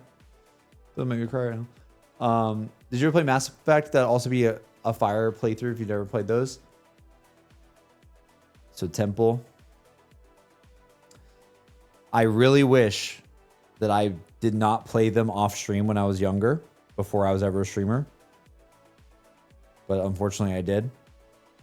And they are one of the greatest trilogies in video game history. I played all three. It is one of the greatest trilogies in video game history, without a doubt. I love the ending, even in its OG state when I played it. Obviously, it's better now, but like, even in its OG state, it was still one of the best trilogies in gaming. I don't care what anybody says. It was amazing.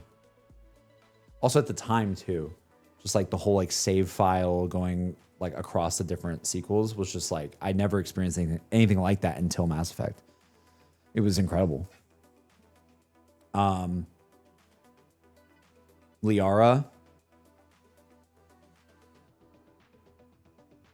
That is all. That is all.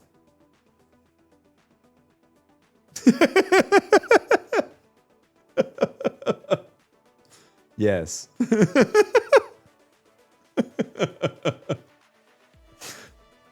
Me as a teenager playing Mass Effect, being like, who's this blue lady? Oh my god.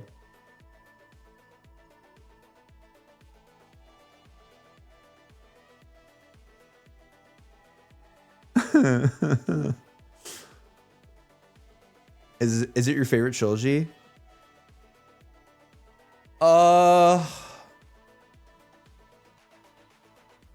It's hard because like I don't think it's my favorite trilogy, but like I look at it from like, if I look at it from like a gaming industry thing, like it's probably like it's up there as one of the, I mean it's one of my favorites, but it's not my favorite, but it's got to be one of the best trilogies in gaming, like without a doubt. I would say my favorite trilogy off the top of my head, Halo just appeared in my head. Like Halo 1 through 3 is like a goddamn slam dunk. Like everything about it. It's like an FPS on console that is super like innovative at the time. A Halo 2, literally the foundations of Halo 2, the lobby system of Halo 2's multiplayer with Xbox Live when it happened was like the foundations of so much of the systems that we use still to this day in video games. Like even like when you go, like even when you think of like Call of Duty's era and how its lobby system worked and everything, like none of that would have happened in the way it did if it wasn't for Halo 2. And then you have Halo 3, which is still to this day one of the greatest. Dude, I sound like a fanboy, but you know what? I am. It is one of the greatest all-around packages of a video game that I don't even know how they did it. You have a campaign, 4-player co-op split screen, by the way. It's also 4-player online co-op.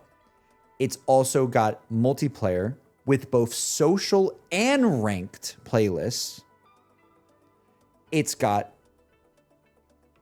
a theater mode for all modes of the game, including campaign.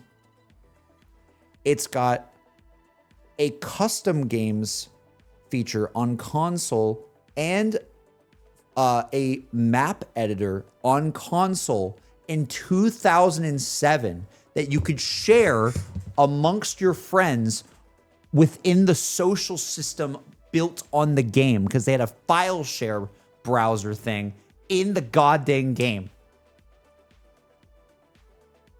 In 2007. It was like its own home. Like you lived on Halo 3. It wasn't even like this is a game. It's like, no, that was my home. That was I would get home from school, load up Halo 3, join my friend's lobby, and what are we doing tonight? And it's just, we're just vibing for hours. Hey, promote me to the party leader. No, I'll promote you to party member. I got some good maps I just downloaded from my friend. Like literally just endless. It's insane. Insane. And it also ended the trilogy in a banger way. It was a chef's kiss ending. You could have, like, obviously they never would have like not made another Halo because it was so popular, but like it's just it's just like it's just great. I think it's probably the best trilogy. And it's not even just from like the story, because the story of Halo is like pretty simple, honestly. Like it's not doing these like complex like choice-based things like Mass Effect is doing or anything like that. But I'm just saying like the overall package of what each game did is just incredible. It's just incredible. It's insane. I'll give you guys something though that's super underrated. Can I tell you guys a super underrated thing? Mass Effect 3 multiplayer though. Come on. Wasn't it sick? Why was it so good? Mass Effect 3 multiplayer was so good. You like hop in, like fight things. It was kind of like a firefight kind of mode, but you would like get you'd like unlock more characters and stuff, like more like classes. Like, it was so cool. Y'all didn't like it? No, really? Really? I mean, obviously it wasn't like a Halo like multiplayer suite with like all the stuff in it, but like it for a mode on Mass Effect, it was freaking cool, I thought.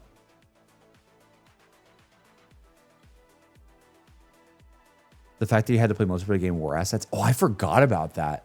Is that true? I forgot about that. Last of Us MP was good. Yeah, it was, dude. Dude, there's like an era there. There's something there where like it was like these big single player games like had these like side multiplayer modes that were kind of like experimental, and they were like really good, in my opinion. I was just about to say it. Akafu, you took the words out of my mouth. Assassin's Creed multiplayer was so weird, but I loved it.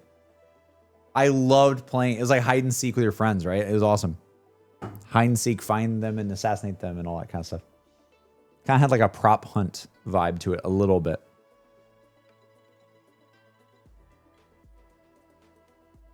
The multiplayer in the 23rd. I forgot the Tomb Raider reboot had multiplayer. Wow. I forgot about that.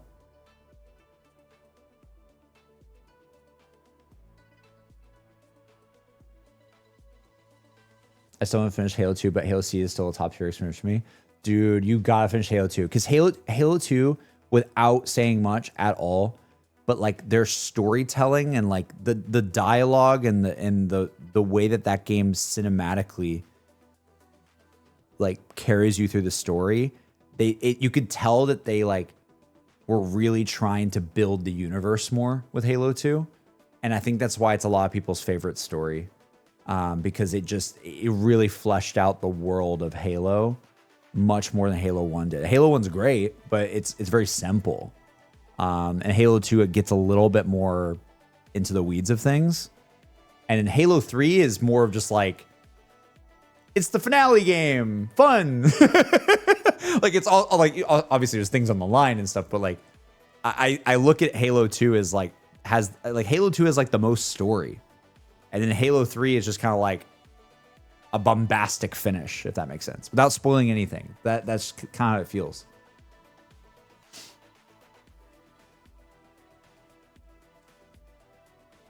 Halo 2 is really fun. I want to play Halo 2 really badly with Emmy because she did Halo 1. We played it on stream with her a couple months ago. And I kind of hope she gets an edit of that at some point. Because I would love for you guys to see that. Like Halo 1 as an edit.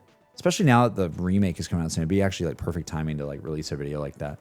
But I want to play Halo 2 with her really bad because I just feel like if you just play Halo 1, you're like not getting. It's kind of like me when I just started Persona and you guys are like, dude, just wait. It gets so much more like interesting. That's how I feel with Halo 1 and Halo 2. It's like Halo 1, I'm like interested, but it kind of just feels, it's much more like gameplay. Or like gameplay and like kind of like this fun sandbox that you're in. But Halo 2, I felt like there's way more cutscenes, there's way more things happening, characters, all that kind of stuff.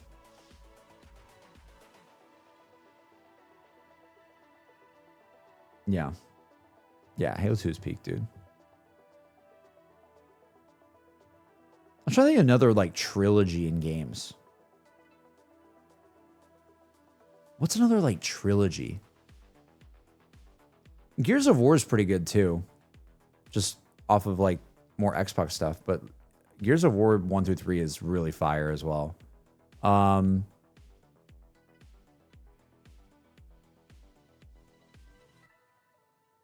Assassin's Creed. Assassin's Creed's so weird though, because it's like you would have to say the Ezio trilogy.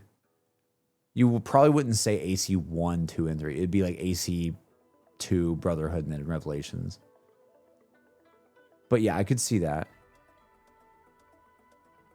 But again, it doesn't really resolve. That's the thing that sucks about, oh my God, no.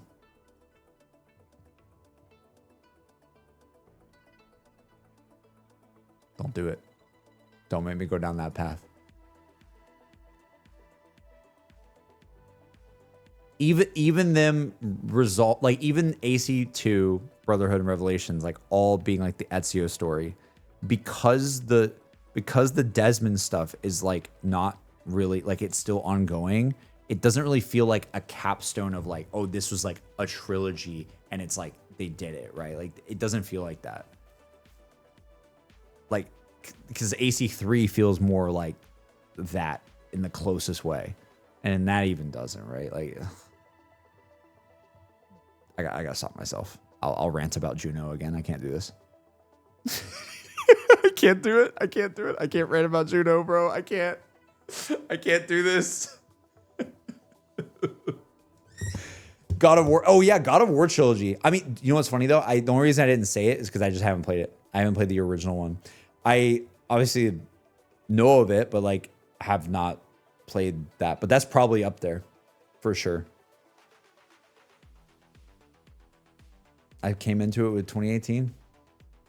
I really did. Dishonored technically. Dishonored technically. Isn't there only 2 games?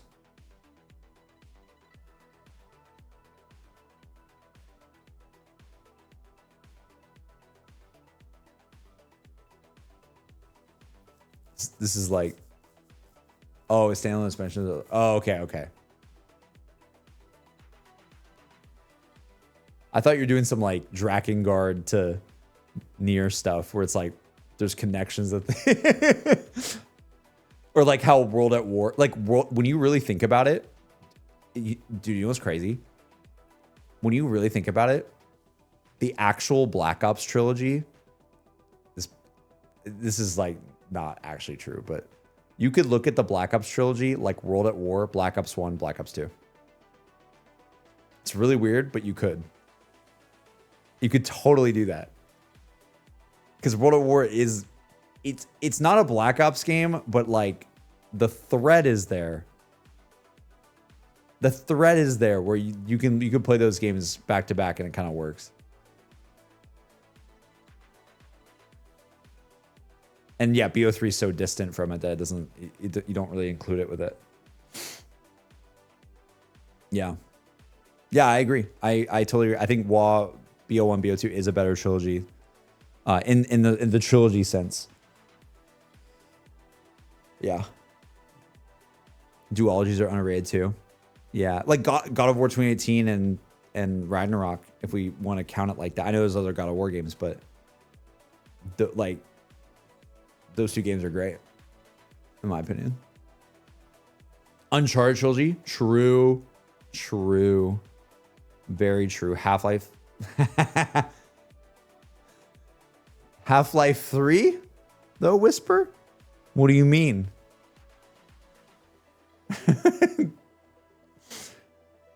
No Half-Life 3 and all this Summer Game Fest madness the last couple of weeks. Wow. The one thing that would have absolutely been insane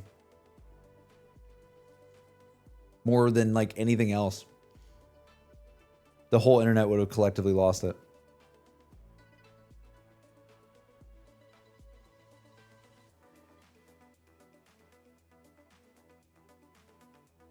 Can you imagine a year with GTA 6 and Half-Life 3? That'd be insane, dude. Sly Cooper. Sly's pretty good. Yeah, Sly's pretty good. My only thing with Sly is I just think Sly 2 is such a good game. that the other ones, like Sly 1 and 3, don't feel as strong because Sly 2 is just so strong. I love Sly 1 and 3, but it like with the Halo thing, I'm like, okay, I see the progression of everything almost. I know I'm saying Halo 2's story is like stronger, but the package of Halo 3 is just like, it's just insane. I guess Mass Effect is like that too. Like I like Mass Effect 2's story the most, probably. But then, I don't know. And maybe it doesn't matter. But yeah, Sly, I'd put Sly in there too then for me.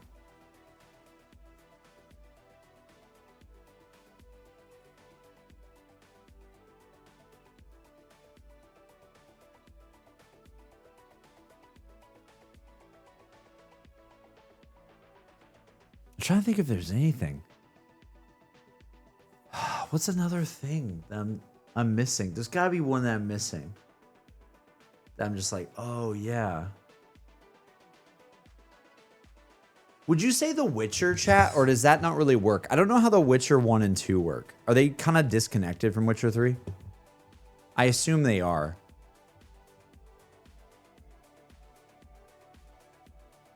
But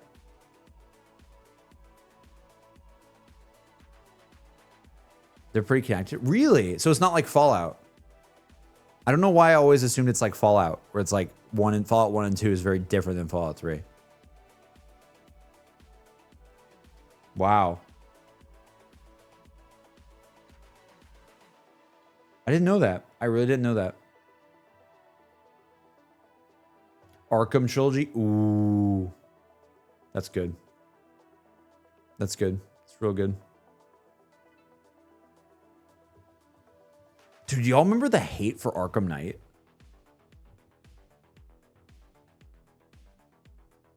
I will say, I remember the conversation about Arkham Knight. I remember people being like pretty mad at it. But like nowadays, I feel like we're all like, yeah, it was pretty good.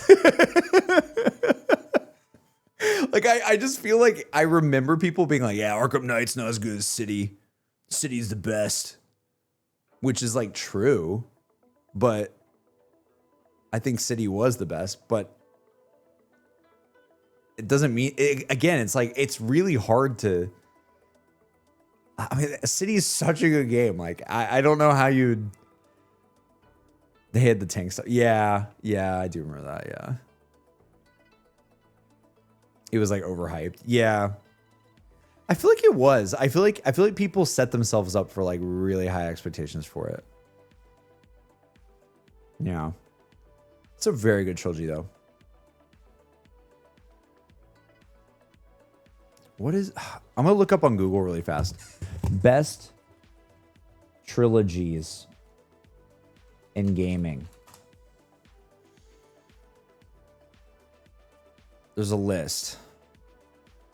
Arkham's on there, God of War, Gears of War, BioShock.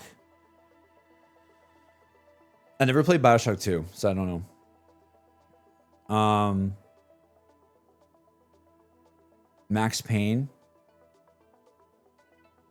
That's fair, I guess. But Max Payne 3 is such a different game than Max Payne 1 and 2, though, right? Assassin's Creed Ezio Trilogy, they have that. Mass Effect, they have that. Wow, that's... We've said all the ones that they have. I'm trying to look. Top 10 gaming trilogies.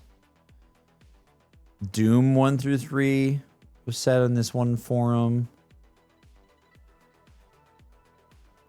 Halo's on a lot of people's lists.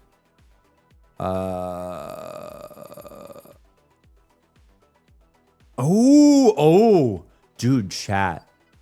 Sonic. Like classic Sonic 1 through 3. That's not a bad shout, actually. That's not a bad shout. Like that is such a classic, like 90s. Let's go. Sonic 1 is doing its thing. Sonic 2 introduces Tails, you know? Like, you know what I mean? Like, Sonic 3 and Knuckles and all that. Like, that's pretty cool, man. Like, that is pretty good, actually. That's pretty awesome.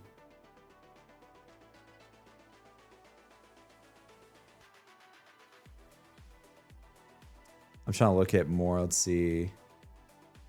It's not really a trilogy? Wow. What? Really?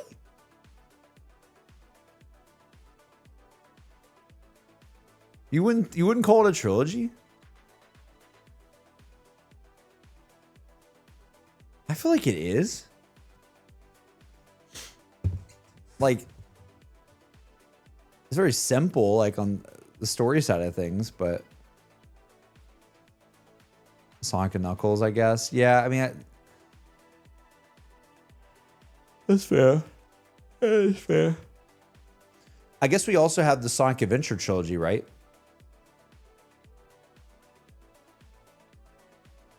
Sonic Adventure 2, and Sonic the Hedgehog 2006.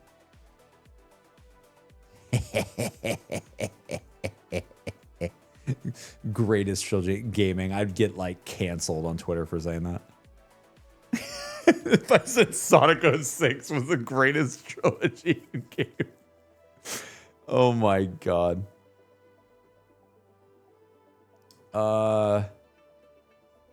Yeah, I'm trying to look at lists, and we've mentioned a lot of them, to be honest.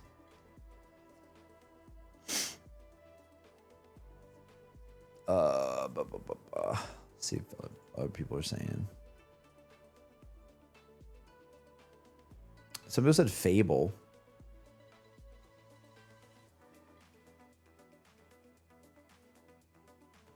Lots of Halo on here. So we're saying Resident Evil. I mean, granted, there's been way more Resident Evil games, but Resident Evil 2, and Resident Evil 3 Nemesis. That's fair.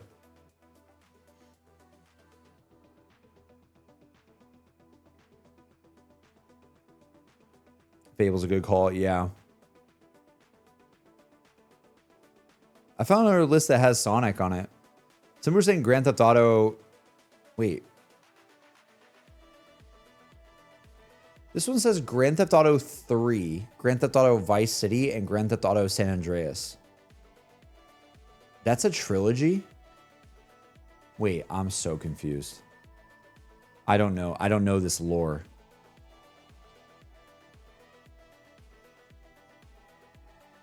Oh, the 3D.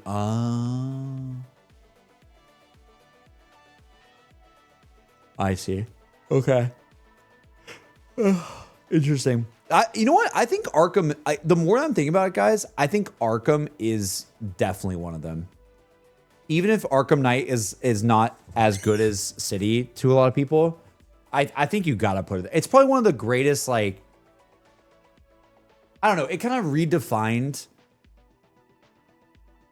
like superhero games at the time.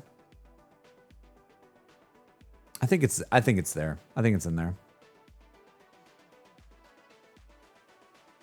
When I'm playing 007 First Light and I'm fighting some guys, it kind of feels like I'm fighting in Arkham again. And that's because I think someone who worked on Arkham literally worked on the game. We talked about that when we were playing it, but it's actually funny how much influence that combat system has had on things.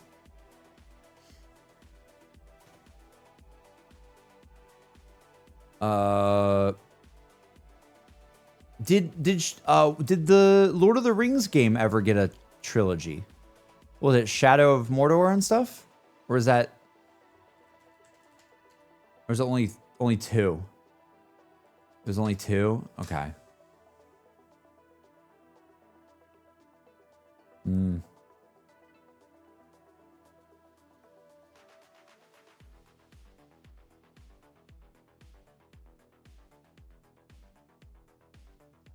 Doesn't Doom have two trilogies?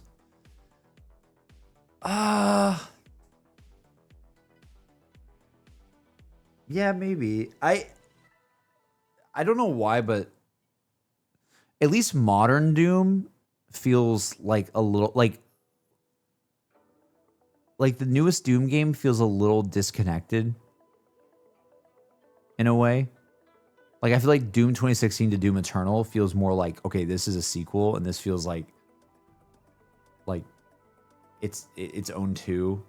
And then Dark Ages is kind of like, okay, this is us trying something new over here. But dude, I really need to play more Dark Ages. I'm so weird about it. I'm just so weird about that game. It's so strange because I am a massive Doom Eternal fan. I think Doom Eternal is one of the greatest first-person shooters ever created. And you would think that I would play Doom the Dark Ages like immediately and want to keep playing it. And I do in some ways, but there's also part of me that like kind of wants more Doom Eternal. And I don't know how to explain that. It's not, I respect them trying something new at Dark Ages. I just love, like, Doom Eternal is just so freaking good, dude. That game is like butter. That game is butter, dude. It's so good. Oh my god. Dark Ages are prequel. Yeah. Yeah, it's more prequel-y. Yeah.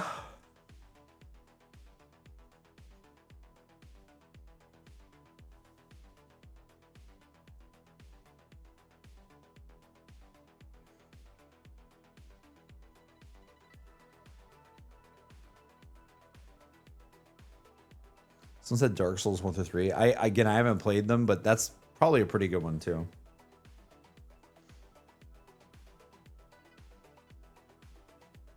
I don't know. I think we named all of them that I was thinking of. This music's been playing for so long.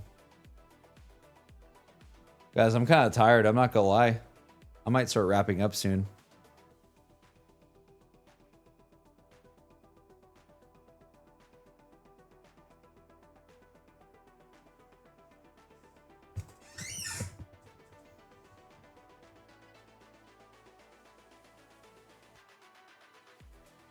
I'm eepy. I am. Dude, I was...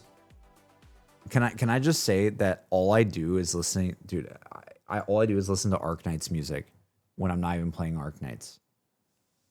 Talk about LARPing. Guys, this is... I've literally been listening to this on repeat. Listen to this.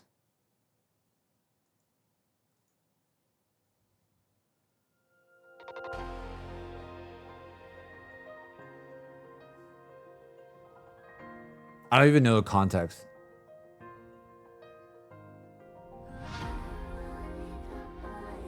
Like, why does this sound so good?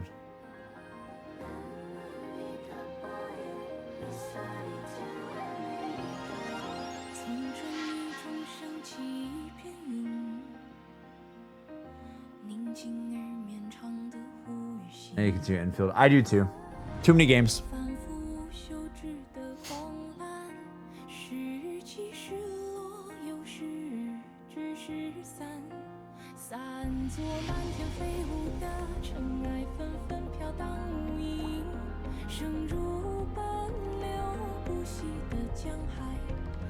It's so good.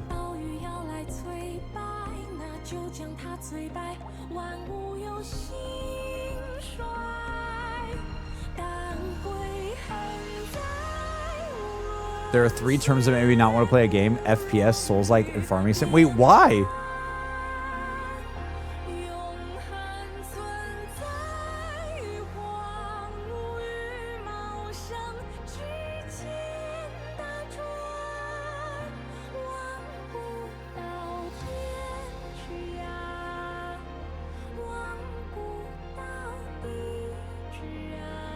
Like, why is this so pretty, dude?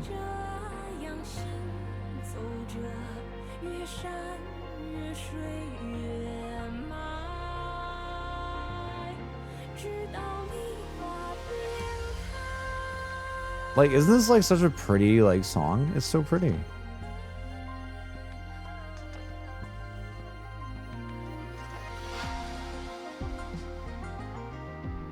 But yeah,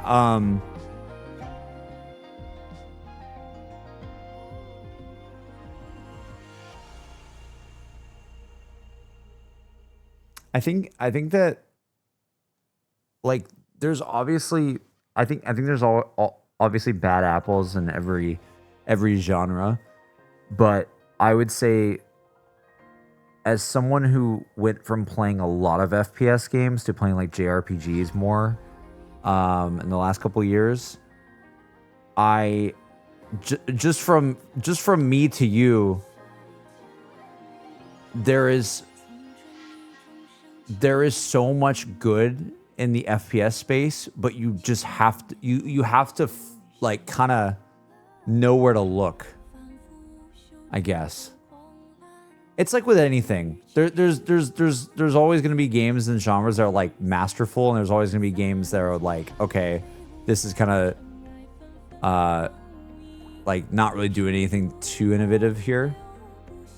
But I would say like the modern, like if you told me like, okay, what's an FPS in recent memory that really revolutionized things, or like really did like really good design choices, both Doom 2016 and Doom Eternal are both different. Like they have different design philosophies, and they're both really good.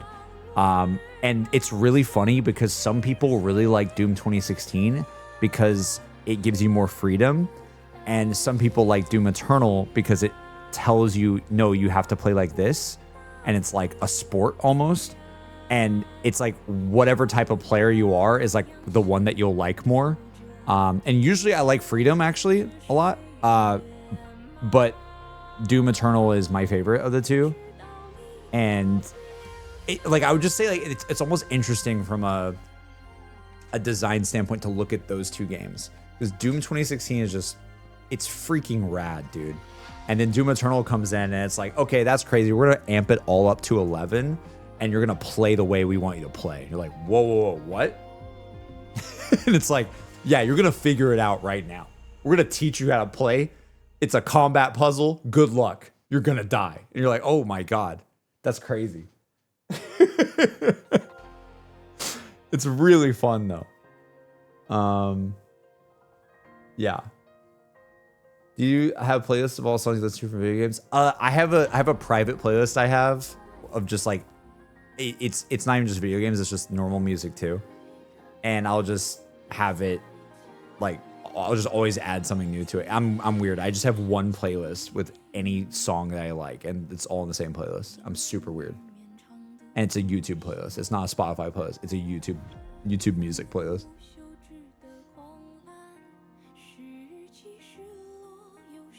Portal 2 is the best FPS game. Oh, I could. Yeah, I mean, it's such a different kind of FPS game, but yeah, I could totally see why. Yeah, Portal 2. I mean, Portal 2 is just a phenomenal masterpiece of a game. It's hard for me to like want to call it an FPS game in the traditional sense, but yeah, I get why you're going that route.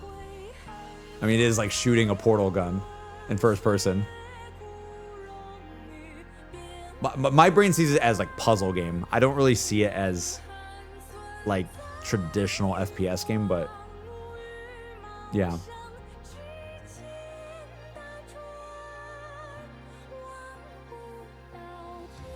I actually think the thing that I'm most like the thing that I'm most concerned about, honestly, guys, when talking about FPS stuff again, is I just genuinely I'm a little worried about single player FPS games in this industry right now. I'm a little worried about them. It feels like and I think that's why some people might have the feeling of like, oh, FPS or whatever. But like it really does feel like we do not get as many like FPS stories anymore. From at least the AAA space. And if we do, hey, glad you are back, JC. Hope you and Im are good. Oh, thank you, Shiny Moon. I appreciate that. Thank you so much. Yeah, we're doing pretty good. Just busy as always. But it's good to be back. Had to fix a lot of audio settings this weekend, which sucked, but I'm back. Cyberpunk exists? That's true. I don't, but again, like, I mean, I'm not saying like in general a first person. Let me correct what I'm saying. A first person.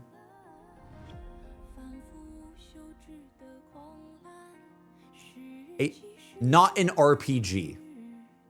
A first person shooter that's not an RPG. That's what I mean.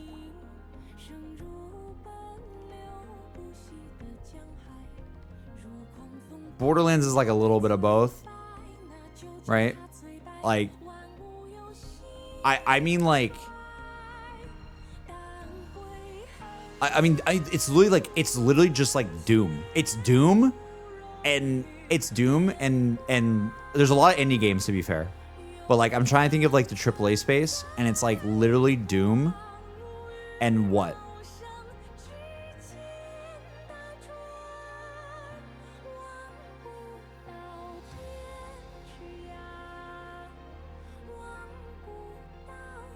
A Wolfenstein, but like when?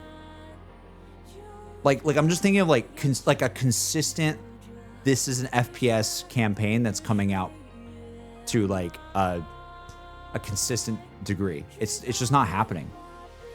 And Halo is remaking Halo 1. That counts. But like, it's not like a new story. You know what I mean? It's like people. If people came up to you right now and they're like, hey, I want to play an FPS campaign, you're going to still recommend to them the same games that you would have recommended to them like 2 years ago. You would go, hey, that's crazy. All right, go get MCC on PC and play Halo games. Play Titanfall 2, play Wolfenstein, and play Doom. And also here's some Call of Duty campaigns that are pretty good that I could recommend. That's it.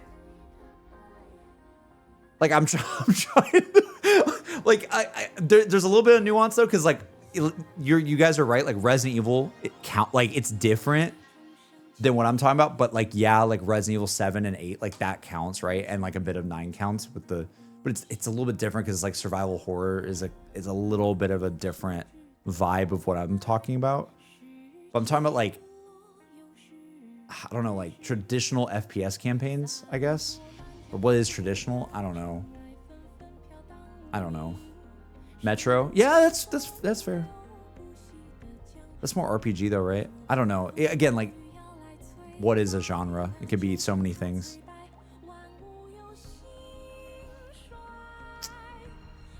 What's the game on Steam that people love that I still have not fully played? The one with the coin, right? Like throw up the coin. God, what is it called? Oh my God. What was it called? It's bothering me. Ultra Kill. Thank you. Yeah, like that's a good example of one. Again, falls more in the Doom sort of vibe. But that's great. Like I want more things like that. It just feels like a lot of times when we get a big FPS from AAA, it's always with live service. Like it's always a massive live service thing.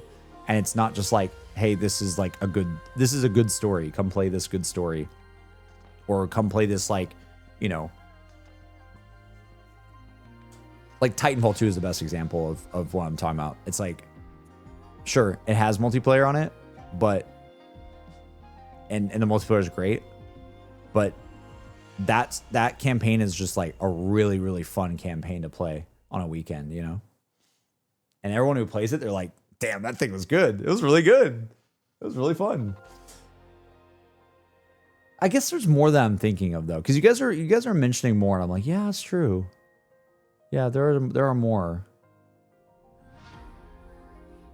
Why do I feel that way though? I just feel, I don't know. I think maybe what it is too. Let me. I'm just playing this on repeat. I'll play the other trailer we watched the other day on repeat for visuals. For motion as we're talking. Where's Judas? Right, dude.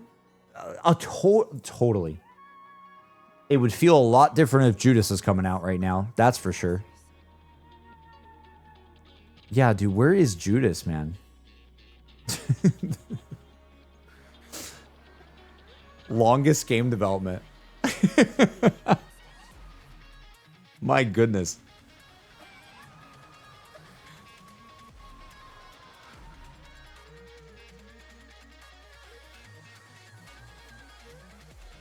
What was that Magic Bioshock looking game?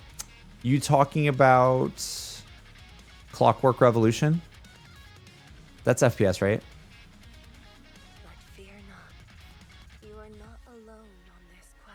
I think you're talking about. I think you're talking about Clockwork. I think there's a couple. Like, it's more than what I'm saying. I think.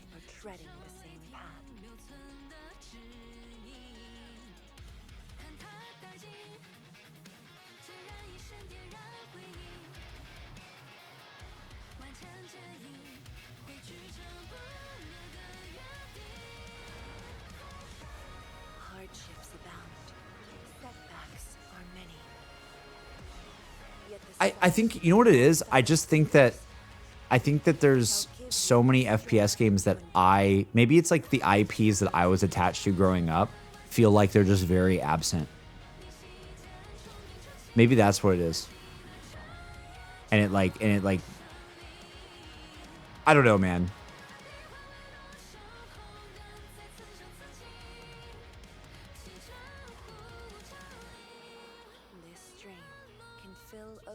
It's like I don't think kids are like playing like an FPS campaign. Do you know what I mean? Like I don't think like a teenager growing up right now is like doing that. Like it's not the same. Like when I was growing up, like it felt like that's what everything was. Like it was like, oh, I'm playing Halo or I'm playing the new COD, and there's like a story every year pretty much. There was a story like every single fall. Multiple stories that I could play. I would have like Halo 3 ODST would have a story, and then Modern Warfare 2 would come out in the same year, and they both had like really good campaigns.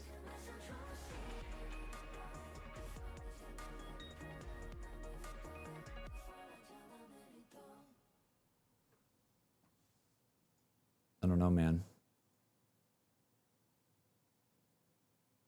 I think it's just because everything is so like live servicey.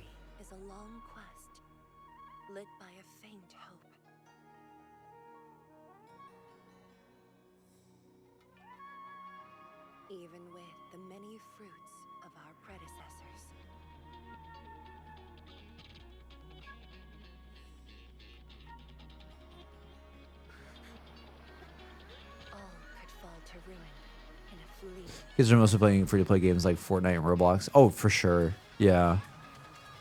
For sure. It's so crazy how different it is. Yeah. It's just so crazy, like, growing up, dude, and for me, like, my entire social experience being online at the time was like the Wild West of like Call of Duty lobbies. Like Call of Duty lobbies, and then like playing custom games on Halo. Like that was my life.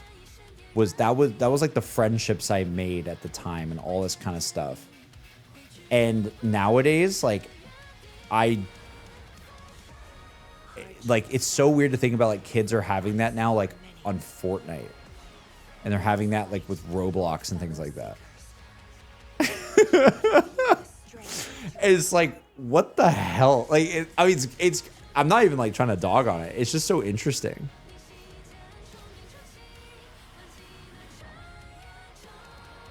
Dude, this video is so sick.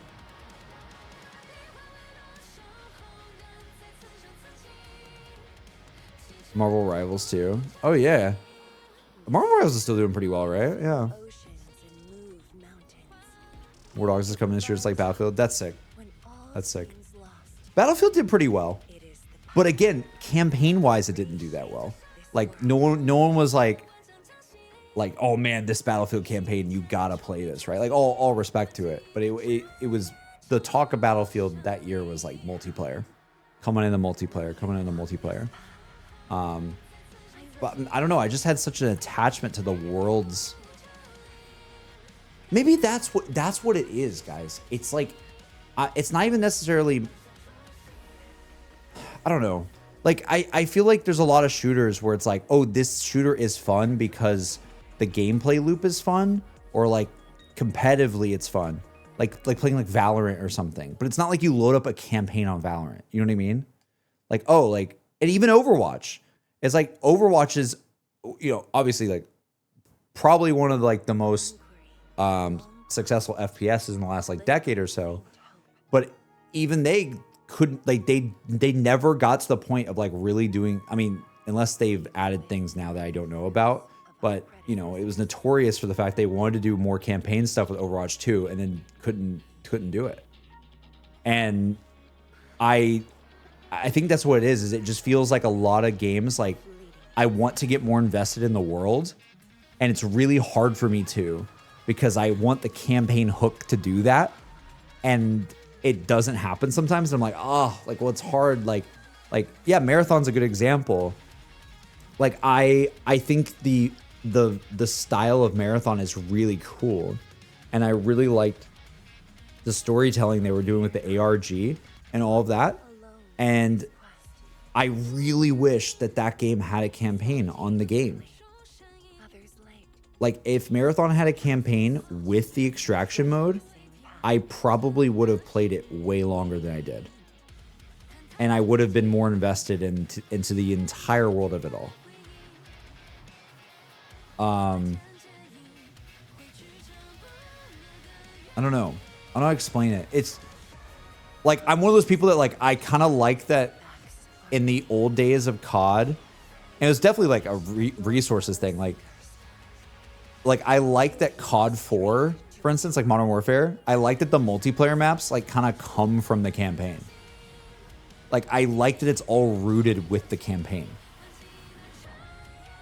I don't know if that makes any sense, but I like that it felt like the multiplayer was an extension of the campaign part, and then it was like its own thing, of course. But you're like, oh wow, no, this is like a level that definitely is the vibes from that one thing of campaign. COD players hate that now. Yeah, no, I mean, I imagine, like, dude, most people, they don't even care about that. They just want to play the multiplayer because that's like the fun thing, where all their friends are. I totally get that.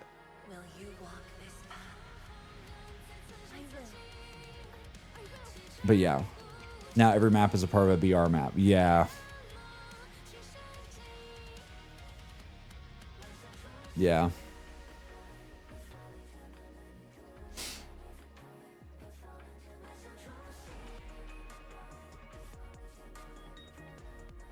I think as well, because we were kids when we were younger.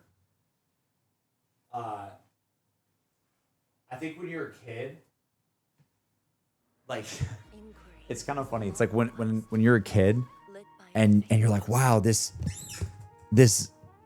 map comes from this thing from campaign or whatever. There's like an aura to it that is different than when you're older. And now I think because gaming is much more, game design and how games are made is much, it's talked about in a more open book way now because of social media.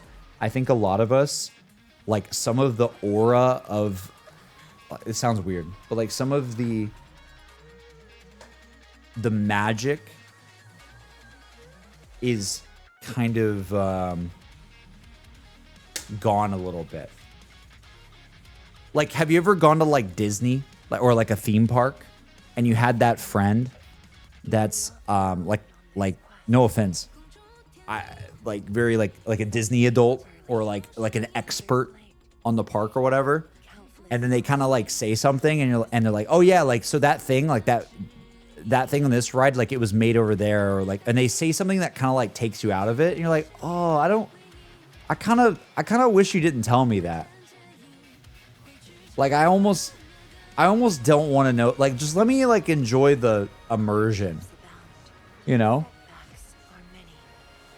And I feel like nowadays, because everything is so like hyper scrutinized and looked at, and it's like this comes from this and this comes from this, and we're gonna break down this and break down that. Like you just kind of like lose the immersion of it being this like magical thing that you don't even know how they made it. And when you're a kid, you don't even have any understanding of how they made it.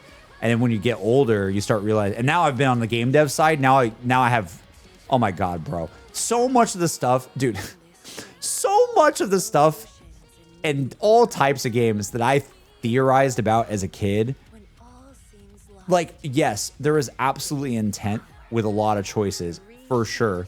But there is absolutely so much as well that I probably looked into 10 times more than needed, actually. And it was probably just like them reusing an asset from Campaign or something. It was just like, this is crazy. Oh my god, bro. They're like, they used this thing from this thing over here, and that totally means that there's gonna be like something over here. And it's like, most likely they just thought that was funny that one day. You know, I think you're still doing that. I definitely still do that with certain things, for sure.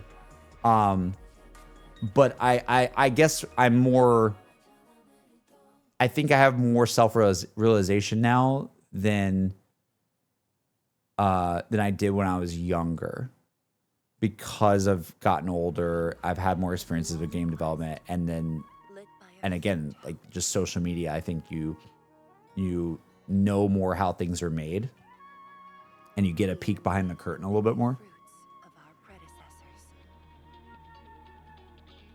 You're talking about M, aren't you? I'm actually not talking about M. She's actually really good about it, the Disney thing. I don't want to say who I'm talking about. It's because it's not like tea or anything. It's just like there's people that I don't know. I don't know how to explain it.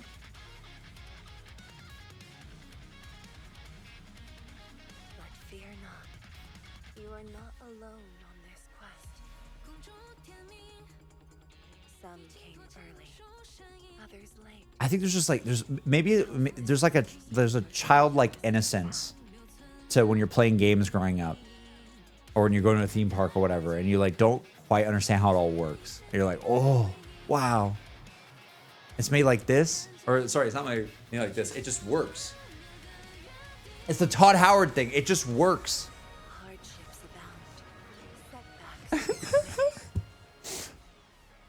But yeah, I don't know. I should probably go to bed. I don't even know why I'm rambling about this. I'm just watching this Arknights video over and over because it's kind of fun to look at. It's just, yeah, I don't know. I think I just want more worlds to feel magical to me. Like I want more things to be like, ooh, like you took me to this place, and then that's establishing this world for me. And I feel really, really excited about like where things are gonna go now. And I feel like a lot of games skip that part, and they don't like establish. I'm not saying a lot. Like I'm not saying like every game, like games are bad, because we have so many incredible games. I'm just saying that I feel like we some people don't realize that like root to it matters so much, dude. It matters so freaking much.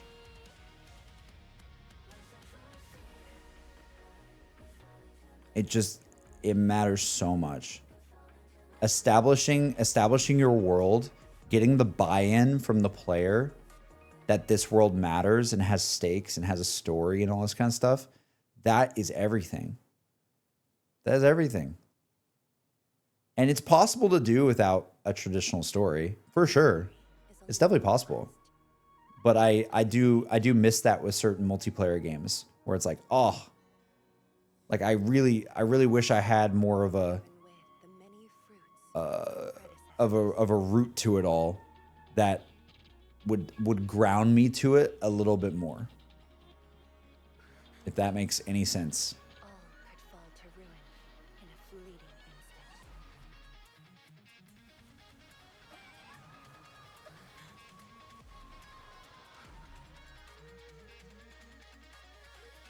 Yeah.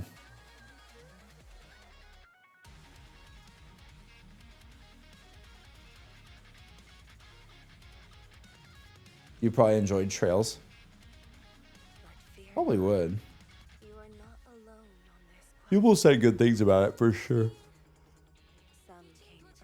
Ugh.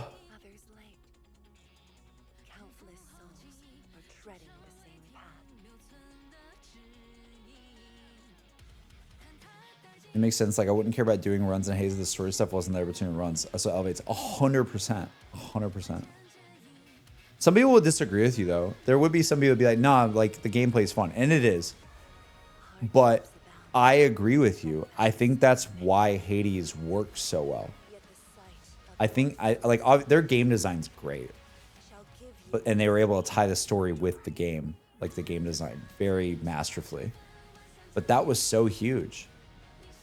Like, I want to see how that progresses. I feel rooted in this world. I feel like everything that I do matters. I feel like the characters are like moving along with me as I go. And not to take it to, you know, I don't know. I could go down so many rabbit holes of games that I felt this way about.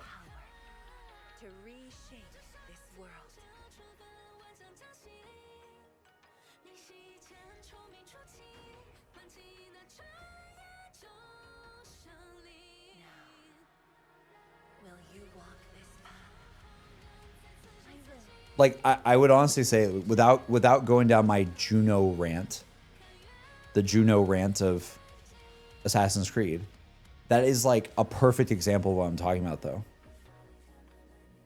Like I as a kid, I bought into that storytelling where I was like, you have teased this crazy stuff and I'm in now. You have like tied this to, you've rooted this to like real world conspiracies in the modern day and like religion and all this like really, really deep stuff.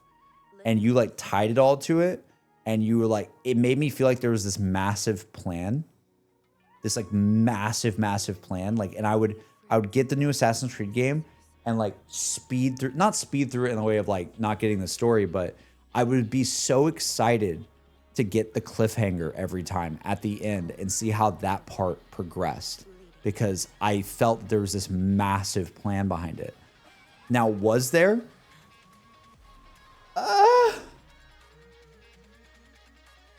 Not to what I felt. And that's the funny thing too, is even people like with TV shows and stuff, it's like, oh man, they just wrote it up, or they wrote it as they went along, right? People say about Lost all the time. And it's like, that's true. But that's like, to a certain degree, everything is written as it goes. Like, yes, they did not know what season 6 of Lost was when they were doing season 1. Absolutely not. Did they have ideas of where things could possibly go? Yeah. But I think when you're a kid and you're playing some games and you're like, they have it all play, like every single part of it. They know what the next one is. They know everything about it. And then when you start getting older, you're like, wow, game development is really hard. And looks like they didn't even get to do some of the things they wanted to do, right? And they were probably fighting tooth and nail to even get the little things in that we got. When you're a kid, you're like, oh man, this is gonna be this massive plan.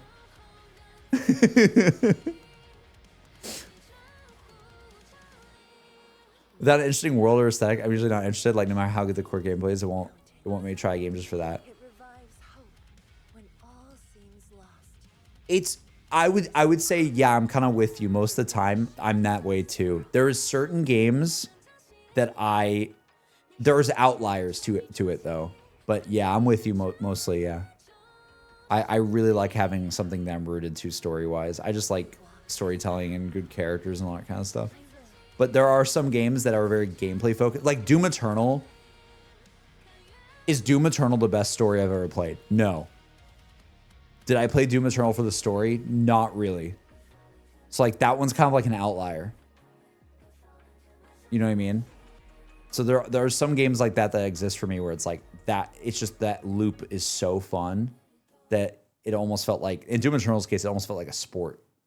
And they described it as such. And when they talked about it, they're like, it's like, they said it was like being a jet, I think is what they said.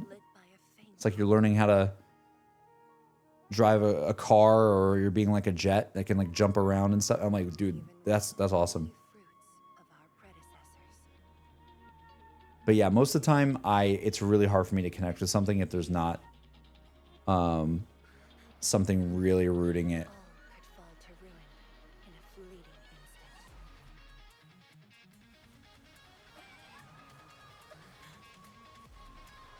Not gonna lie, as an author, a lot of writing is just letting my characters take the wheel. Even if I have a rough vision in mind, sometimes I'll just go off the rails a little bit because, wait, this actually isn't how it would go. Yeah. No, I like that. I think it's good. I think it's fun. I think letting characters sort of evolve in their own ways is cool. Have you not seen the... Oh, yeah. No, I'm not watching that. I'm not watching the P4 thing just because I'm trying to get it spoiled as much now. I've seen it enough already. People sort of recommended that I shouldn't.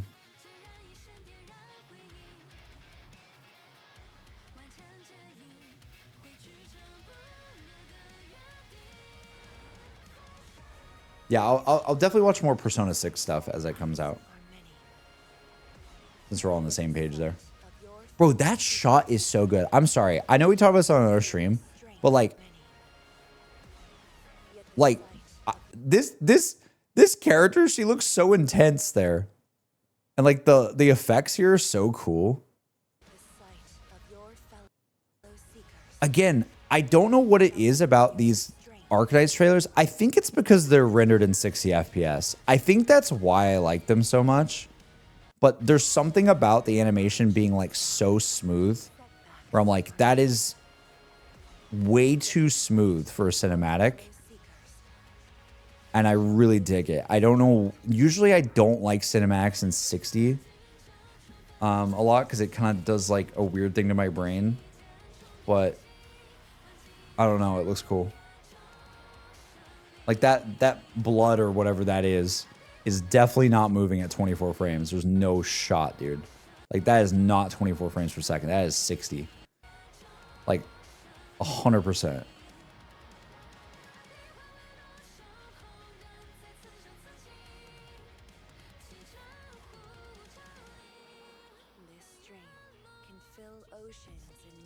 You should watch the trailers trailer. I think I have before at certain things.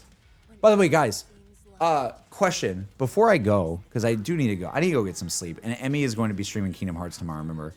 I might still stream later too, but she needs to do that during the day. How is the audio now? Have you gotten used to it? Does it feel similar enough to our old audio? I just want to make sure it's been okay. What's Emmy's Twitch link? One of the mods can link it, but it's Once Upon M. It's like almost like Once Upon a Time, but Once Upon M. I can link it as well. But Twitch is this thing where we can tell people to follow an account. But yeah, that's her account. Yeah, she'll be doing more Kingdom Hearts tomorrow, which is fun.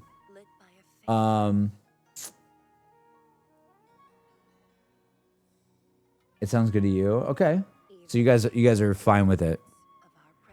As long as it sounds okay. That's all that matters to me. And I want it to sound good for her stream too.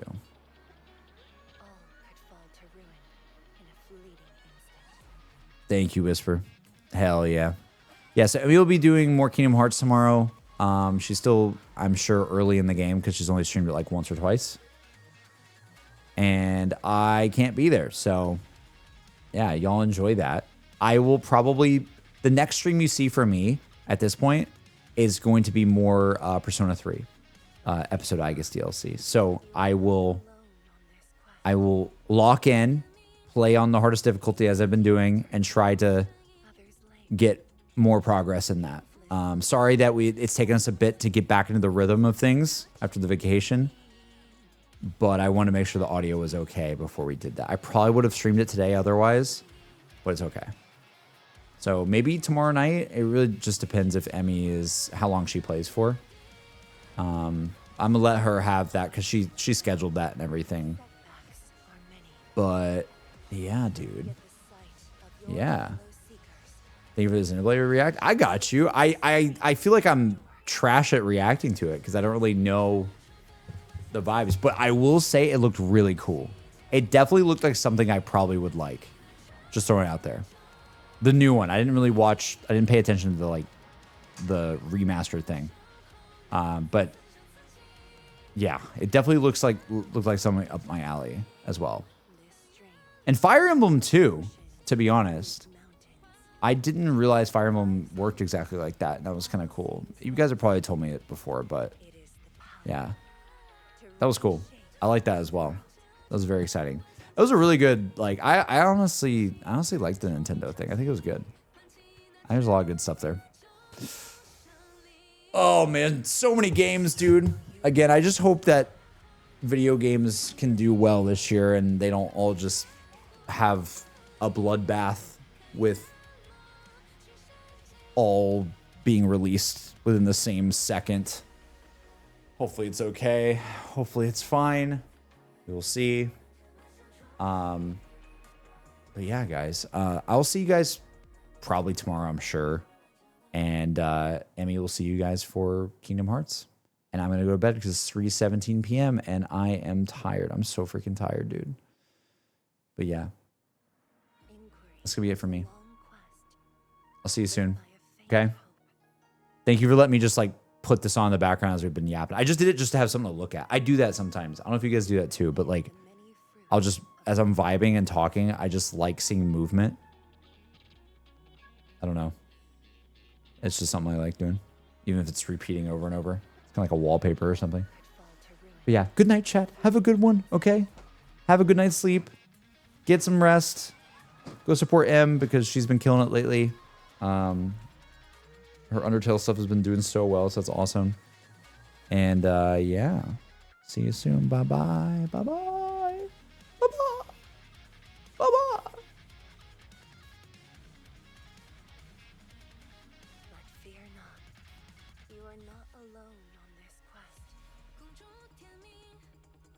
Some came early, others late. Countless souls are treading the same path.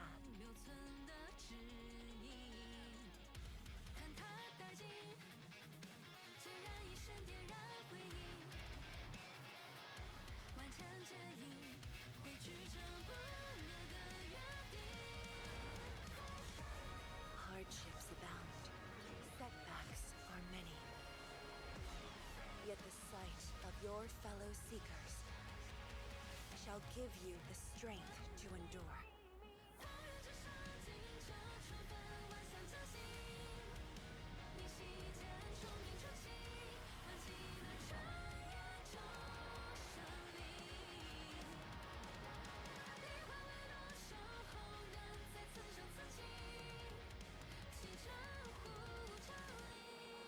This stream can fill oceans and move mountains. It revives hope when all seems lost. It is the power to reshape this world.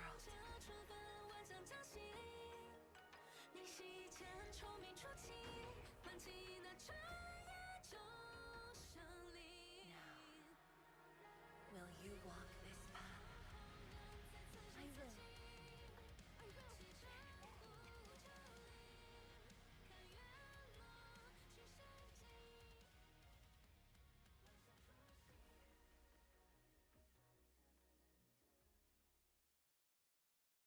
Mambo.